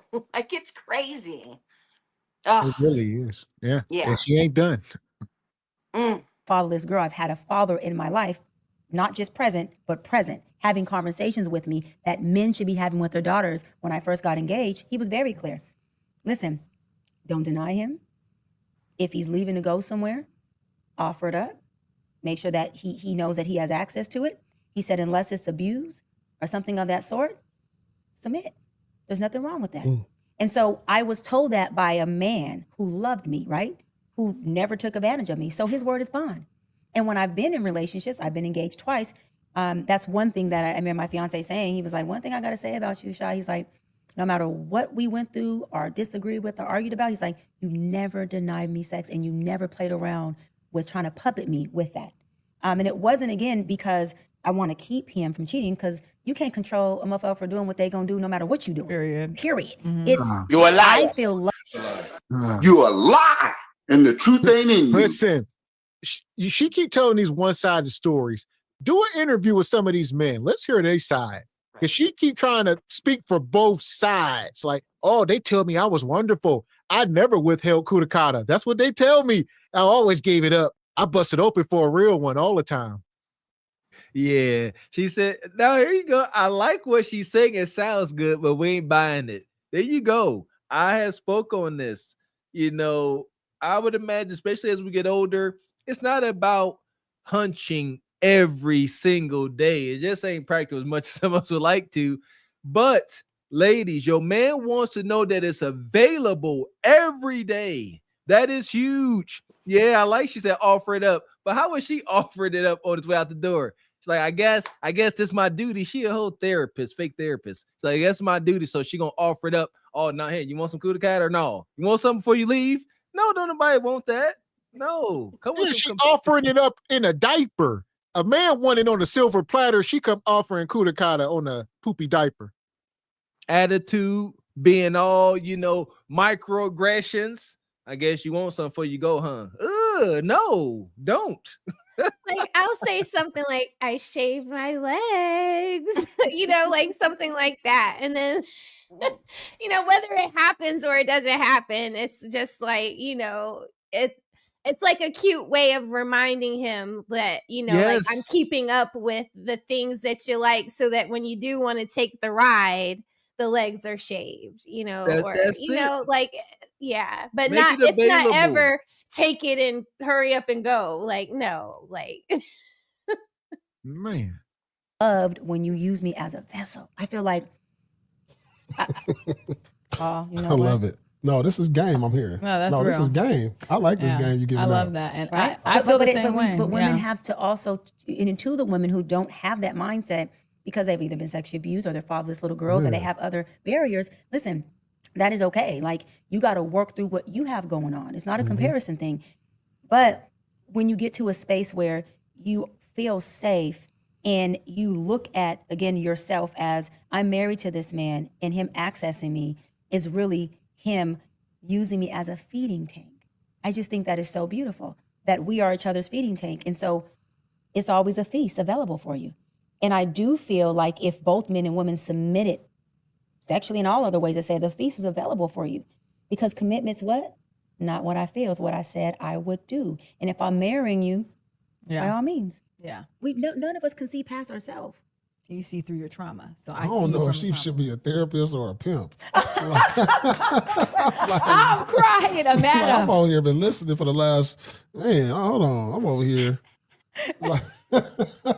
A therapist or a pimp is Man, crazy. I'm saying she good. She Oh my good. God. She know what she talking about. I'll tell Therapist you or a that. pimp, huh? Yeah, you got the, yeah. Yeah, PIMP. And that woman on the couch, I'm dying. I'm crying. Why don't y'all got emotions? Why do y'all just say, I'm dead? I'm crying. What? I can't stand that either, man. What is it? They say people will type laugh out loud while they got me mugging. LOL. It's social awkwardness.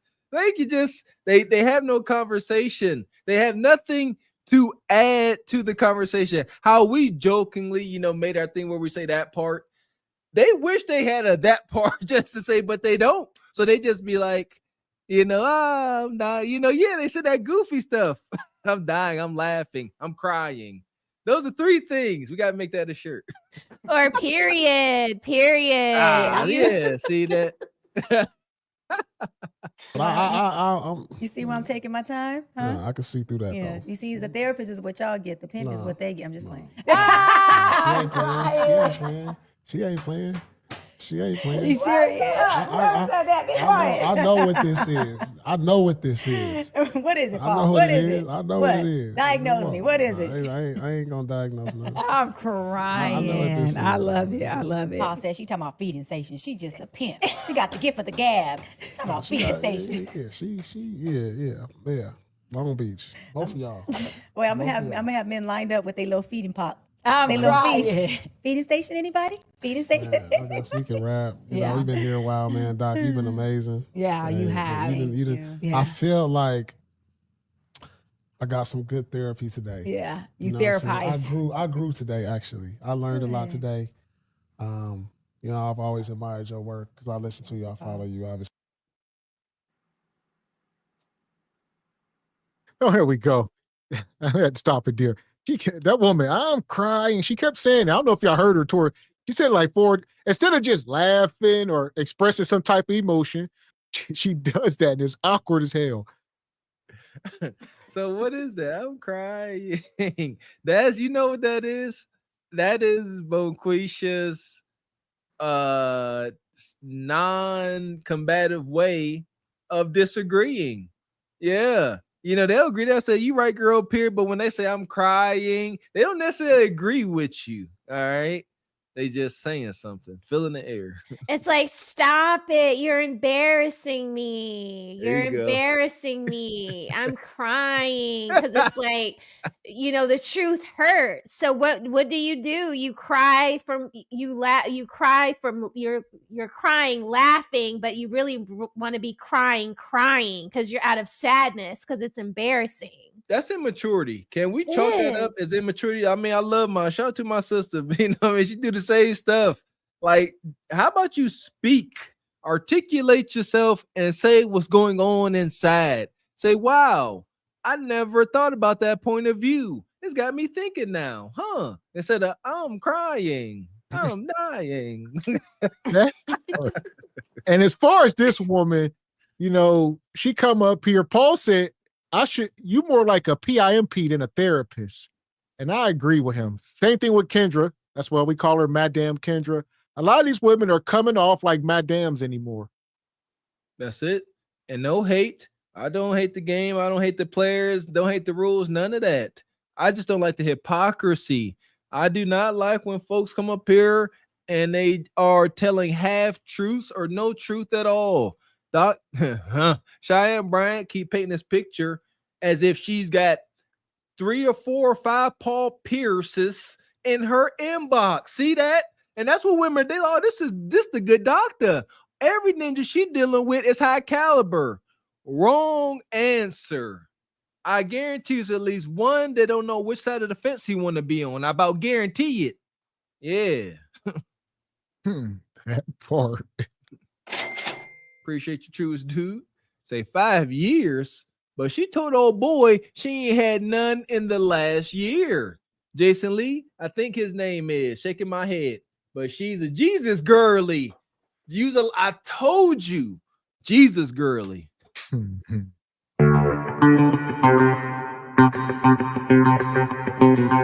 Shout out to Beats for Days. How you been, brother?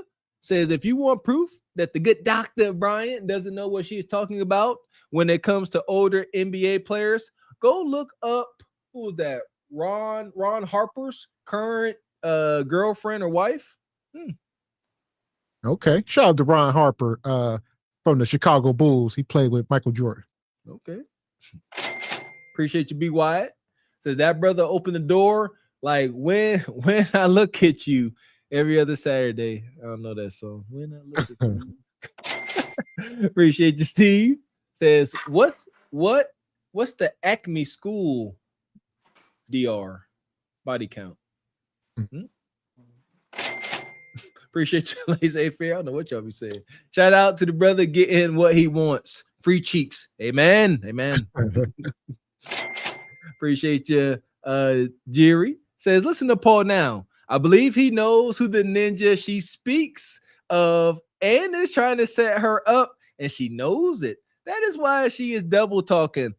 To Brian's credit, you ain't gonna get her to really agree to anything too sinister. Not too sinister. Yeah, she got a brand to protect. Yeah, for sure. Yeah. Appreciate your CMC's techniques. Says she's ashamed of his career because he's not a Cam Newton, but he may actually be the bus driver.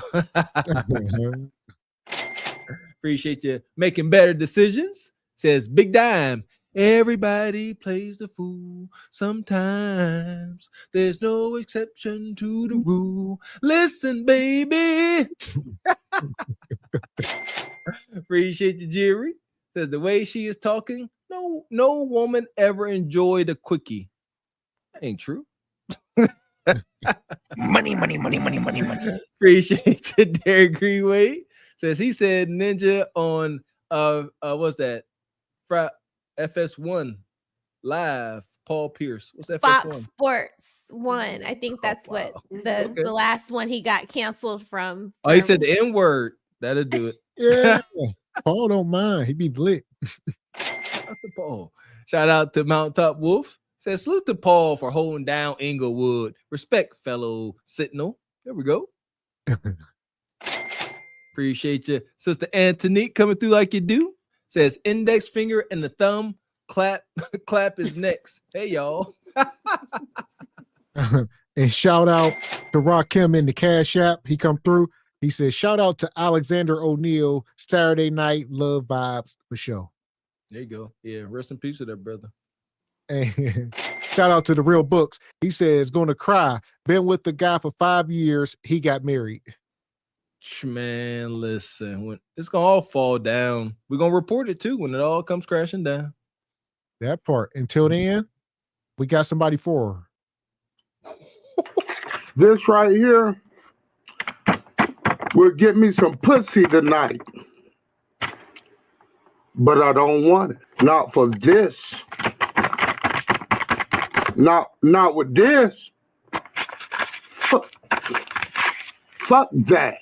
I don't want no pussy with this. This right here is paper. You want to? That's my rent. Hold on. Yeah, Ninja. Yeah, I was about to say tear it up in little pieces. Yeah, set it on fire. This right here. Do it. This right here. Do it. This right here. Shout out to Leon King. Dang, the good doctor went to the layer. Whoo, that's a dark. Can she therapize Leon King? Yeah, she came there talking that bull jive. She said, listen here, Leon, you're emotionally inflamed. He said, this right here, I'm going to inflame your cootie.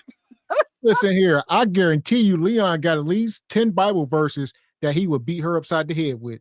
Yeah, Leon would, call her everything but a child of God. He said, you a Jesus girly, huh? Gonna say, let's see here, Jesus girly. Let's see what you been out here doing.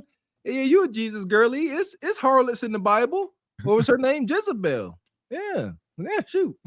Shout out to the brother Classy. Says, so the good doctor like to be a banana split while men provide the nuts. Pecans, excuse me.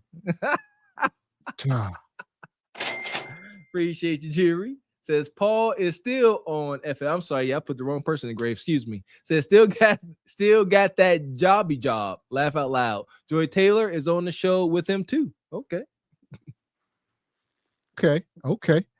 So here we go. If you're just coming in, hit the like button. We ain't done. We talk about checkmate. We done made our way to the feature. If the Lord can't say these 304s, then it's over. I'll say this. Trigger alert. All right. Even for us up here, we're gonna try to keep this on subject because this is one of the most triggering pieces of videos we're gonna play up here. So I know even the person in the video can trigger people just by their face and their voice. I get it. But we gotta do it. We're gonna do it. We're gonna do the Lord's work tonight. SBC, let's hunker down. Let's tune in. Parental discretion is advised. Here we go. So here we go. Fair use. We're going to bring out the witch herself. Cynthia G. They done let her back on YouTube. And she up here spewing misandry. They let her back on the app. Let's go. Dun, dun, dun. Oh, here we go. Once as a woman, you realize and understand and accept the fact that you don't need a man and you are quite fine without having a man, you will be completely liberated and completely free from dust like this. I want y'all to understand, I have never in real life had one man ask me what I bring to the table because I wouldn't even be sitting at the table if he chose to ask that question. I'm not sitting at the table. As y'all can see, this is the rapper, The Game. He put some post up recently where he asked ladies, what do y'all really bring to the table besides kudakata? And she's triggered. And that's what he asked. What do y'all got besides kudakata? And she said, ain't no man ever asked me that. And they won't. Not directly. We say that a man should never ask, what do you bring to the table? But through conversation, proper vetting, you should know. Any man who does not know what my presence bring to his table, then your table will not have me at it, sir. So I will not be dealing with any man who asks, what do I bring to the table? It ain't happened, and I don't believe it will happen because I just wouldn't entertain the conversation. If you don't know, then I wouldn't be at your table at all. Most of these black men don't even own the table. I would suspect the Game do. Game possibly don't own the table because the woman who had the SA lawsuit against him looked like she about to take everything and Game's table. It looked like she about to take even the pamper off of Game's new son's booty. That's what it seems like it's about to be. Game want to know what y'all bring to the table. Women need to really flip the damn table over. He gonna say, what do y'all bring to the table besides cat that warrants? Let's go back to ChatGPT. Hold on. Let's go back to ChatGPT. It's a new thing. These women are using ChatGPT to get talking points. This is about to be some fascinating stuff here. Yes, it is. Okay. Okay, I gotta stand by. Okay. They just told y'all selective mating was the solution to the problem. What benefits do men bring to women beyond sperm, which is only a benefit if you want kids? Think about this. Wait a minute. Oh, y'all, I told you it's triggering. We gonna have to listen. We got to steady our hearts, and that's what Leonidas said. We got to steady our hearts. All right, what you got, Ebony? All right, what you got so far? Synthetic G is at it again. All this time she's been off the internet and she still doesn't have a man, doesn't have a situation going. You're still talking about this same stuff. The game is getting results. He just had a baby. He has a woman, and she's a young, beautiful woman. Isn't it Evelyn Lozada's daughter or whatever? Yep. The game is getting results. He's asking a basic question, which all men do ask. And Synthetic G, you still haven't figured it out. Oh, it's a shame. She has that same scarf on, the same braids or whatever. Oh, it's all bad. It's all bad. Like I said, we're gonna try to keep it on the video, though. All right, we're gonna try to keep, because it's too easy to stump her out. We'll get there. All right, because it's long. It's a lot here. She on ChatGPT. It's a lot here. So that's why I say we're gonna mine through this. Here's my thing. So I think it's cool to use ChatGPT, but look at how she did it. How she asked the question, what benefits do men bring to women? Leave it there. That's the question you ask. Don't add beyond the spark of life. God. Okay. Here we go. That's the thing that's gonna, because you're throwing the bias in there. It's like, what? And then she's actually showing y'all that she's doing that. So what's the difference between a synthetic G and what Gavin was speaking about earlier this week about the AI channels? What's the difference? If she's going to be speaking for everything she finds through AI, what's the difference between her channel and an AI channel? This is weird. She is a weirdo. So here we go. She ain't done. Well, I say trigger alert. About to be a lot, SBC, but we got to do this. We go. While they're asking what they bring to the table, let's just see. In today's world, for most women, the average man brings little to nothing of essential value beyond sperm, and that's only if the woman wants children.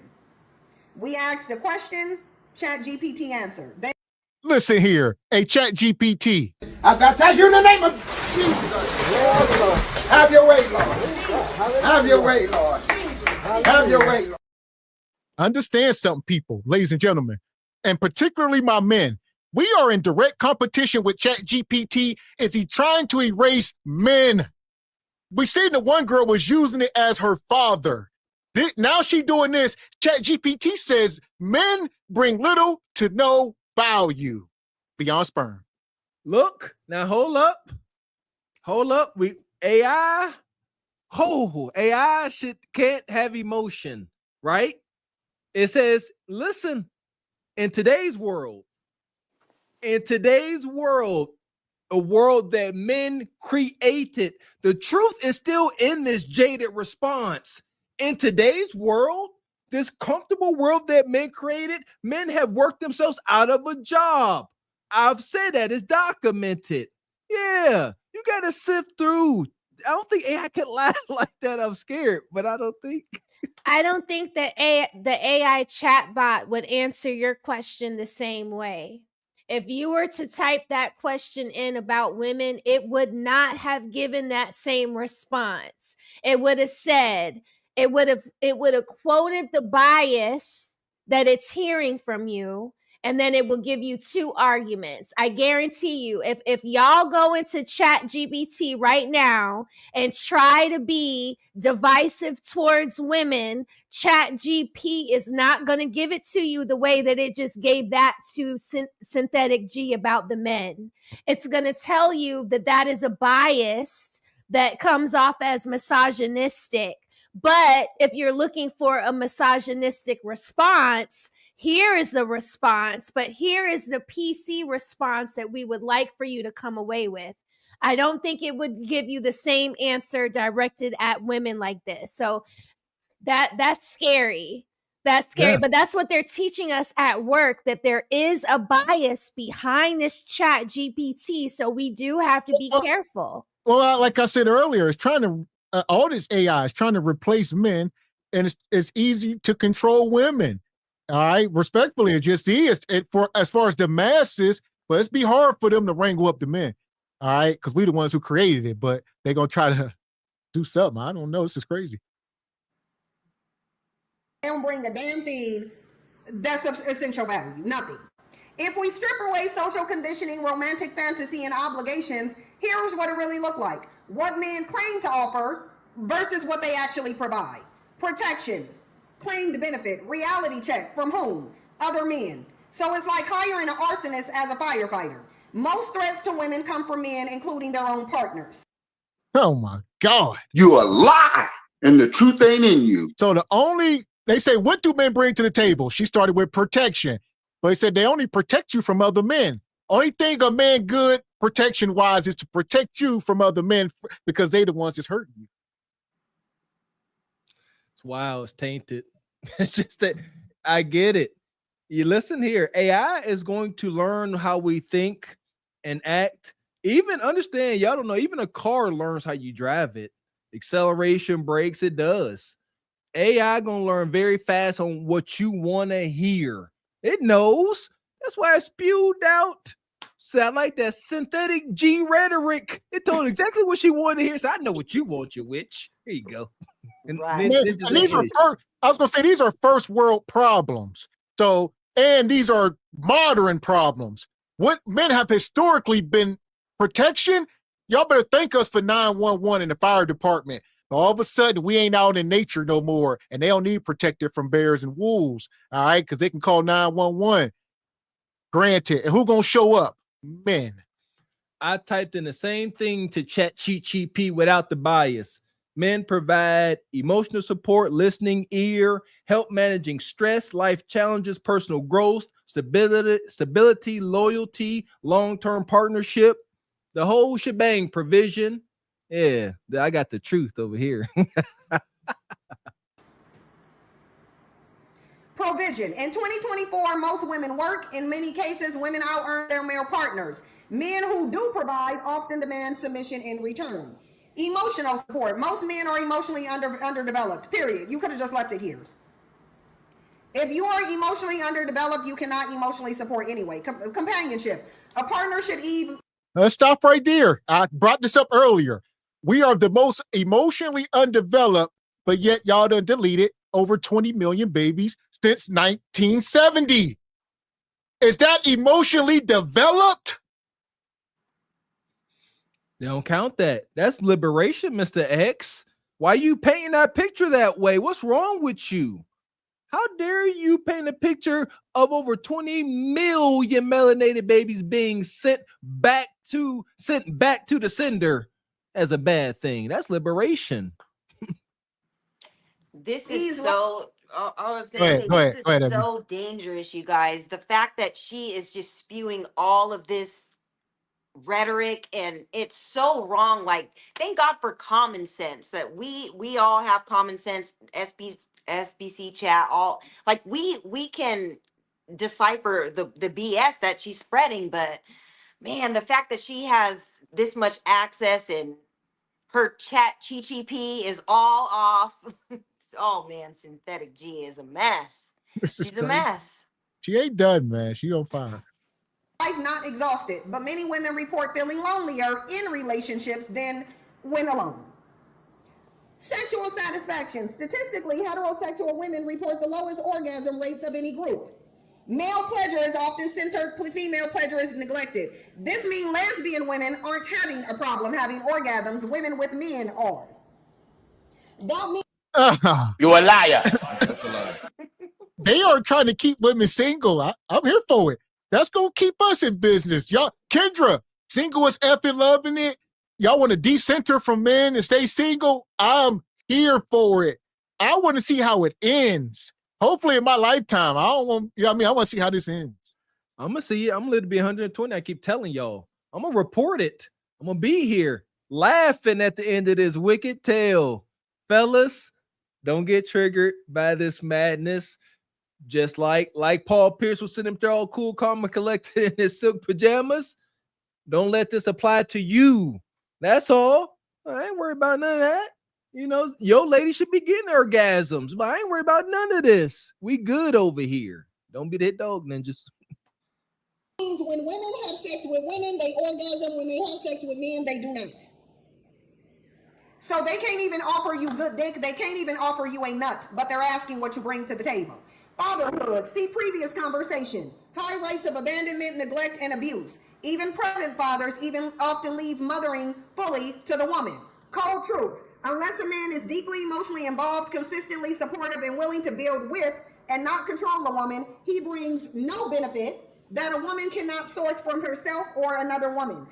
Oh, You a lie, and the truth ain't in you. and keep in mind, I believe she just typed in men. I don't think she put black men. She just put men. So if I'm saying ChatGPT ain't being racist. It is being, what is that? Bias or Bias. Yeah, a little bias.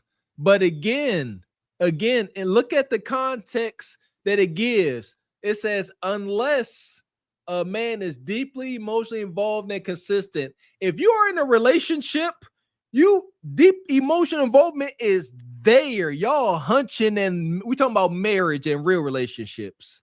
So there's always context. But nevertheless, I don't know how she getting this jaded response out of this AI. This is crazy. What you got, Raquel? I just, I don't know what women want. They always talk about like the benefits of that number that you mentioned about the deletion rates of babies. It's so shocking. It's so disgusting, but it's like that has to, you want to be like men, you want to have this sexual freedom, but they never tie that number to the sexual freedom that they're advocating for. And then they get on panels like Lapeef night after night, or an Anton Daniels that does a panel with more women, right? And the overall arching thought of the women is that men aren't emotionally intelligent, what Gavin just said. So we're the emotionally intelligent mammal out of the man and woman, out of male and female, yet we have this deletion rate tied to our sexual liberation. It's so disgusting. It makes me sad because all they're fighting for is the ability to move and operate like men. But men don't carry children into the world. Like one man can impregnate 7 women in 1 month. That's why our cycles link up with each other. When we are living in dorm rooms and we are living in colleges or in houses with multiple women, our bodies will start to sync with each other so that we're all on our period for the same week. And do you know why that is? That's because one man and he needs to have it as easy as he can. It has to be as easy for him to procreate with all of those women in that house. He has to do his job and do it correctly to bring forth life for the ages. Like men's ability to sleep with multiple women comes from the fact that we have to keep this world working with human beings here. Men bring forth the human being. So that's why it's so important for us to guard our egg. People like her, it's not the man. Sperm brings forth. Separate, we don't need the man. That's their theory. That's so weird. You need the man. You need the man to give you the weird. sperm. It's evil. It's evil. It is man. diabolical. They're gonna try to get it from AI. They're gonna be trying to get Well, their. they already are. Y'all see over in Japan, they just did a synthetic birth or something. But we're gonna keep it moving. That's a whole nother story. Wow. Okay. So when you go back to Raggedy Game asking what do you bring to the table, it raises the question of what do men provide? What do men provide? Because he's going to say, what do you bring that warrants all the things you expect a man to do? Well, men need women. We know that because men are crashing out because women don't want to be in relationships, not because they don't. So if you as a man are on the needy side, should you be asking a woman what she brings to the table when you have absolutely zero to offer her? I don't know about y'all, but I'm not going to date a man just because he's a man and he exists. You need to bring something to it. Like, you need to bring a lot. Because I don't need to be, like, if I know for a fact that you're likely to benefit from being with me more than I'll benefit from being with you, yeah, no. You got no leverage, bruh. You don't. You need me to even exist. So therefore, no one's bringing something to your table that you don't even have. Game is about to have to give his table to that woman that he committed that essay against. That's what he's about to have to give his table to. His son can't even inherit his table. All they do is sit up here and talk about Nug Nug in the dustiest of men. That's their context. The only man they can speak is their baby daddies, and her in particular. Y'all got kids by these Nug Nugs, and that's all y'all talk about is these dusty men that need y'all, that drive y'all cars. Jody from Baby Boy. What you got, Emily? You guys, she is a mother of a son to be exact. And the fact that she's talking like this, like, what are you teaching your son? Like, this is, you guys, this is crazy. This is crazy. I was thinking the same thing. Yeah. Like, and she do got it. I wasn't sure if she had a son. I knew she had a kid. Thank you. I don't know which one you said it earlier, but what is she directly and or indirectly teaching her son about himself? Right. You see that? Yeah. How is her son supposed to think about himself hearing his mother's hateful rhetoric? Think about that. You ain't ish, ninja. Well, that's because all you ninjas wasn't raised by such an awesome mom like her. She's different. Ah, there we go. At this point, because the woman that he essayed is about to take it. Let the trolls troll. Hopefully while they trolling, they can tell us what men... Listen, I'll open this up right now. We'll switch the topic to what do men bring to the table. Do we need to open up the phone lines? Because if the male's got a problem, you can call up in and tell us what you have to offer. Because I would venture to say men have nothing to offer, and they should be taking out their wallet anytime they approach a woman to talk to her, because you know you have nothing to offer, so throw some dollars at her. So she can at least benefit some way, because based on what ChatGPT is saying, it ain't hitting on nothing literally. Modern women have replacement for male functions, income, jobs, sex, toys, female lovers, solo pleasure, protection, security system, firearms, martial arts, other women, companionships, friends, sister, mothers, female collectives, parenting helps, co-mothering, community, paid doulas, nannies, solo motherhood. ChatGPT is not only telling you don't need them, they're telling you why you don't need them. Oh, you a lie, and the truth ain't in you. You shut your lying nigga lips up. Stop the cap. You a liar. That's a lie. Fuck is you talking about? She just lying. ChatGPT is gonna be the end of y'all. I was like, man, what's gonna be the fork that's gonna go in this steak? ChatGPT. Yeah. AI for the win. Look at that. She make it seem like that list is impressive. That's depressing. For hunching, they got toys and female lovers and solo pleasure. Femcel much? Protection, security system. Who you want to come? A man. Firearms, made by who? Man. Martial arts, who taught you? A man. I'm over it. I'm over it. What's that? Parenting help. Co-mothering. Agreed. Co-mothering. Community. Just get other strangers. Paid doulas. Bonquish don't know what the hell a paid doula is. But nevertheless, go off, ChatGPT. Go off. Yeah, at this point. Is this camera on me? Yes, it's on. That's stupid. Use your common sense. Co-mothering. reproduction, sperm donors, IVF, adoption, no emotional liability, just like what Ebony K. Williams did. So what do men bring?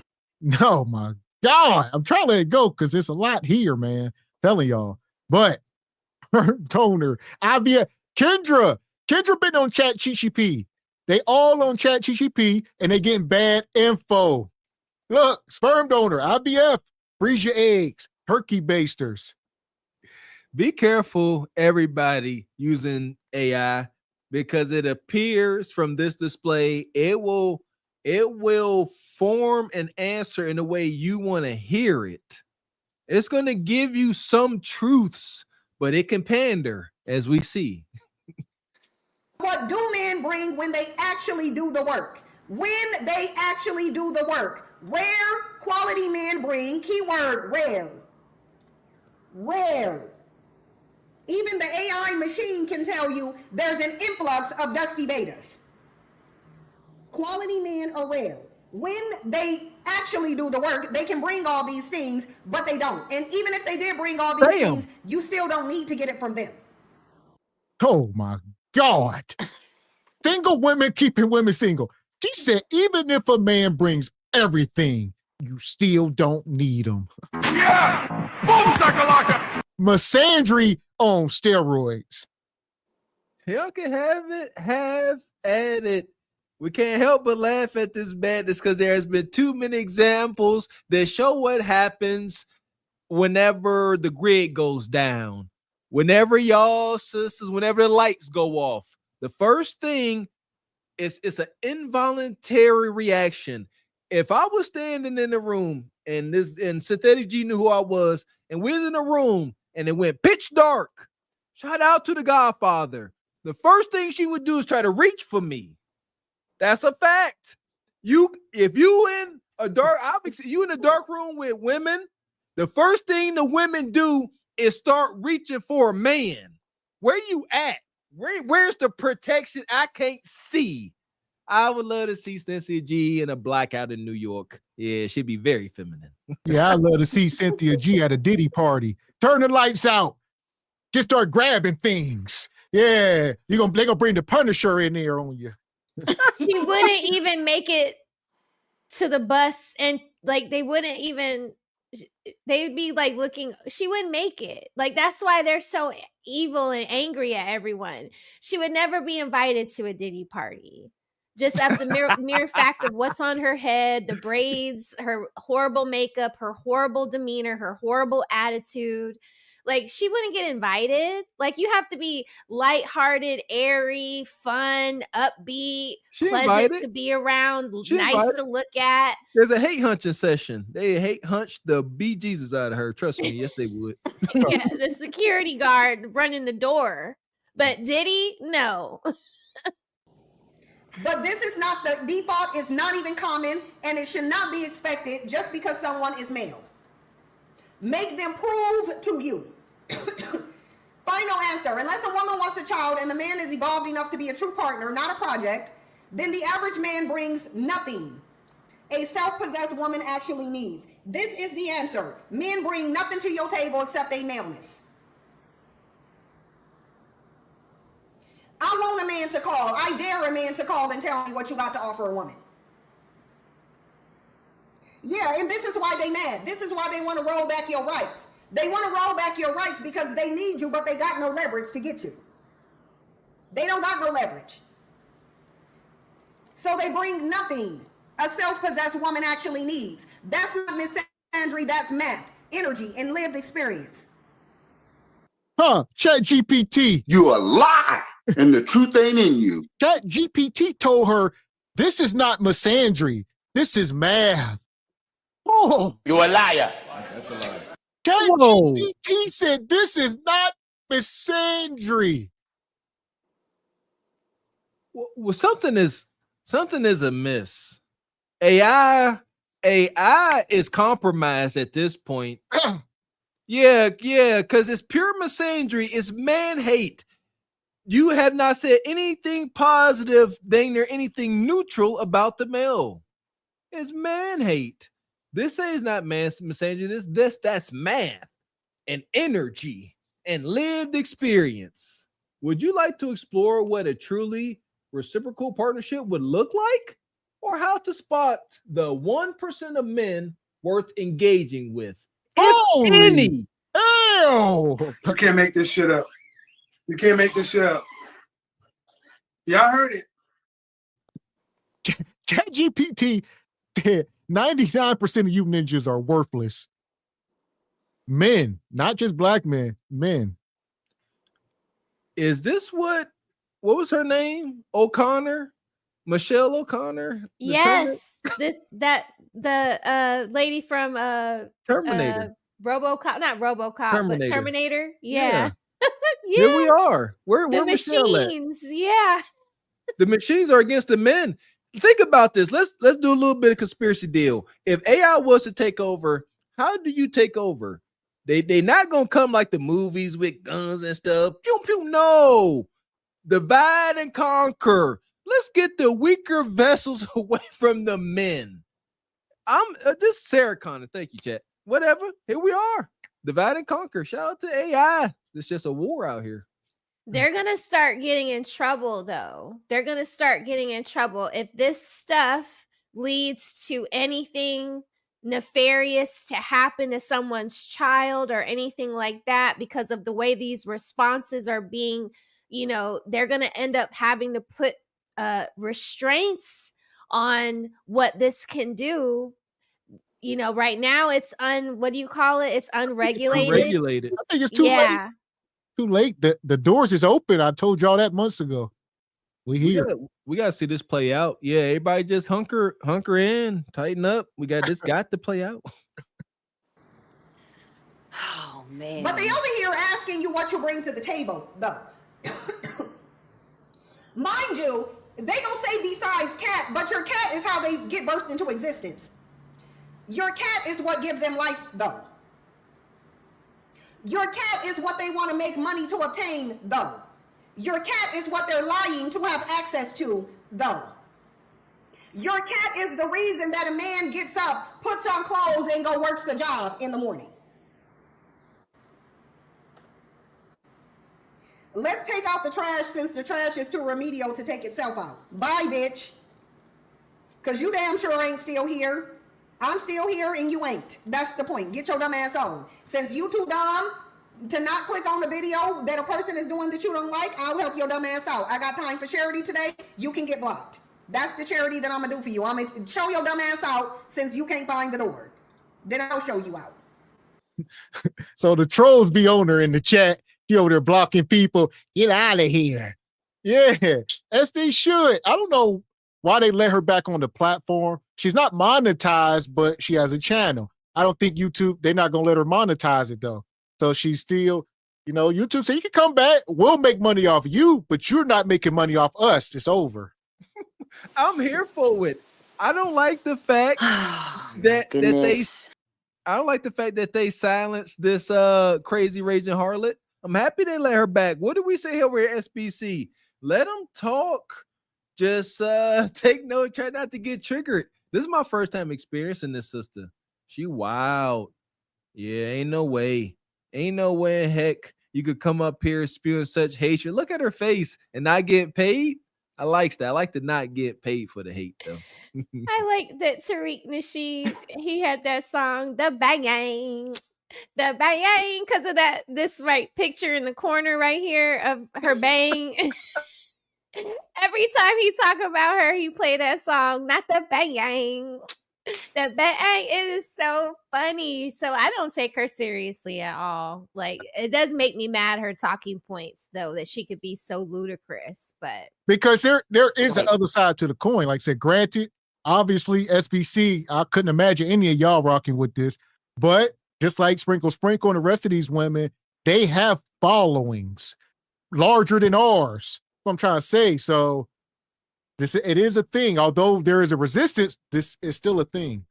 Yes, that's a shame, but I believe because just how the world is set up, somebody like Cynthia G will always be bigger than us with more notoriety and visibility. Yeah, because there's so many hyenas getting behind her. I could imagine her first day back on YouTube, she got thousands of subscribers. because of this passionate hate she's spewing. There's a ton of women out here that's hunching on the lowest level of men that feel this, and they feel seen. They feel seen. So yeah, YouTube at the point now where they say, you know what? We ain't gonna kick y'all off the platform. We let y'all stay up here. We just won't monetize you. You know, people like her and F and some of these people will still stream on YouTube, but they are not monetized. But YouTube will still put ads on their videos. They don't care. Yeah, they're gonna get paid that money. Yeah, if anybody was wondering, Go ahead. I was going to say, anybody is wondering what she's been up to, we already see it. Her search history is all what's in that chat GTP. She got on her mortuary makeup still, like Tariq said from back in the day. It's all the same. Like she's up. Oh man, she's up to her old tricks, but she's spewing it like in our faces. Like it's crazy. It's like she's back like she never left, and it's all bad. But the bad part about it is AI is involved, and I would hate for any young man to watch a video that she creates and sees all this. Like, man, you are worth so much more than anything that she's talking about, and I just hope that you know that. So that part. Straight like that, straight like that, straight like that, straight. Bitch coming up here trying to just dusting up the comment section. I'm letting y'all know you're gonna get dragged today. I got a little bit of time to drag y'all. That's fine. We dragging Umar. You can get dragged too. Whoever want to get in the drag queue, line up and get in the drag queue. Because Umar number 1 in line, you could be number 2. I got time for at least 5 of y'all to drag 5 of y'all. Line up in the queue and you can get your drag. You can get it if you want to. And shout out to my guy Jay Prince. He known to pull up on Cynthia G and had it back and forth. GB and he got. Yeah. Oh yeah. I got to find the video. That's his good karma. That's good for him. That makes me so happy. They be going at it like cats and dogs. All right. I gotta find a video. He'll pull up and she knows him like the rest of us. So she will disrespect the hell out of him, but he can't really say anything or she'll boot him. So he got to toe the line while she'll sit there and call him everything but a child of God. Agree. Just it's abuse. wild. If men keep leaving with their money, it is because it is the only thing they have. That's why even when they say they're going out of this country, notice how they're not saying I'm going out of the country and I'm going to get a wife based on my personality. Their personality, they're trash. They know their personalities and the way that they are is the reason why women in this country don't want them.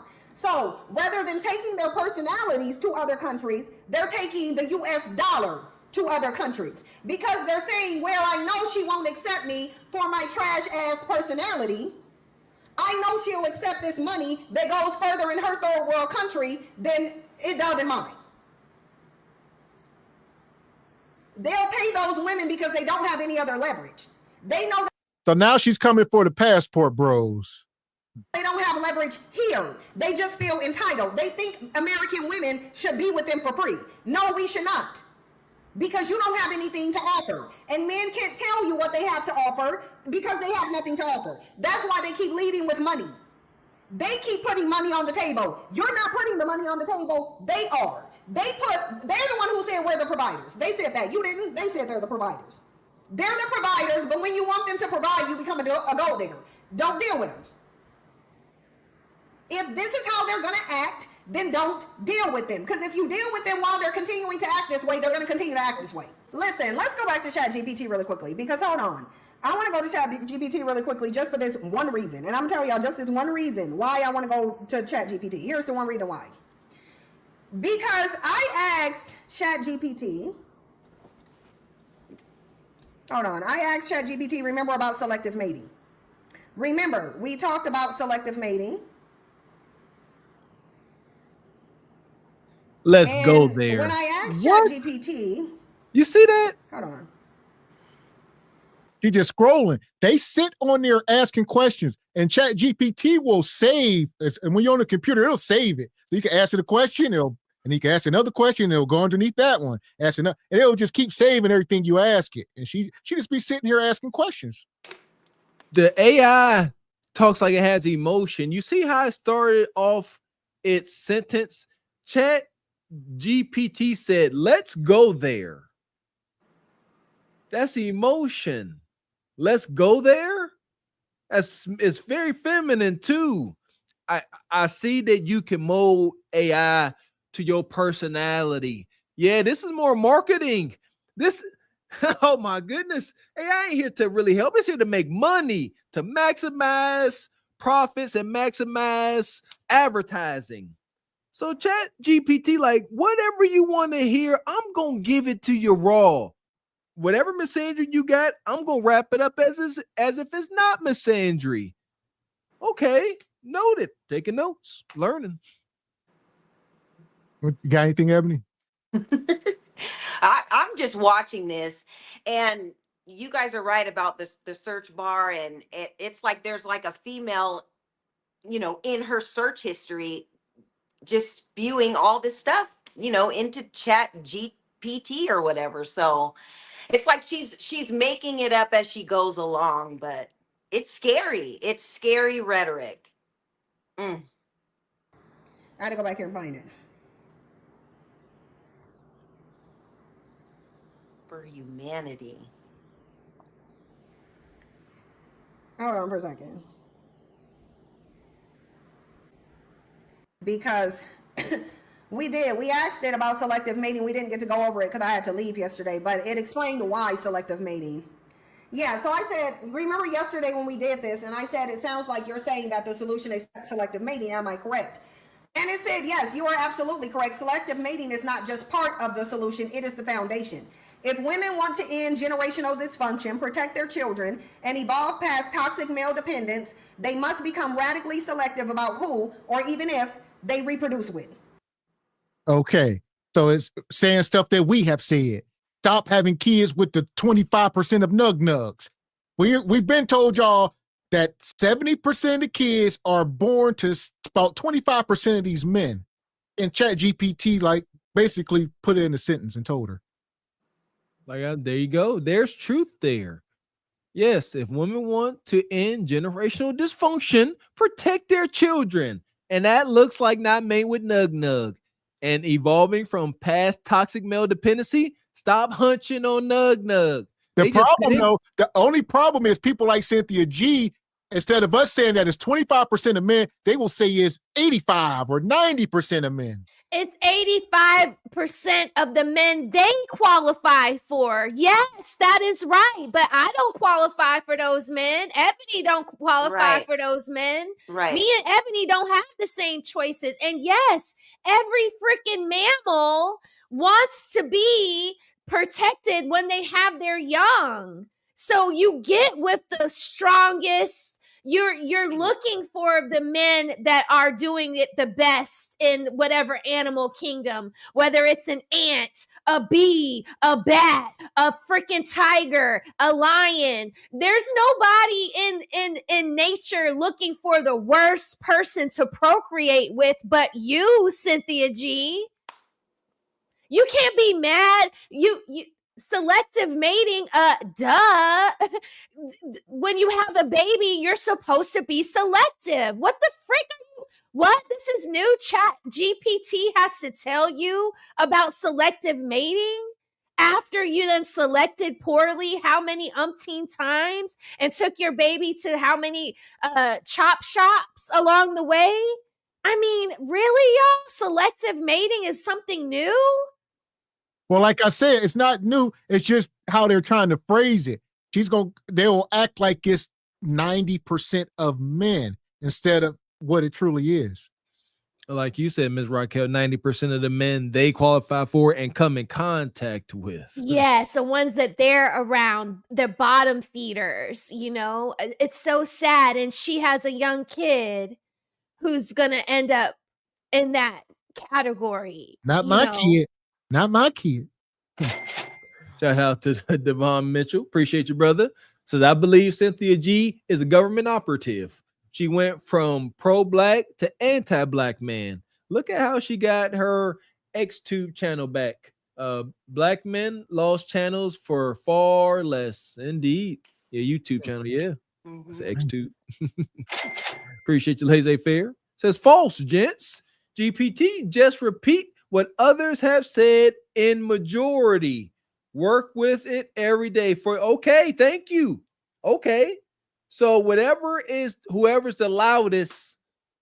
No. Chat GPT is a Google. It's a Google app. It is pulling from Google Scholar plus your opinion plus your bias. So it's the data plus your confirmation bias. So you see how it's talking? You said it's talking emotionally. Yes. It's talking emotionally to her, reading her emotions that she's typing into it. She's typing a whole bunch of emotions in one new Chat GPT dialogue box. Okay, it's taking all of her questions and it's thinking for her. It's thinking, what is the next thing she is going to ask me if these are the questions she's been asking me these umpteen times? So it's reading a bit of her emotion, but and what is in Google Scholar. It's taking her emotion and information and research that's already out there. And everybody knows, because we said this before, you can have a confirmation bias. Researchers do it all the time. They want to use they think one plasma works better than another plasma. So they're going to be constantly looking at the plasma that works the best for them in the lab, not even looking at other plasmas that could potentially help their projects. Yep. So it's confirmation bias. It's a little bit of the same, but it's not. We got it. Yeah, it's not factual. We got it. It will tie an emotion as well. Appreciate you, KW Don. Says Synthetic G does weekly live streams from an unlisted demonetized channel to advertise for her Patreon. Her objective is to lead as many melanated women off a cliff while picking their pockets before they fall. Jeez. There you go. Exactly. Straight like that, straight like that, straight like that, straight. Shout out to I'm Not Liking the Video. Says Tariq roasted her and it started the gender war. Uh-oh. Appreciate you, Steve M. Says she's a big angry bully. 304. Appreciate you. I'm Not Liking the Video. Says the AI is supposed to be censored, but you can trick it. You can trick it. Okay. Appreciate you, late say fair. This gets scary. Says Grok went Nazi on X, Twitter. GPTs are puppets. Grok. Money. Appreciate you, Steve. Come through. Gifting 5, count on 5 Carbon for the Horse production memberships. Thank you. Yeah! Boom, shakalaka!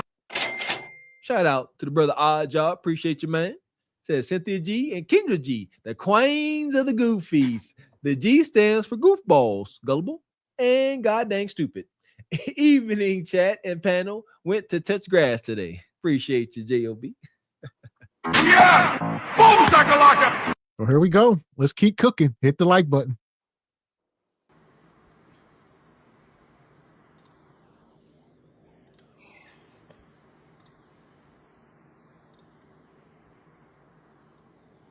No, I'm not muted. I'm not on mute. I'm not on mute. You guys should be able to hear me. You must have caught a part when I was actually on mute. I'm not on mute. Yeah, you guys can. Sorry, I had to click that off because somebody said I was on mute. I wanted to check my thing. So yeah, but y'all, this is ChatGPT. This is ChatGPT saying selective mating is the foundation. It is the solution. It is the solution. Why selective mating is the core solution? Children inherit more than genes. They inherit environments, behaviors, and trauma. The man you choose becomes a part of your child's emotional architect, even if he disappears. Even if he disappears, your child is still getting something from him. Second, why selective mating is the only solution, the primary solution. You can't fix a man with a child. Giving birth to a man's child will not transform him into a father, husband, or emotionally safe person. That is delusion. So thinking that a child is going to change a man is delusion. You're being delusional. Men change for survival, not love. If women collectively deny reproduction to dysfunctional men, the male population either evolves or dies off. Nature doesn't preserve what isn't selected. What? Hell! So, if the male population goes away, how does the female population continue to reproduce? We're going to take all y'all glaze before we take y'all out. Before y'all go, we're going to take all y'all glaze and we're going to have a room with about a whole swimming pool full of glaze. We'd be good for life. Just a big old vat of glazed concoction. That's egregious on all accounts. Sweet Jesus in the morning time. But shoot, man, Cynthia G and Tainted, I didn't even call her a woman. Tainted female creatures of the like. They're like the villains off of the cartoons and stuff. The villain off of He-Man. They just want to take over the world and blow it up. And nobody else beat it. I always wondered, like, what happens in the cartoon or movies, if Dr. Evil do blow up the world? Then what? Thanos, the snap. When Thanos did the snap and we all just started floating away into the dust. Like, then I would say in this case here, like I said, it sounds good. It says, I'll get you in, Ebony. It says men change for survival, not love. You can't fix a man with some of the stuff is practical. We say some of the stuff is common sense, but then they go into the crazy stuff. Yeah, and she's talking about how, men's behavior affects the offspring and all that. But what about your behavior, Cynthia G? You're a mom, you're a woman. Your behavior affects the offspring as well. And look what you're doing. You're spreading all this hate and just disgusting rhetoric. Like, come on now. Like, you have to see this, like you're so wrong on so many levels. And it's crazy that they even allowed her to come back. Oh man. I agree. Like, it's some truth in what she's saying. No, ain't nothing what she's saying. Excuse my French. There's some truth in some of what ChatGPT is spitting out, but like it goes both ways. Like a woman pushing out a baby that ain't gonna make her into a mother. I hate it, but we've seen it more and more. These women have their kids and they don't want nothing to do with it. Like, why does ChatGPT got to give these women information that is readily available before AI? So you have to you have to do this.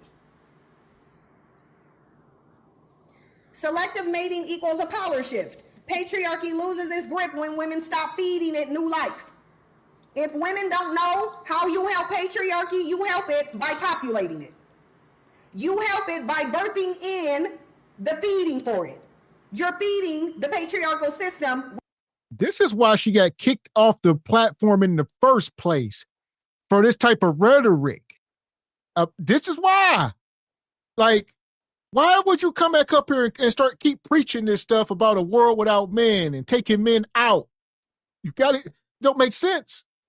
And at the same breath, ChatGPT says that the nuclear family works.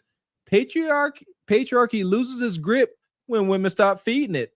That should go without saying. Men and women, no more birth. Says that's the nuclear option.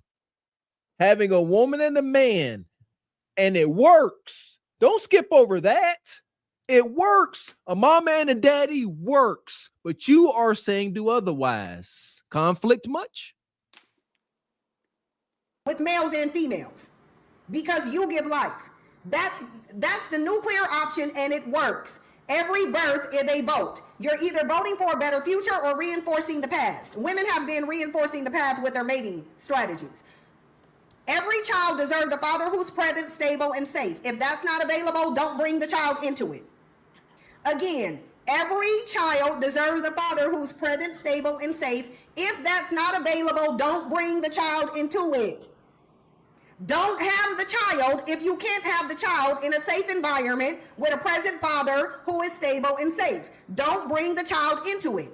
Selective mating in practice means no more babies with men who are emotionally unavailable, unemployed, addicted, violent, absent, or still acting like children.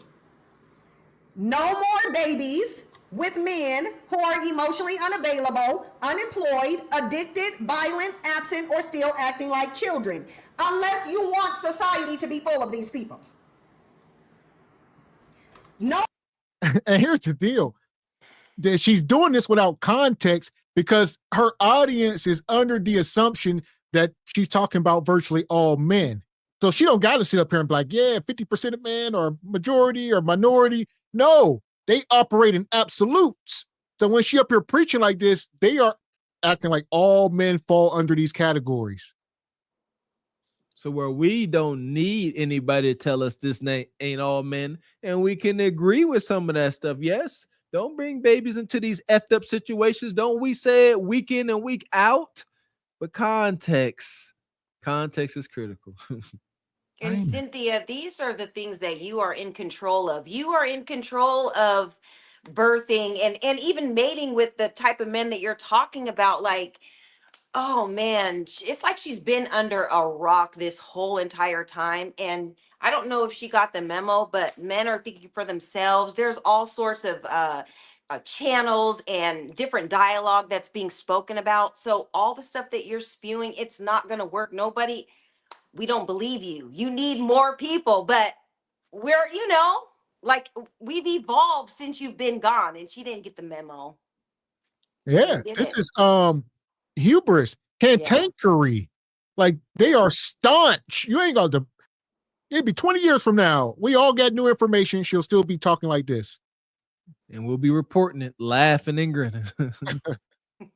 Or he'll change once the baby comes delusion. Again, no more he'll change once the baby comes delusion, because he won't, and if he do, it's gonna be for the worse. No more choosing men for vibes while ignoring patterns of instability, neglect, or control. No more choosing a man because he's black. No more second, third, or fourth children by men who already failed the first time. Black women, this is you.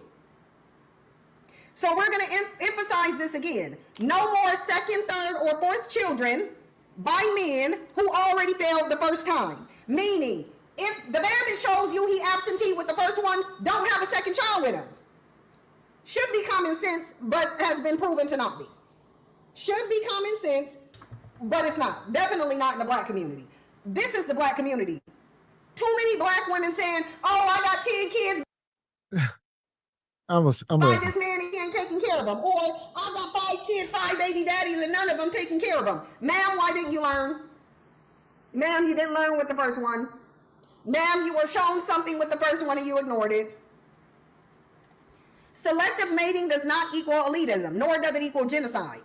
It's not about status or perfection. It's about stability, emotional maturity, and parental fitness.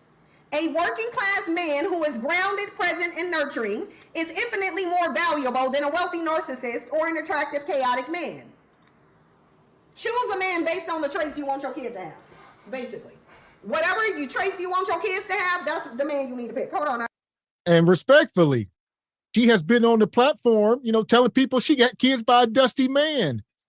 So what did you choose? Good question. I'm pretty sure she ain't got no answer, or she don't care. What's she gonna say? She didn't make the same mistake twice? Huh? That's her rhetoric, right? Don't give nug 2, 3, and 4. Give Ain't that funny how she hung her hat on that? Why couldn't it be any kids at all? But one kid is all right, you get a warning. Because that disqualifies her. Yeah, now that paints her the bad picture. See that? People only hold other people accountable as much as they hold themselves. Huh? One baby mama's okay. When we were in high school, a friend of mine got pregnant. And we're still, I still am friends with the same friend group I had when I was 12 years old. And we made a little pact with each other that, we weren't going to get pregnant before marriage. And, we just weren't going to have those kind of problems, because we saw older girls get knocked up. I think the youngest girl we ever saw in our school pregnant was a 6th grader when we were in the 6th grade. Okay. And, but she had been held back from the 6th grade like twice. But anyway, this is why we were 12 years old and we were talking about why we weren't going to be pregnant before marriage. And then one of us ended up getting pregnant in high school, and you know, she wanted to keep the baby, and we were like, no, you know, we're 15, okay? We're like, no, you shouldn't keep the baby. You shouldn't have gotten pregnant, but you shouldn't keep the baby, because if you keep the baby, you're gonna be in this box that we're not gonna be able to get you out of. Like, and she didn't understand that, and she got mad at me because I broke off from the group, because once she started showing everybody at school, started putting her in that box, and I didn't want to be in that box with her. So I had to separate myself. Like, the guys are calling you a hoe and all of these bad things because you're walking around here pregnant. And it was bad, y'all. Like, people were dragging her every day, and I just couldn't stand next to her while this was happening, because it was affecting me too. I didn't want to be looked at like that. There you And go. as an adult growing up, she never shook that box, and she never recovered from that. And so that just showed me right there, like, that happened in the 9th grade. But do you think I was going to ever let that happen to me? Like 10th grade, 11th grade, 12th grade, the boys showed me every year when she had no date for homecoming, no date for prom, nobody trying to date her exclusively. And That I'll say this. I'll say this. That is, we operate in the world of probabilities versus possibilities. Because I'm sure somebody in the chat will come in and say, well, I had 10 kids and I got married, yada, yada. Granted. But we are telling y'all what's probable versus possible. So granted, there are women with children get married, live happily ever after. That happens, but the probability is very low. So be careful. That part. I gotta blow my nose.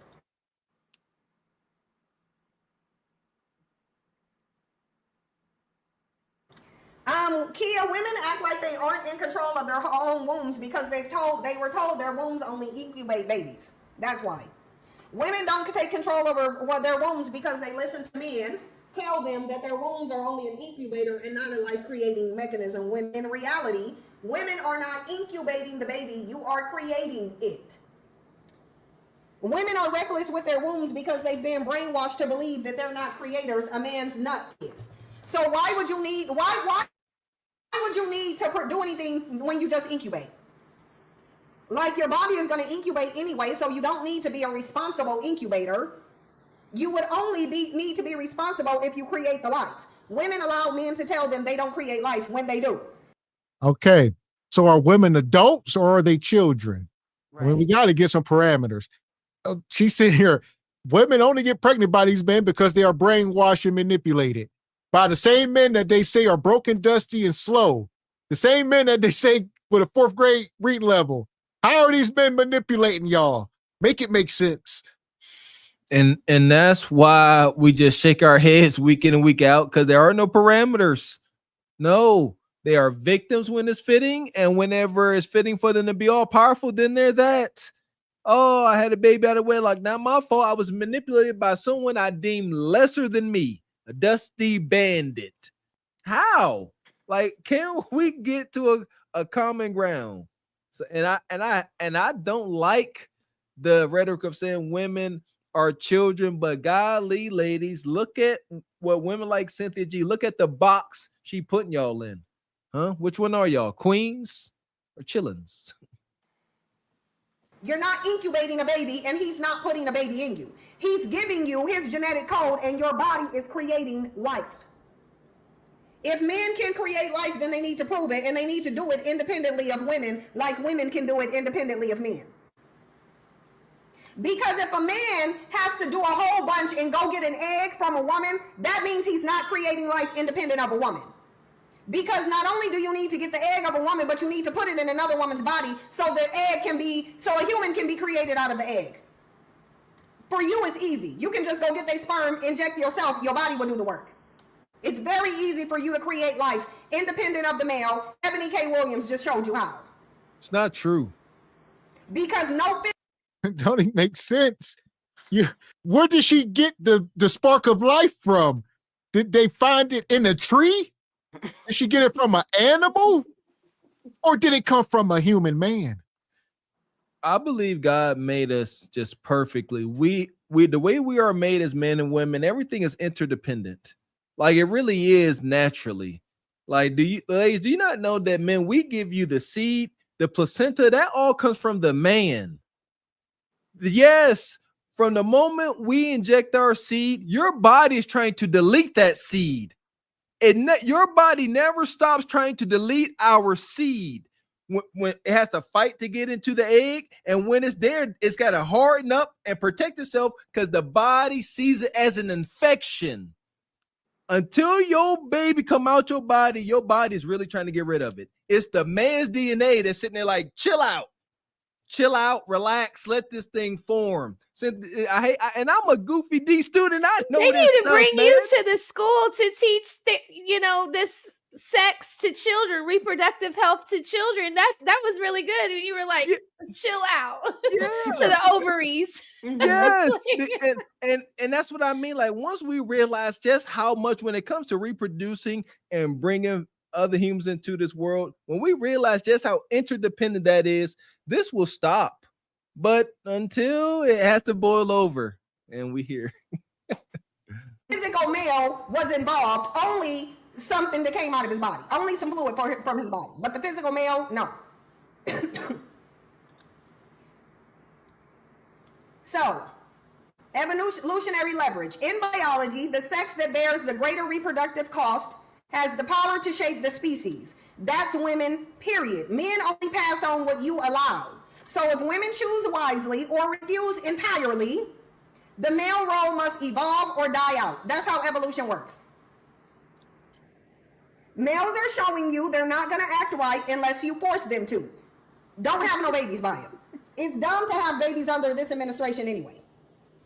But I want y'all to notice all these videos where you see women pushing back. Notice that they're not black. Women are awakening at an unprecedented scale. That's why you now hear men are being left behind. What's really going on? Who's leaving them? Left behind by who? Left behind by who? Because surely you're not asking the world's children to not leave you behind. For thousands of years, women's bodies were controlled by laws, religion, families. Women were burned alive for intuition, for voice, for standing out. They should have been had a consequence. Women let all this go on and was still having their babies. Women couldn't own property, vote, or leave marriages without losing everything. Women's emotional and intimate needs were ignored or ridiculed. This is actual history. Listen, the propaganda is real. From ChatGPT, now she on Instagram. No matter where you go, the machine will feed you what you want to eat. It's a buffet, what you like. ChatGPT done pull instances from the Dark Ages, from the freaking Salem witch trials. It said, whatever you want to hear, I'm going to pull some negative stuff from there. Freaking Attila the Hun probably in there somewhere. Then he birthed like a quarter of the world. It's just wild. Listen here, man. Ain't no melanated brothers putting flame to their melanated sister. Yeah, that was up there in Salem with all that wild wonky stuff. Stop that. We need to get granular when we start talking about these extreme happenings. Yeah, somebody got to be here to check these quote unquote facts.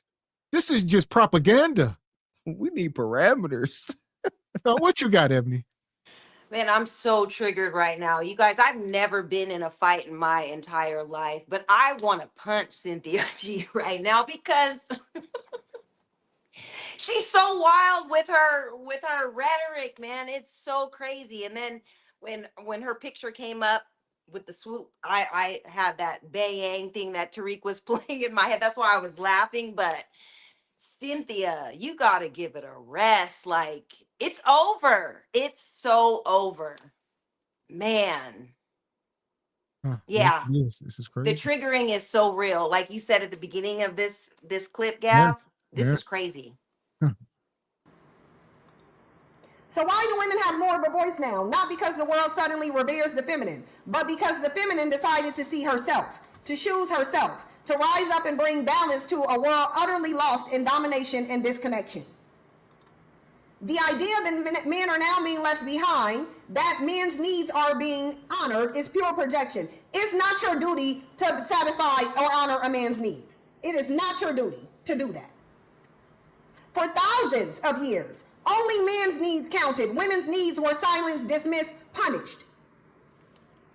And now that women are awakening suddenly, listen, if demons are walking amongst us, it's because you're giving birth to them. So listen, we can absolutely, their behavior does mimic demons. Absolutely. Their behavior does mimic demons. How are the demons getting here though? Demons. 20 million. Y'all told me I'm wrong. Somebody said it was 60 million. Let's just say 30 for the sake of argument. 30 billion since 1970. And they speaking about evil. Demons. Huh? 30. How? That has got to be like the highest deletion toll like ever, right? Has there ever been any heinous instance, whether we're talking about small hats, whether we're talking about some of our journeys over here to American soil, you know, Jim Crow and all that? 30 million souls, and they ain't even make it out the womb. Sweet Jesus in the morning time. Yeah, Planned Parenthood was one of the most egregious things on the face of this earth. It was well planned and orchestrated. The G word, you know what it is. Right, Maya, they shouldn't have. Women should have never allowed this to go on so long. Y'all, how are the demons getting here? Did somebody open hell's door, or did women burst these males into existence? You burst them. Generation after generation, despite all of this going on, women still burst them. You still did. Kia Rowan said, I believe in good people. There are good women and good men, but I think nowadays there aren't many good men. I believe in behavior and what behavior says about a person. I believe actions show you the character of a person. And I believe men's actions have been showing their character for thousands of years, and women have been ignoring it in exchange for believing a fantasy of what they want men to actualize as, not what men actually are. Because men haven't been restricted in any way, shape, and form. So what you've been experiencing, all of this that men have been doing, this is just who they are. They've been, ain't nobody did nothing to men. If men are not doing this because anybody did something to them, they're not defending themselves, it's because this is who they are. Yep, exclusive said, did you know how many black women are still jumping at the chance at getting pregnant? Yeah, and black women are gonna suffer because your miscarriages are criminalized. You don't control if and when you have a miscarriage. So yes, black women are. You will probably see in the next coming years a bunch of black women in prison for having miscarriages. You probably gonna see them. Or they gonna be dead because the bandit done told you a lie, and the truth ain't in you. Tag them because they still dedicated to having babies by black men because they. Yeah. So according to her, if you have a miss, you can go to jail. All right, it's your fault. She be spreading so much misinformation. Some of the stuff ain't even for YouTube, so we just gonna keep it moving. It's just a lie. Black. And now that women are awakening, suddenly there is outrage, defensiveness, fear. Why? Because her power terrifies the unprepared, still clinging to control. The balance is being restored. This is the era of the feminine returning to her full glory, intuition, embodiment, emotional truth rising again. You know what's so interesting about this? Women have expressed zero desire to control men. That's the thing. Men have no valid fear of women doing anything. Women's done nothing to men, and women don't want to do anything to men. Women want to be left alone. Women want to be safe. Women want to be self-sufficient. This is the problem that men have. The problem that men have is they know there's no natural reason that you would gravitate towards them. They don't have anything to offer. They didn't develop themselves personality and character-wise, so they have no leverage. The only leverage they have is their strength differential and the fact that they're in a patriarchy and have the power to change laws. Listen here. She talks so much, but we all know it's lies. She acting like, oh, these women don't want men and men. Have you ever watched the Kendra show, Cynthia? Just go take a look.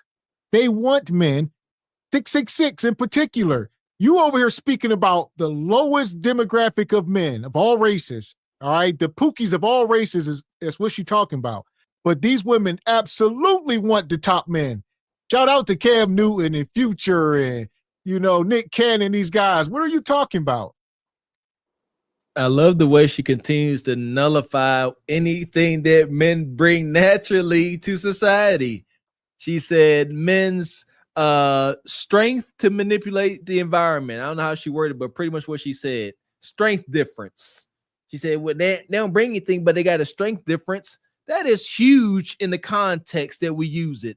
Manipulating the environment, fixing stuff, building houses. Regardless of what women like Cynthia G say, there are still Renaissance and productive men out there. They're just not out. They're just not out here in the hoopla. They're out here getting stuff done with their families. Who just saved that woman at McDonald's? Or attempted to save her A with man. his pow. A man. Yeah, Oh. tried to. Yeah. Yeah. That point. So I guess he was unproductive.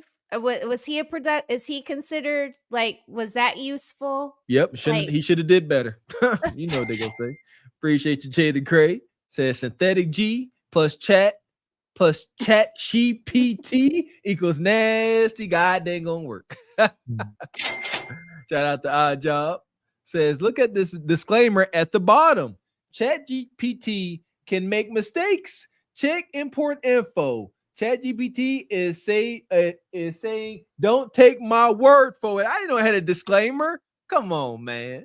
Yeah, it's right at the bottom of each of her. Every time she asks it a prompt, it's right there, the fine print at the bottom when it gives her a response. And it has to, because thank you. I knew some liability was here. Shoot. I was wondering. Appreciate you, KW Don. Says Robert Perkins is her child's father, a ninja with multiple children by multiple women. She's number 5, allegedly. Ooh, the hurt runs deep. That part. That's the root of the hurt. Appreciate you, Stephen James. Says, men, shout out to the real ladies on the panel and in the chat. Money. Shout out to Who's the Master come through. Says, Cynthia used to be pro-black relationships like another extremely light-skinned person we know. Now she's anti-black man. I'm not pointing fingers. I'm just saying, watch yourself. What's that say? Watch yourself, Willie and Ebony. Gav, Willie, and Ebony. Talking about you, Miss Raquel. Say you a Splinter Cell. Yeah, you didn't know that's who he was talking about. I did to the end. Yeah, you always get me. Appreciate you, Mountaintop Wolf. Says the final boss hyena is using ChatGPT with the Bonquisha firmware update. That's wow. That's wild. It really is. It's like she got a whole new weapon on her arsenal. That's gonna be a thing where you can probably go and download personalities for your ChatGPT. Bonquisha firmware. Have it talk to sister girl moments. Hey girl, these ninjas still ain't ish today. And they still ain't ish. I think the more you interact with it, it does it itself, almost like a cell phone or a computer, or like you said, a car, anything else. It's reading you. So if you're on there every day talking to it, it's gonna learn you like it's your best friend. Like I'm talking to you about stuff. And next time we talk, I'm hey, what's going on with that? It's only a matter of time before it starts giving you this information and starts giving you little commercials or promotions. Oh, you talking about bad hygiene, and it's gonna find out what soap you like, and it's gonna have. I'm telling you, ChatGPT gonna start forcing y'all to spend money by putting stuff on there that you want to need. I'm telling you, just watch. Yeah. Yeah, and Go ahead. I was gonna say, just let them. You know what? We can be in our Paul Pierce with our red or our ruby red pajamas, just watching the whole train wreck right before our eyes. So there we go. I got on my Paul Pierce right now. I'm chilling, feet kicked up, watching. Let's let the dust settle. It's too hard to move around. It's a lot of dust in the air. Let the dust settle, and we can navigate. Woosah. Appreciate you. Who's the Master? Says, please, Miss Dean, don't fight in that blouse you borrowed from Mr. Walker's closet. Something may pop out. Man. God. There we go.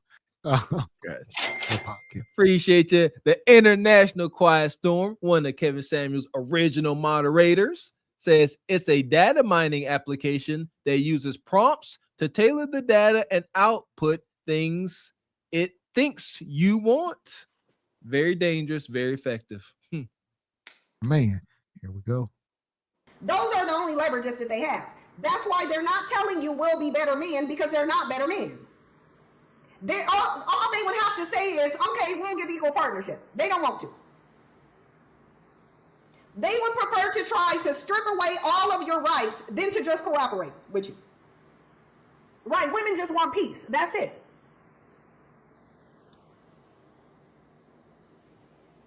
The balance is being restored. This is the era of the feminine returning to her full glory, intuition, embodiment, emotional truth rising again. And what happens then? We men get stronger because we reconnect to our true power, not power over her, but power with her. Mark my words, this collective energetic shift will change everything, and it will. It's spiritual. Those who fight it, resist it, cling to control will suffer. This man is spiritually in tune. He knows what's going on. He knows what's going on. He's a relationship coach. He knows this. Yeah, who is this guy? Y'all know who this guy is, this caucus brother, Lauren Crin. They find some guy on Instagram and he's giving them affirmation. He's sitting up here pandering. And they like, he knows what he's talking about. Look, he knows. Man. You a lie, and the truth ain't in you. Yeah, this, like, he said, we men. I was wondering where they got the we from. Man, this panda ninja here. Like, what's this whole thing about women rising to their divine feminine? What does that mean? It sounds great. It sounds like an awesome happening, but does that involve snuffing out men? Because that's what it sounds like. Women rising to their divine, and we're gonna stomp y'all ninjas out of existence. That don't sound too cool. It's crazy. He knows what's going on. He's a relationship coach. He knows this is a spiritual energy going across the planet. He knows it is. Look, because it is out of alignment with divine will, it is fighting an unstoppable river. This is what he knows what's going on. This is not something that you can stop, because the natural order needs to be restored. Patriarchy is not the natural order. Matrilineal cooperation is. And if you look into nature, nature shows you the natural order. Nature is not patriarchy. Most of it is not patriarchy. It's not. What is it? It's a matriarch, or is it just equality? All right, we all equal. We all got equal say-so. Men are not in charge. Just because y'all the strongest and can manipulate the earth and stuff. No, we're equal. We all got say-so. We are not equal. We are equal in value, but we are not equal in our duties and the roles that we play. That's the problem. Today's modern woman's hubris is detrimental. It's at a boiling point. She really thinks, today's modern woman thinks, because of this first world country we created that we are not needed. That would literally be the end of the world. Y'all really don't understand. Like, do you not? It ain't just other bad men that we protect y'all from. Like, do y'all not understand that animals have a very keen sense of smell? All right. Do you know what we do in the garden? We don't do it, but we can. Probably should start doing it because it's effective. One way to keep animals, predators away, you know what it is? Male urine. It's one of the only ways you can keep predators away. Female urine is going to attract predators, and especially their time of the month. So y'all don't even understand. If men are all gone, animals will literally close in on y'all. There's not enough male pheromones to keep them away. Like, y'all just really don't realize this, because we're in this country and we made it safe with all our pow-pows. But we'll see. Yeah. Like, humans don't get to just come here and disrupt the natural order. No. Just because you're a human does not mean you get to implement a system that disrupts the natural order. No. The natural order needs to be maintained, and men are literally stubbornly refusing to stop going against the natural order. It says because... What is the natural? She wants to go back to a time before humans existed. All right, the natural order. She said, well, who was documenting this time before we got here? Where are these books at? Who was writing these books? The ants and the deer? Who was documenting stuff? The dinosaur, land before time, Bigfoot and Petrie and them. It's out of alignment, with the divine will, it is fighting an unstoppable river, and the river will crush everything in its path that stands against the sacred. Nature is going to bring back what needs to be brought back, whether males like it or not. Does this mean men's needs do not matter? Absolutely not. I work with men every day. Validating men's pain is crucial, but this is not about making it all about us again. It's about surrendering control, supporting the rise of the feminine. It's going to happen anyway. And what, men are going to try to go to war with nature and then lose? Trust that in doing so, we finally find our true place. The men who understand this, who feel this in their bones, who stop posturing and step into real presence, they become the kings, the spiritual warriors, the architects of the new world. One cannot be a true king who seeks and clings to power over her. The true king is he who seeks power with her. Ho, ho, ho, ho. Hell! So according to the prophecy, the kings will be the simps. Dr. Umar's, the Ace Metaphors, the Steve Harveys.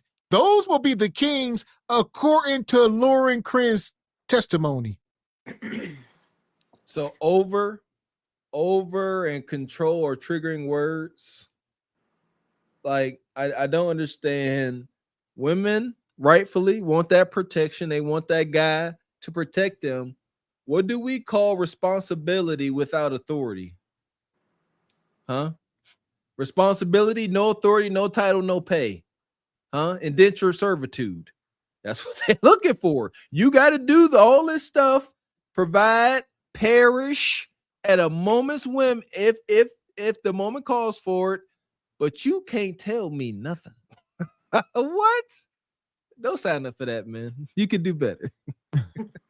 Okay. Yeah, she said the only path to become a king is to bow down to the godnocracy and kiss the ring, and then we will knight you. Knight simp a lot, huh? Simp of all that he sees. Yeah, Mother Earth, she's going to correct anyway. Nature is going to correct anyway. It's just whether you go cooperate with the correction and be here or not. And the males who are fighting it, they just won't be here. The pygmies who are fighting it, they just won't be here. They just won't. It is what it is. This is above humans. Humans don't get to come and upset nature. You don't get to do that. And you've been doing it for too long. They shame black women into continuing to worship them by just saying you hate males. They shouldn't be able to shame you by saying that. They shouldn't be able to shame you at all for saying that you hate males. Because one, women don't hate males, but two, women have a valid reason to hate males. They don't hate males, but even if they did, it would be 100% logical. You a lie, and the truth ain't in you. She said women don't hate men, but even if we did, we got a 100% logical reason to. So we don't, but if we chose to, we're justified. You ladies, go ahead. I'm about to ask Chat GPT if it's logical to hate. Go ahead, ladies. Let me see something. Well, I just was going to say, I would hate to live in Synthetic G's world. Like, how can you just go through life with these talking points and these beliefs? Like, it's crazy to me. And it just goes to show that she still doesn't have a man, and she's hurt from her past relationships. Nobody's checking for her. Nobody's listening to you. Like, oh man, I do feel sorry for her. You know, just it's all bad. You feel like she's living a miserable existence. Right. Yeah. Like, She got hate in her heart. You heard she said hate. Like, in order to hate something, you have to have strong emotional involvement. You can't hate something you don't care about. People get that misconstrued. Like, to hate it, that's a strong attachment, but it's also not logical. Right. So she up here talking about logically hating on something. That's crazy as Hades. Yeah. Somebody sent the chat, and they say men are trying to shame us into liking them by saying that we hate them. And she said we don't hate them, but if we did, you're justified. If you want to, go ahead. You got a reason to. Hating is dumb. what's the it's like a Chinese proverb and Kendra tries to use it. It's cringe. To hate someone is like ingesting medicine and waiting for the other person to get sick. That part. Shout out to Odd Job. Appreciate you coming through like you do. Says Cynthia probably talks to Siri and Alexa like Bonquisha sisters. Hey girl. Appreciate you, laissez-faire. Says, am I just confused, or are Claudia and Cynthia G getting their clues from non-melanated men? Yeah, because we saw old dude from Kendra's show Yeah. featured on Claudia's, and now we see this new guy. She's looking at his IG. It's like, what are y'all doing? Yeah. Oh, egregious much? Appreciate you, the International Quiet Storm. Says the sad part is there are hundreds of thousands of women who support her message and blindly follow her. But I digress. Indeed, they do. Yeah. Appreciate you, brother Steve. Says this woman is crazy, plain and simple. That is true. Appreciate you, laissez-faire. Says she is no different than the McDonald's girl. That part. So, as far as Cynthia, we got a place for this woman. Ooh, please, send her. Hell is hot. Ain't no water there. Oh, hell is hot. Ain't no water there. No ice, no tea, no lemonade, no Coke, no Sprite, no Gatorade. Oh, hell is hot. Ain't no water there. Hell is hot. Ain't no water there. No ice, no tea, no lemonade, no Coke, no Sprite, no Gatorade. Hell is hot.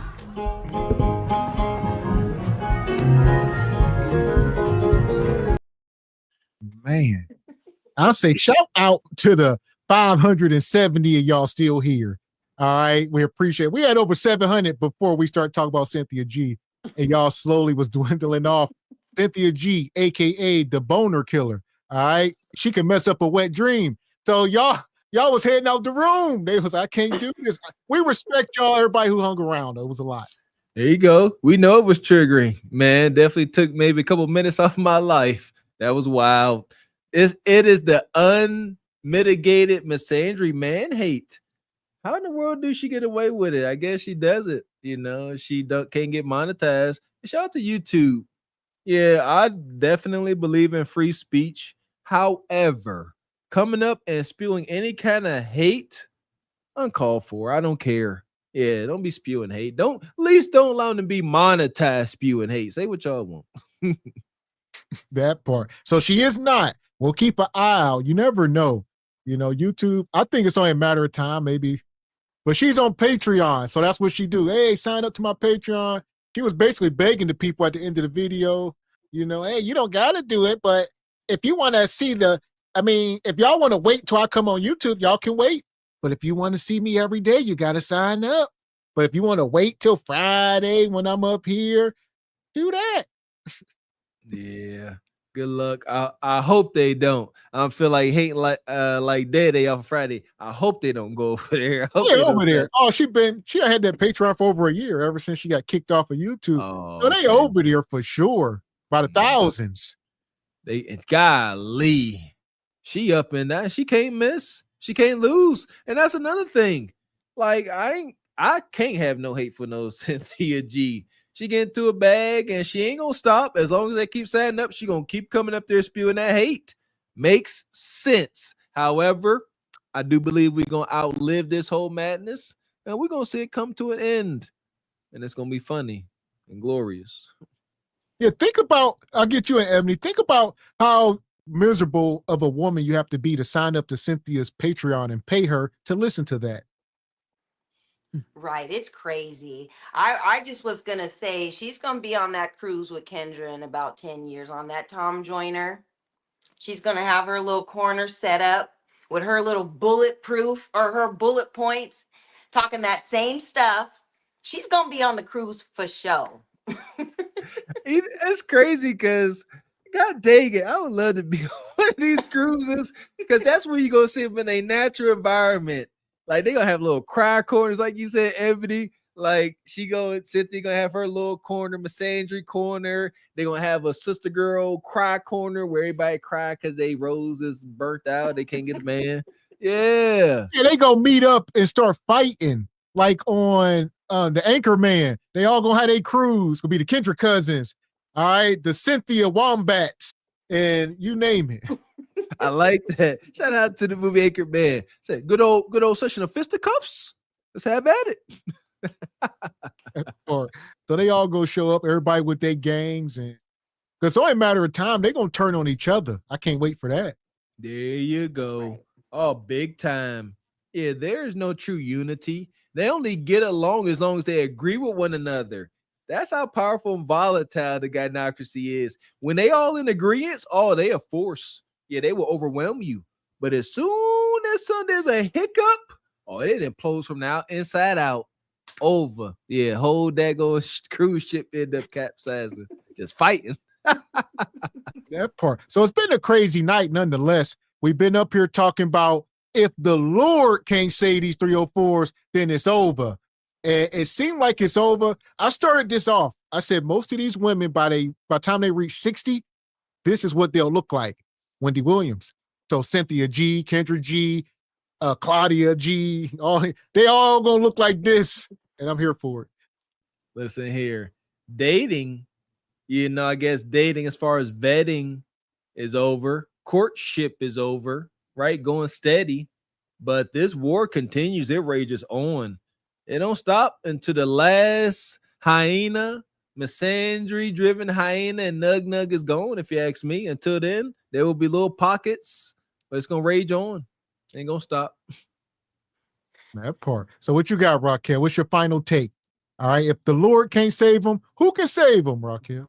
Nobody can save them. They all belong in the pit or up Glazed Galaxy, but nobody can save them. Like you can advocate for melanated women without bashing melanated men. It just, if the men don't matter, then why are they so much a part of your talking points? If the women are picking the men, then the men aren't really the problem. It's the women. So talk to the women, advocate for the women without talking about the men at all. There's enough issues that we as women have, that we should be talking about amongst each other. The men don't need to be a part of that conversation unless they need to be a part of the conversation, right? If you're saying that women are so much better and so much greater, then why isn't the conversation just on what the women need to do and bigging up more of that? But it's really you all, it's projection, because again, if you all had the husbands that you, or the baby's fathers that you respected and you loved, then you wouldn't have the time to get on these kinds of platforms dogging all men, saying that all specific men born of a certain race deserve to be deleted. Like, that is harmful. That is more of the reason why you got canceled the first time.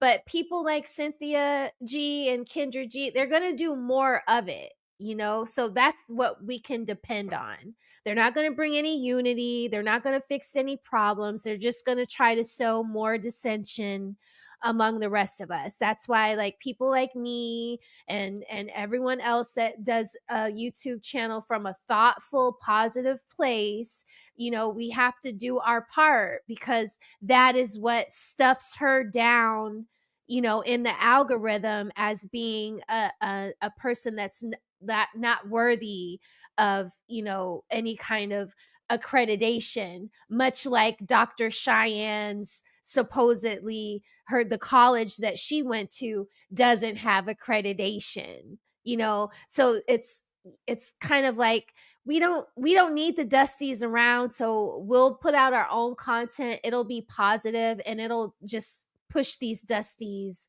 away and further away from us. You know, and men, don't sleep with Cynthia G's, you know, like who is sleeping with her? And stop it.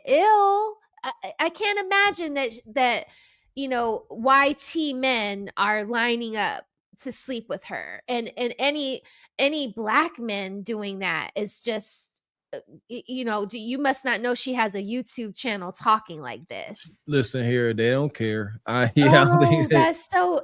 I'm sorry. Yeah. I would feel like my meat is too good for her if I was a melanated man or any man. I would be like, she don't deserve to give me gok, you know, because she Let's just understand.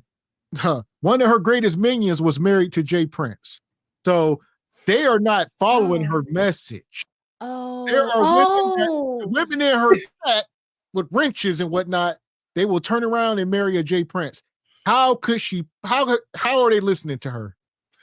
Unprecedented madness. So y'all already know that. So basically, this is kind of like how we watch basketball or football or something. The women like to see the destruction, but they aren't really applying it to their lives because they're sleeping with the Jay Princes. Exactly. Precisely. Goodness. They So cap what it is cap. Yeah. On top of that it's the power of the Winnie juice that they continue to act like they ain't there. Yeah. How does a Cynthia G high-ranking official guard end up with the King Presidente of the Dusties? Weenie juice, undefeated. Yeah. But how do you get outed for something like that? But then you can still, and people just don't care. I guess it's kind of like voting for Trump or Kamala, right? It's like you hear all this information, but you still decide to carry your behind over there and send her super chat money or Patreon money, which I would never do because I only support content that makes me feel good inside, you know, like Well, there we go. I'll say positive there. okay. Now, so that makes them that feel across good. all people. Everybody's only going to watch and support what make them feel good. And to some people, it's misandry. Oh, God. It's the hate. Yeah, it's the hate that makes them feel good. That old Star Wars reference, let it flow through you. Yeah, they like that hate. Yeah. That's so Decepticon-ish. That's so like, I want to be an Autobot, you know, like it gives them purpose. Yeah. I feel like y'all are the Optimus Primes, you know, like I'm with the Primes over here. Like, That part. So it's been a crazy night. Like I said, we started off with the old doctor guy in the store trying to just say hi to women, but they can't be saved. They won't, you know, they disrespected him. And then you got the Claudia woman crashing out. You got the woman at McDonald's, the two sisters, lives being ruined, children, you know what I mean? They gonna never see their mama again. Then you got the Dr. Cheyenne Bryant crashing out. Cynthia G crashing out. You know, we're talking about these sisters can't be saved. I think we are observing AI saying, hold this digital beer. AI says it's coming to the rescue for Bonquisha. It has already provided her with an AI boyfriend. AI daddy is now their therapist. AI coming to Bonquisha's rescue. It's all insidious if you ask me. But it's looked like and it's dressed up like help, huh? AI help. Until it ain't, we're here for it. So, look, we appreciate you ladies coming up. Another awesome show. Got any last words, Ebony? I just was gonna say that I hope somebody smiles at Cynthia G at the store and Dr. Bryant. Smile, give these ladies a smile, man. Like, oh man, it's crazy. I'm on it. I'm doing it. I swear. I'm going to go out my way to say hi and stuff. Even if I see Cynthia G, I'm gonna tap her on her shoulder.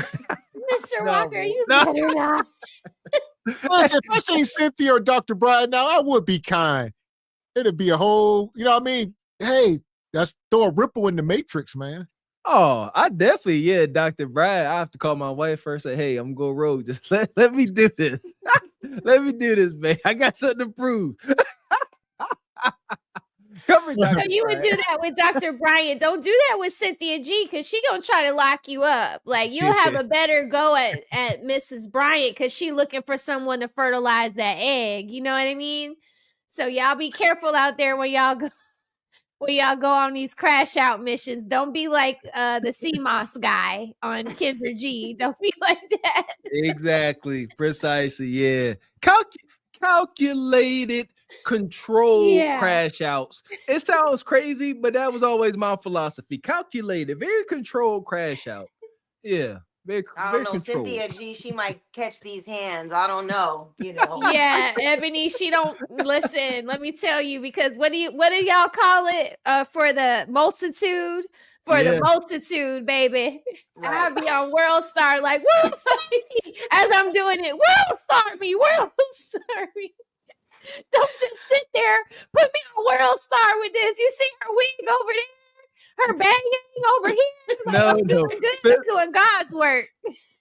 Feminine women don't fight. No, I don't know any case where I can see a feminine woman engaging in physical conflict and it ain't weird or crazy. No, her anger would mop me. She would mop the floor with me, because I'm just not that angry inside. Exactly. Like, I don't have that much anger. Yeah, y'all don't want no smoke with Cynthia. And that's my point. Listen, a woman like this, what y'all gonna do when she take that wrap off her head and she bald? It's all shiny. You ain't gonna fight her here. Yeah! Boom, shakalaka! You gonna be like, hell no, I ain't fighting you. I'm running, and I'm holding my edges for dear life. Okay, my forehead is big enough. If you snatch out any part of this hair right here, I am done. Like, what? She gonna hit y'all one time, and y'all go, oh. You hit me.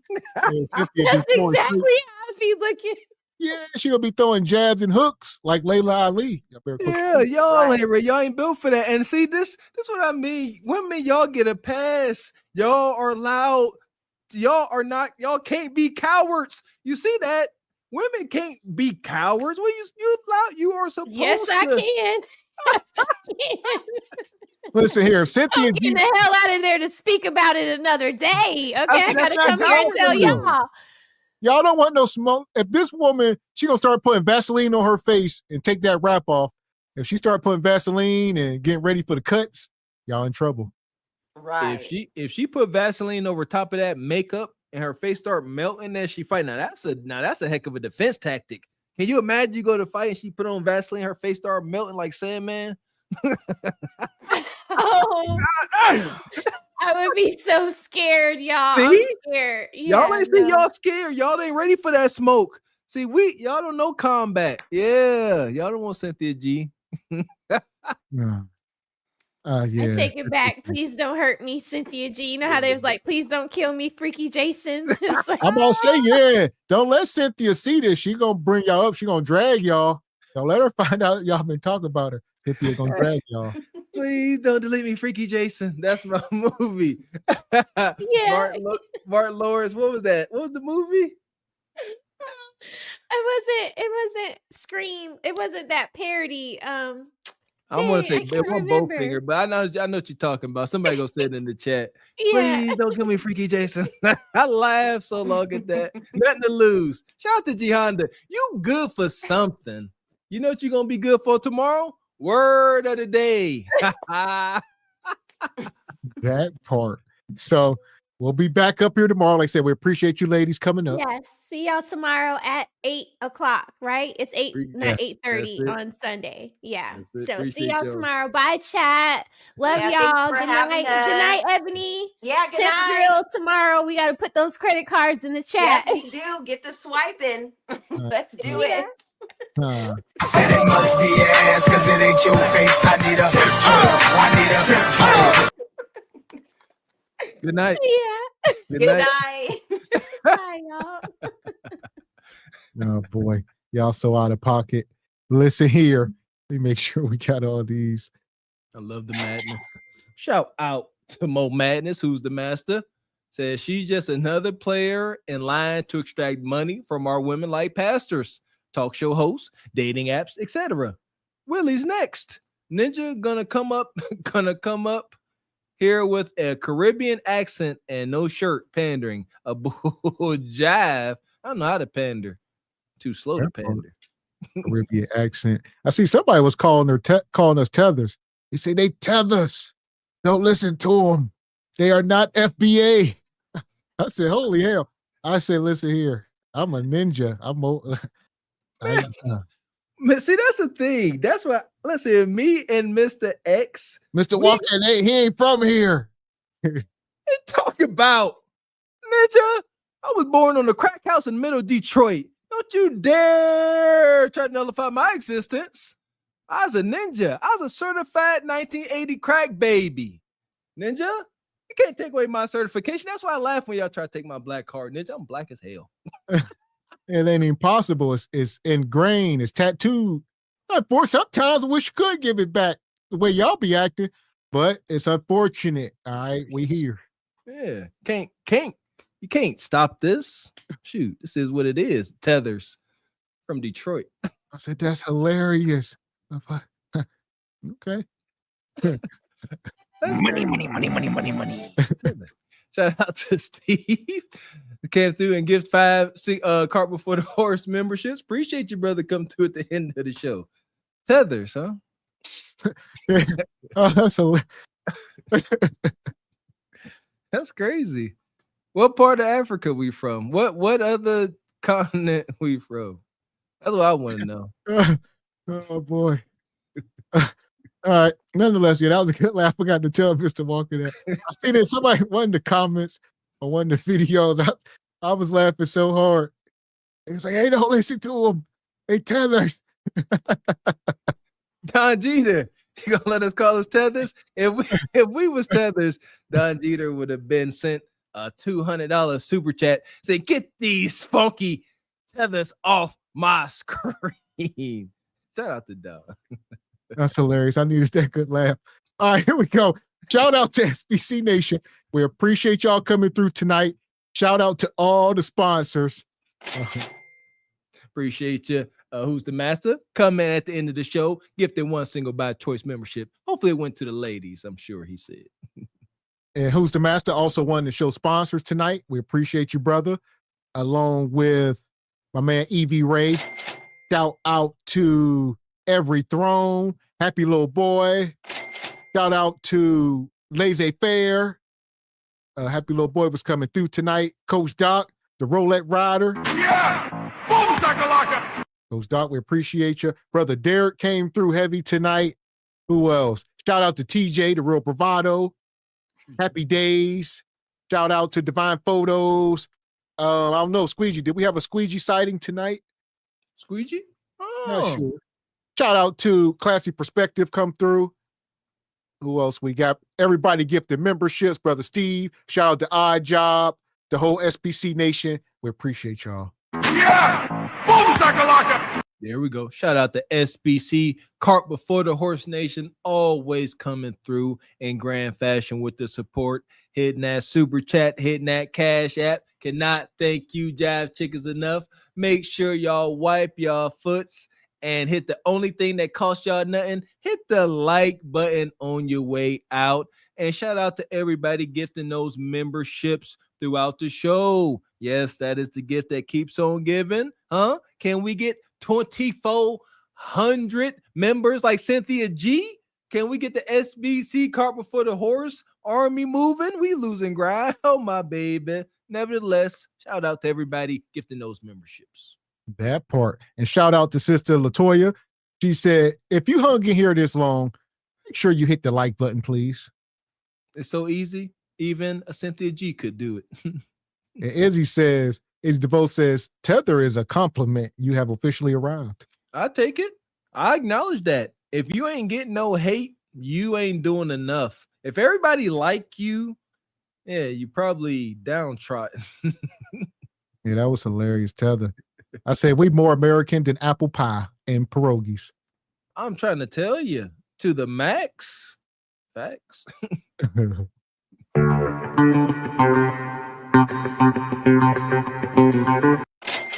I see this thing come across twice. I'm not sure. I see that. Shout out to Rio de Niro. Rio de Niro. So shout out to SBC and SBC Nation. Smell the Rose and Ebony. Keep up the good work, fellas. Appreciate you. So you came through with that thing twice. 2 super chats. Or I think it's 1. Maybe StreamYard acting up. There we go. So we appreciate you. Yeah! Boom, shakalaka! All right. We appreciate the whole SBC Nation. Like we said, we'll be back up here tomorrow night at 8 p.m. Eastern Standard. We already got a lot of madness to get through, as some of y'all could imagine. The madness ain't gonna slow down no time soon, you Jab chickens. Be there later today or be square. More madness on the horizon. That part. So make sure you hit the like button and subscribe on your way out. Both channels. Also go over to Raquel's channel. I have been dropping the link here. I dropped it a few times. I'll drop it one more. Go over and subscribe to Raquel's channel. I see she was over there cooking up, dropping videos all week. So she building it as she flying. Go subscribe. Shout out to our sister, Mrs. Raquel Rose, over at Smell the Roses. Hey, y'all. Appreciate you, Frederick Howard. Says, show Jihan the girlfriend. Ha ha. Man, where'd that come from, Frederick? I like it. I don't know where it got, but I likes how it came. Come on. But since you asked, huh? Hey! Yeah! Boom, shakalaka! This is her. That is one of the lost X-Men, huh? X-Knee. Oh, G-Honda. Man. God. Oh, boy. G-Honda, that Huckabuck session got to be confusing. Got to look like a dad going like origami. You put her the Huckabuck, it looked like origami. Just legs and limbs all crossed. G-Honda, let me find out you're going to wind up in the emergency room all contorted up. Like we got a lock knock knee situation.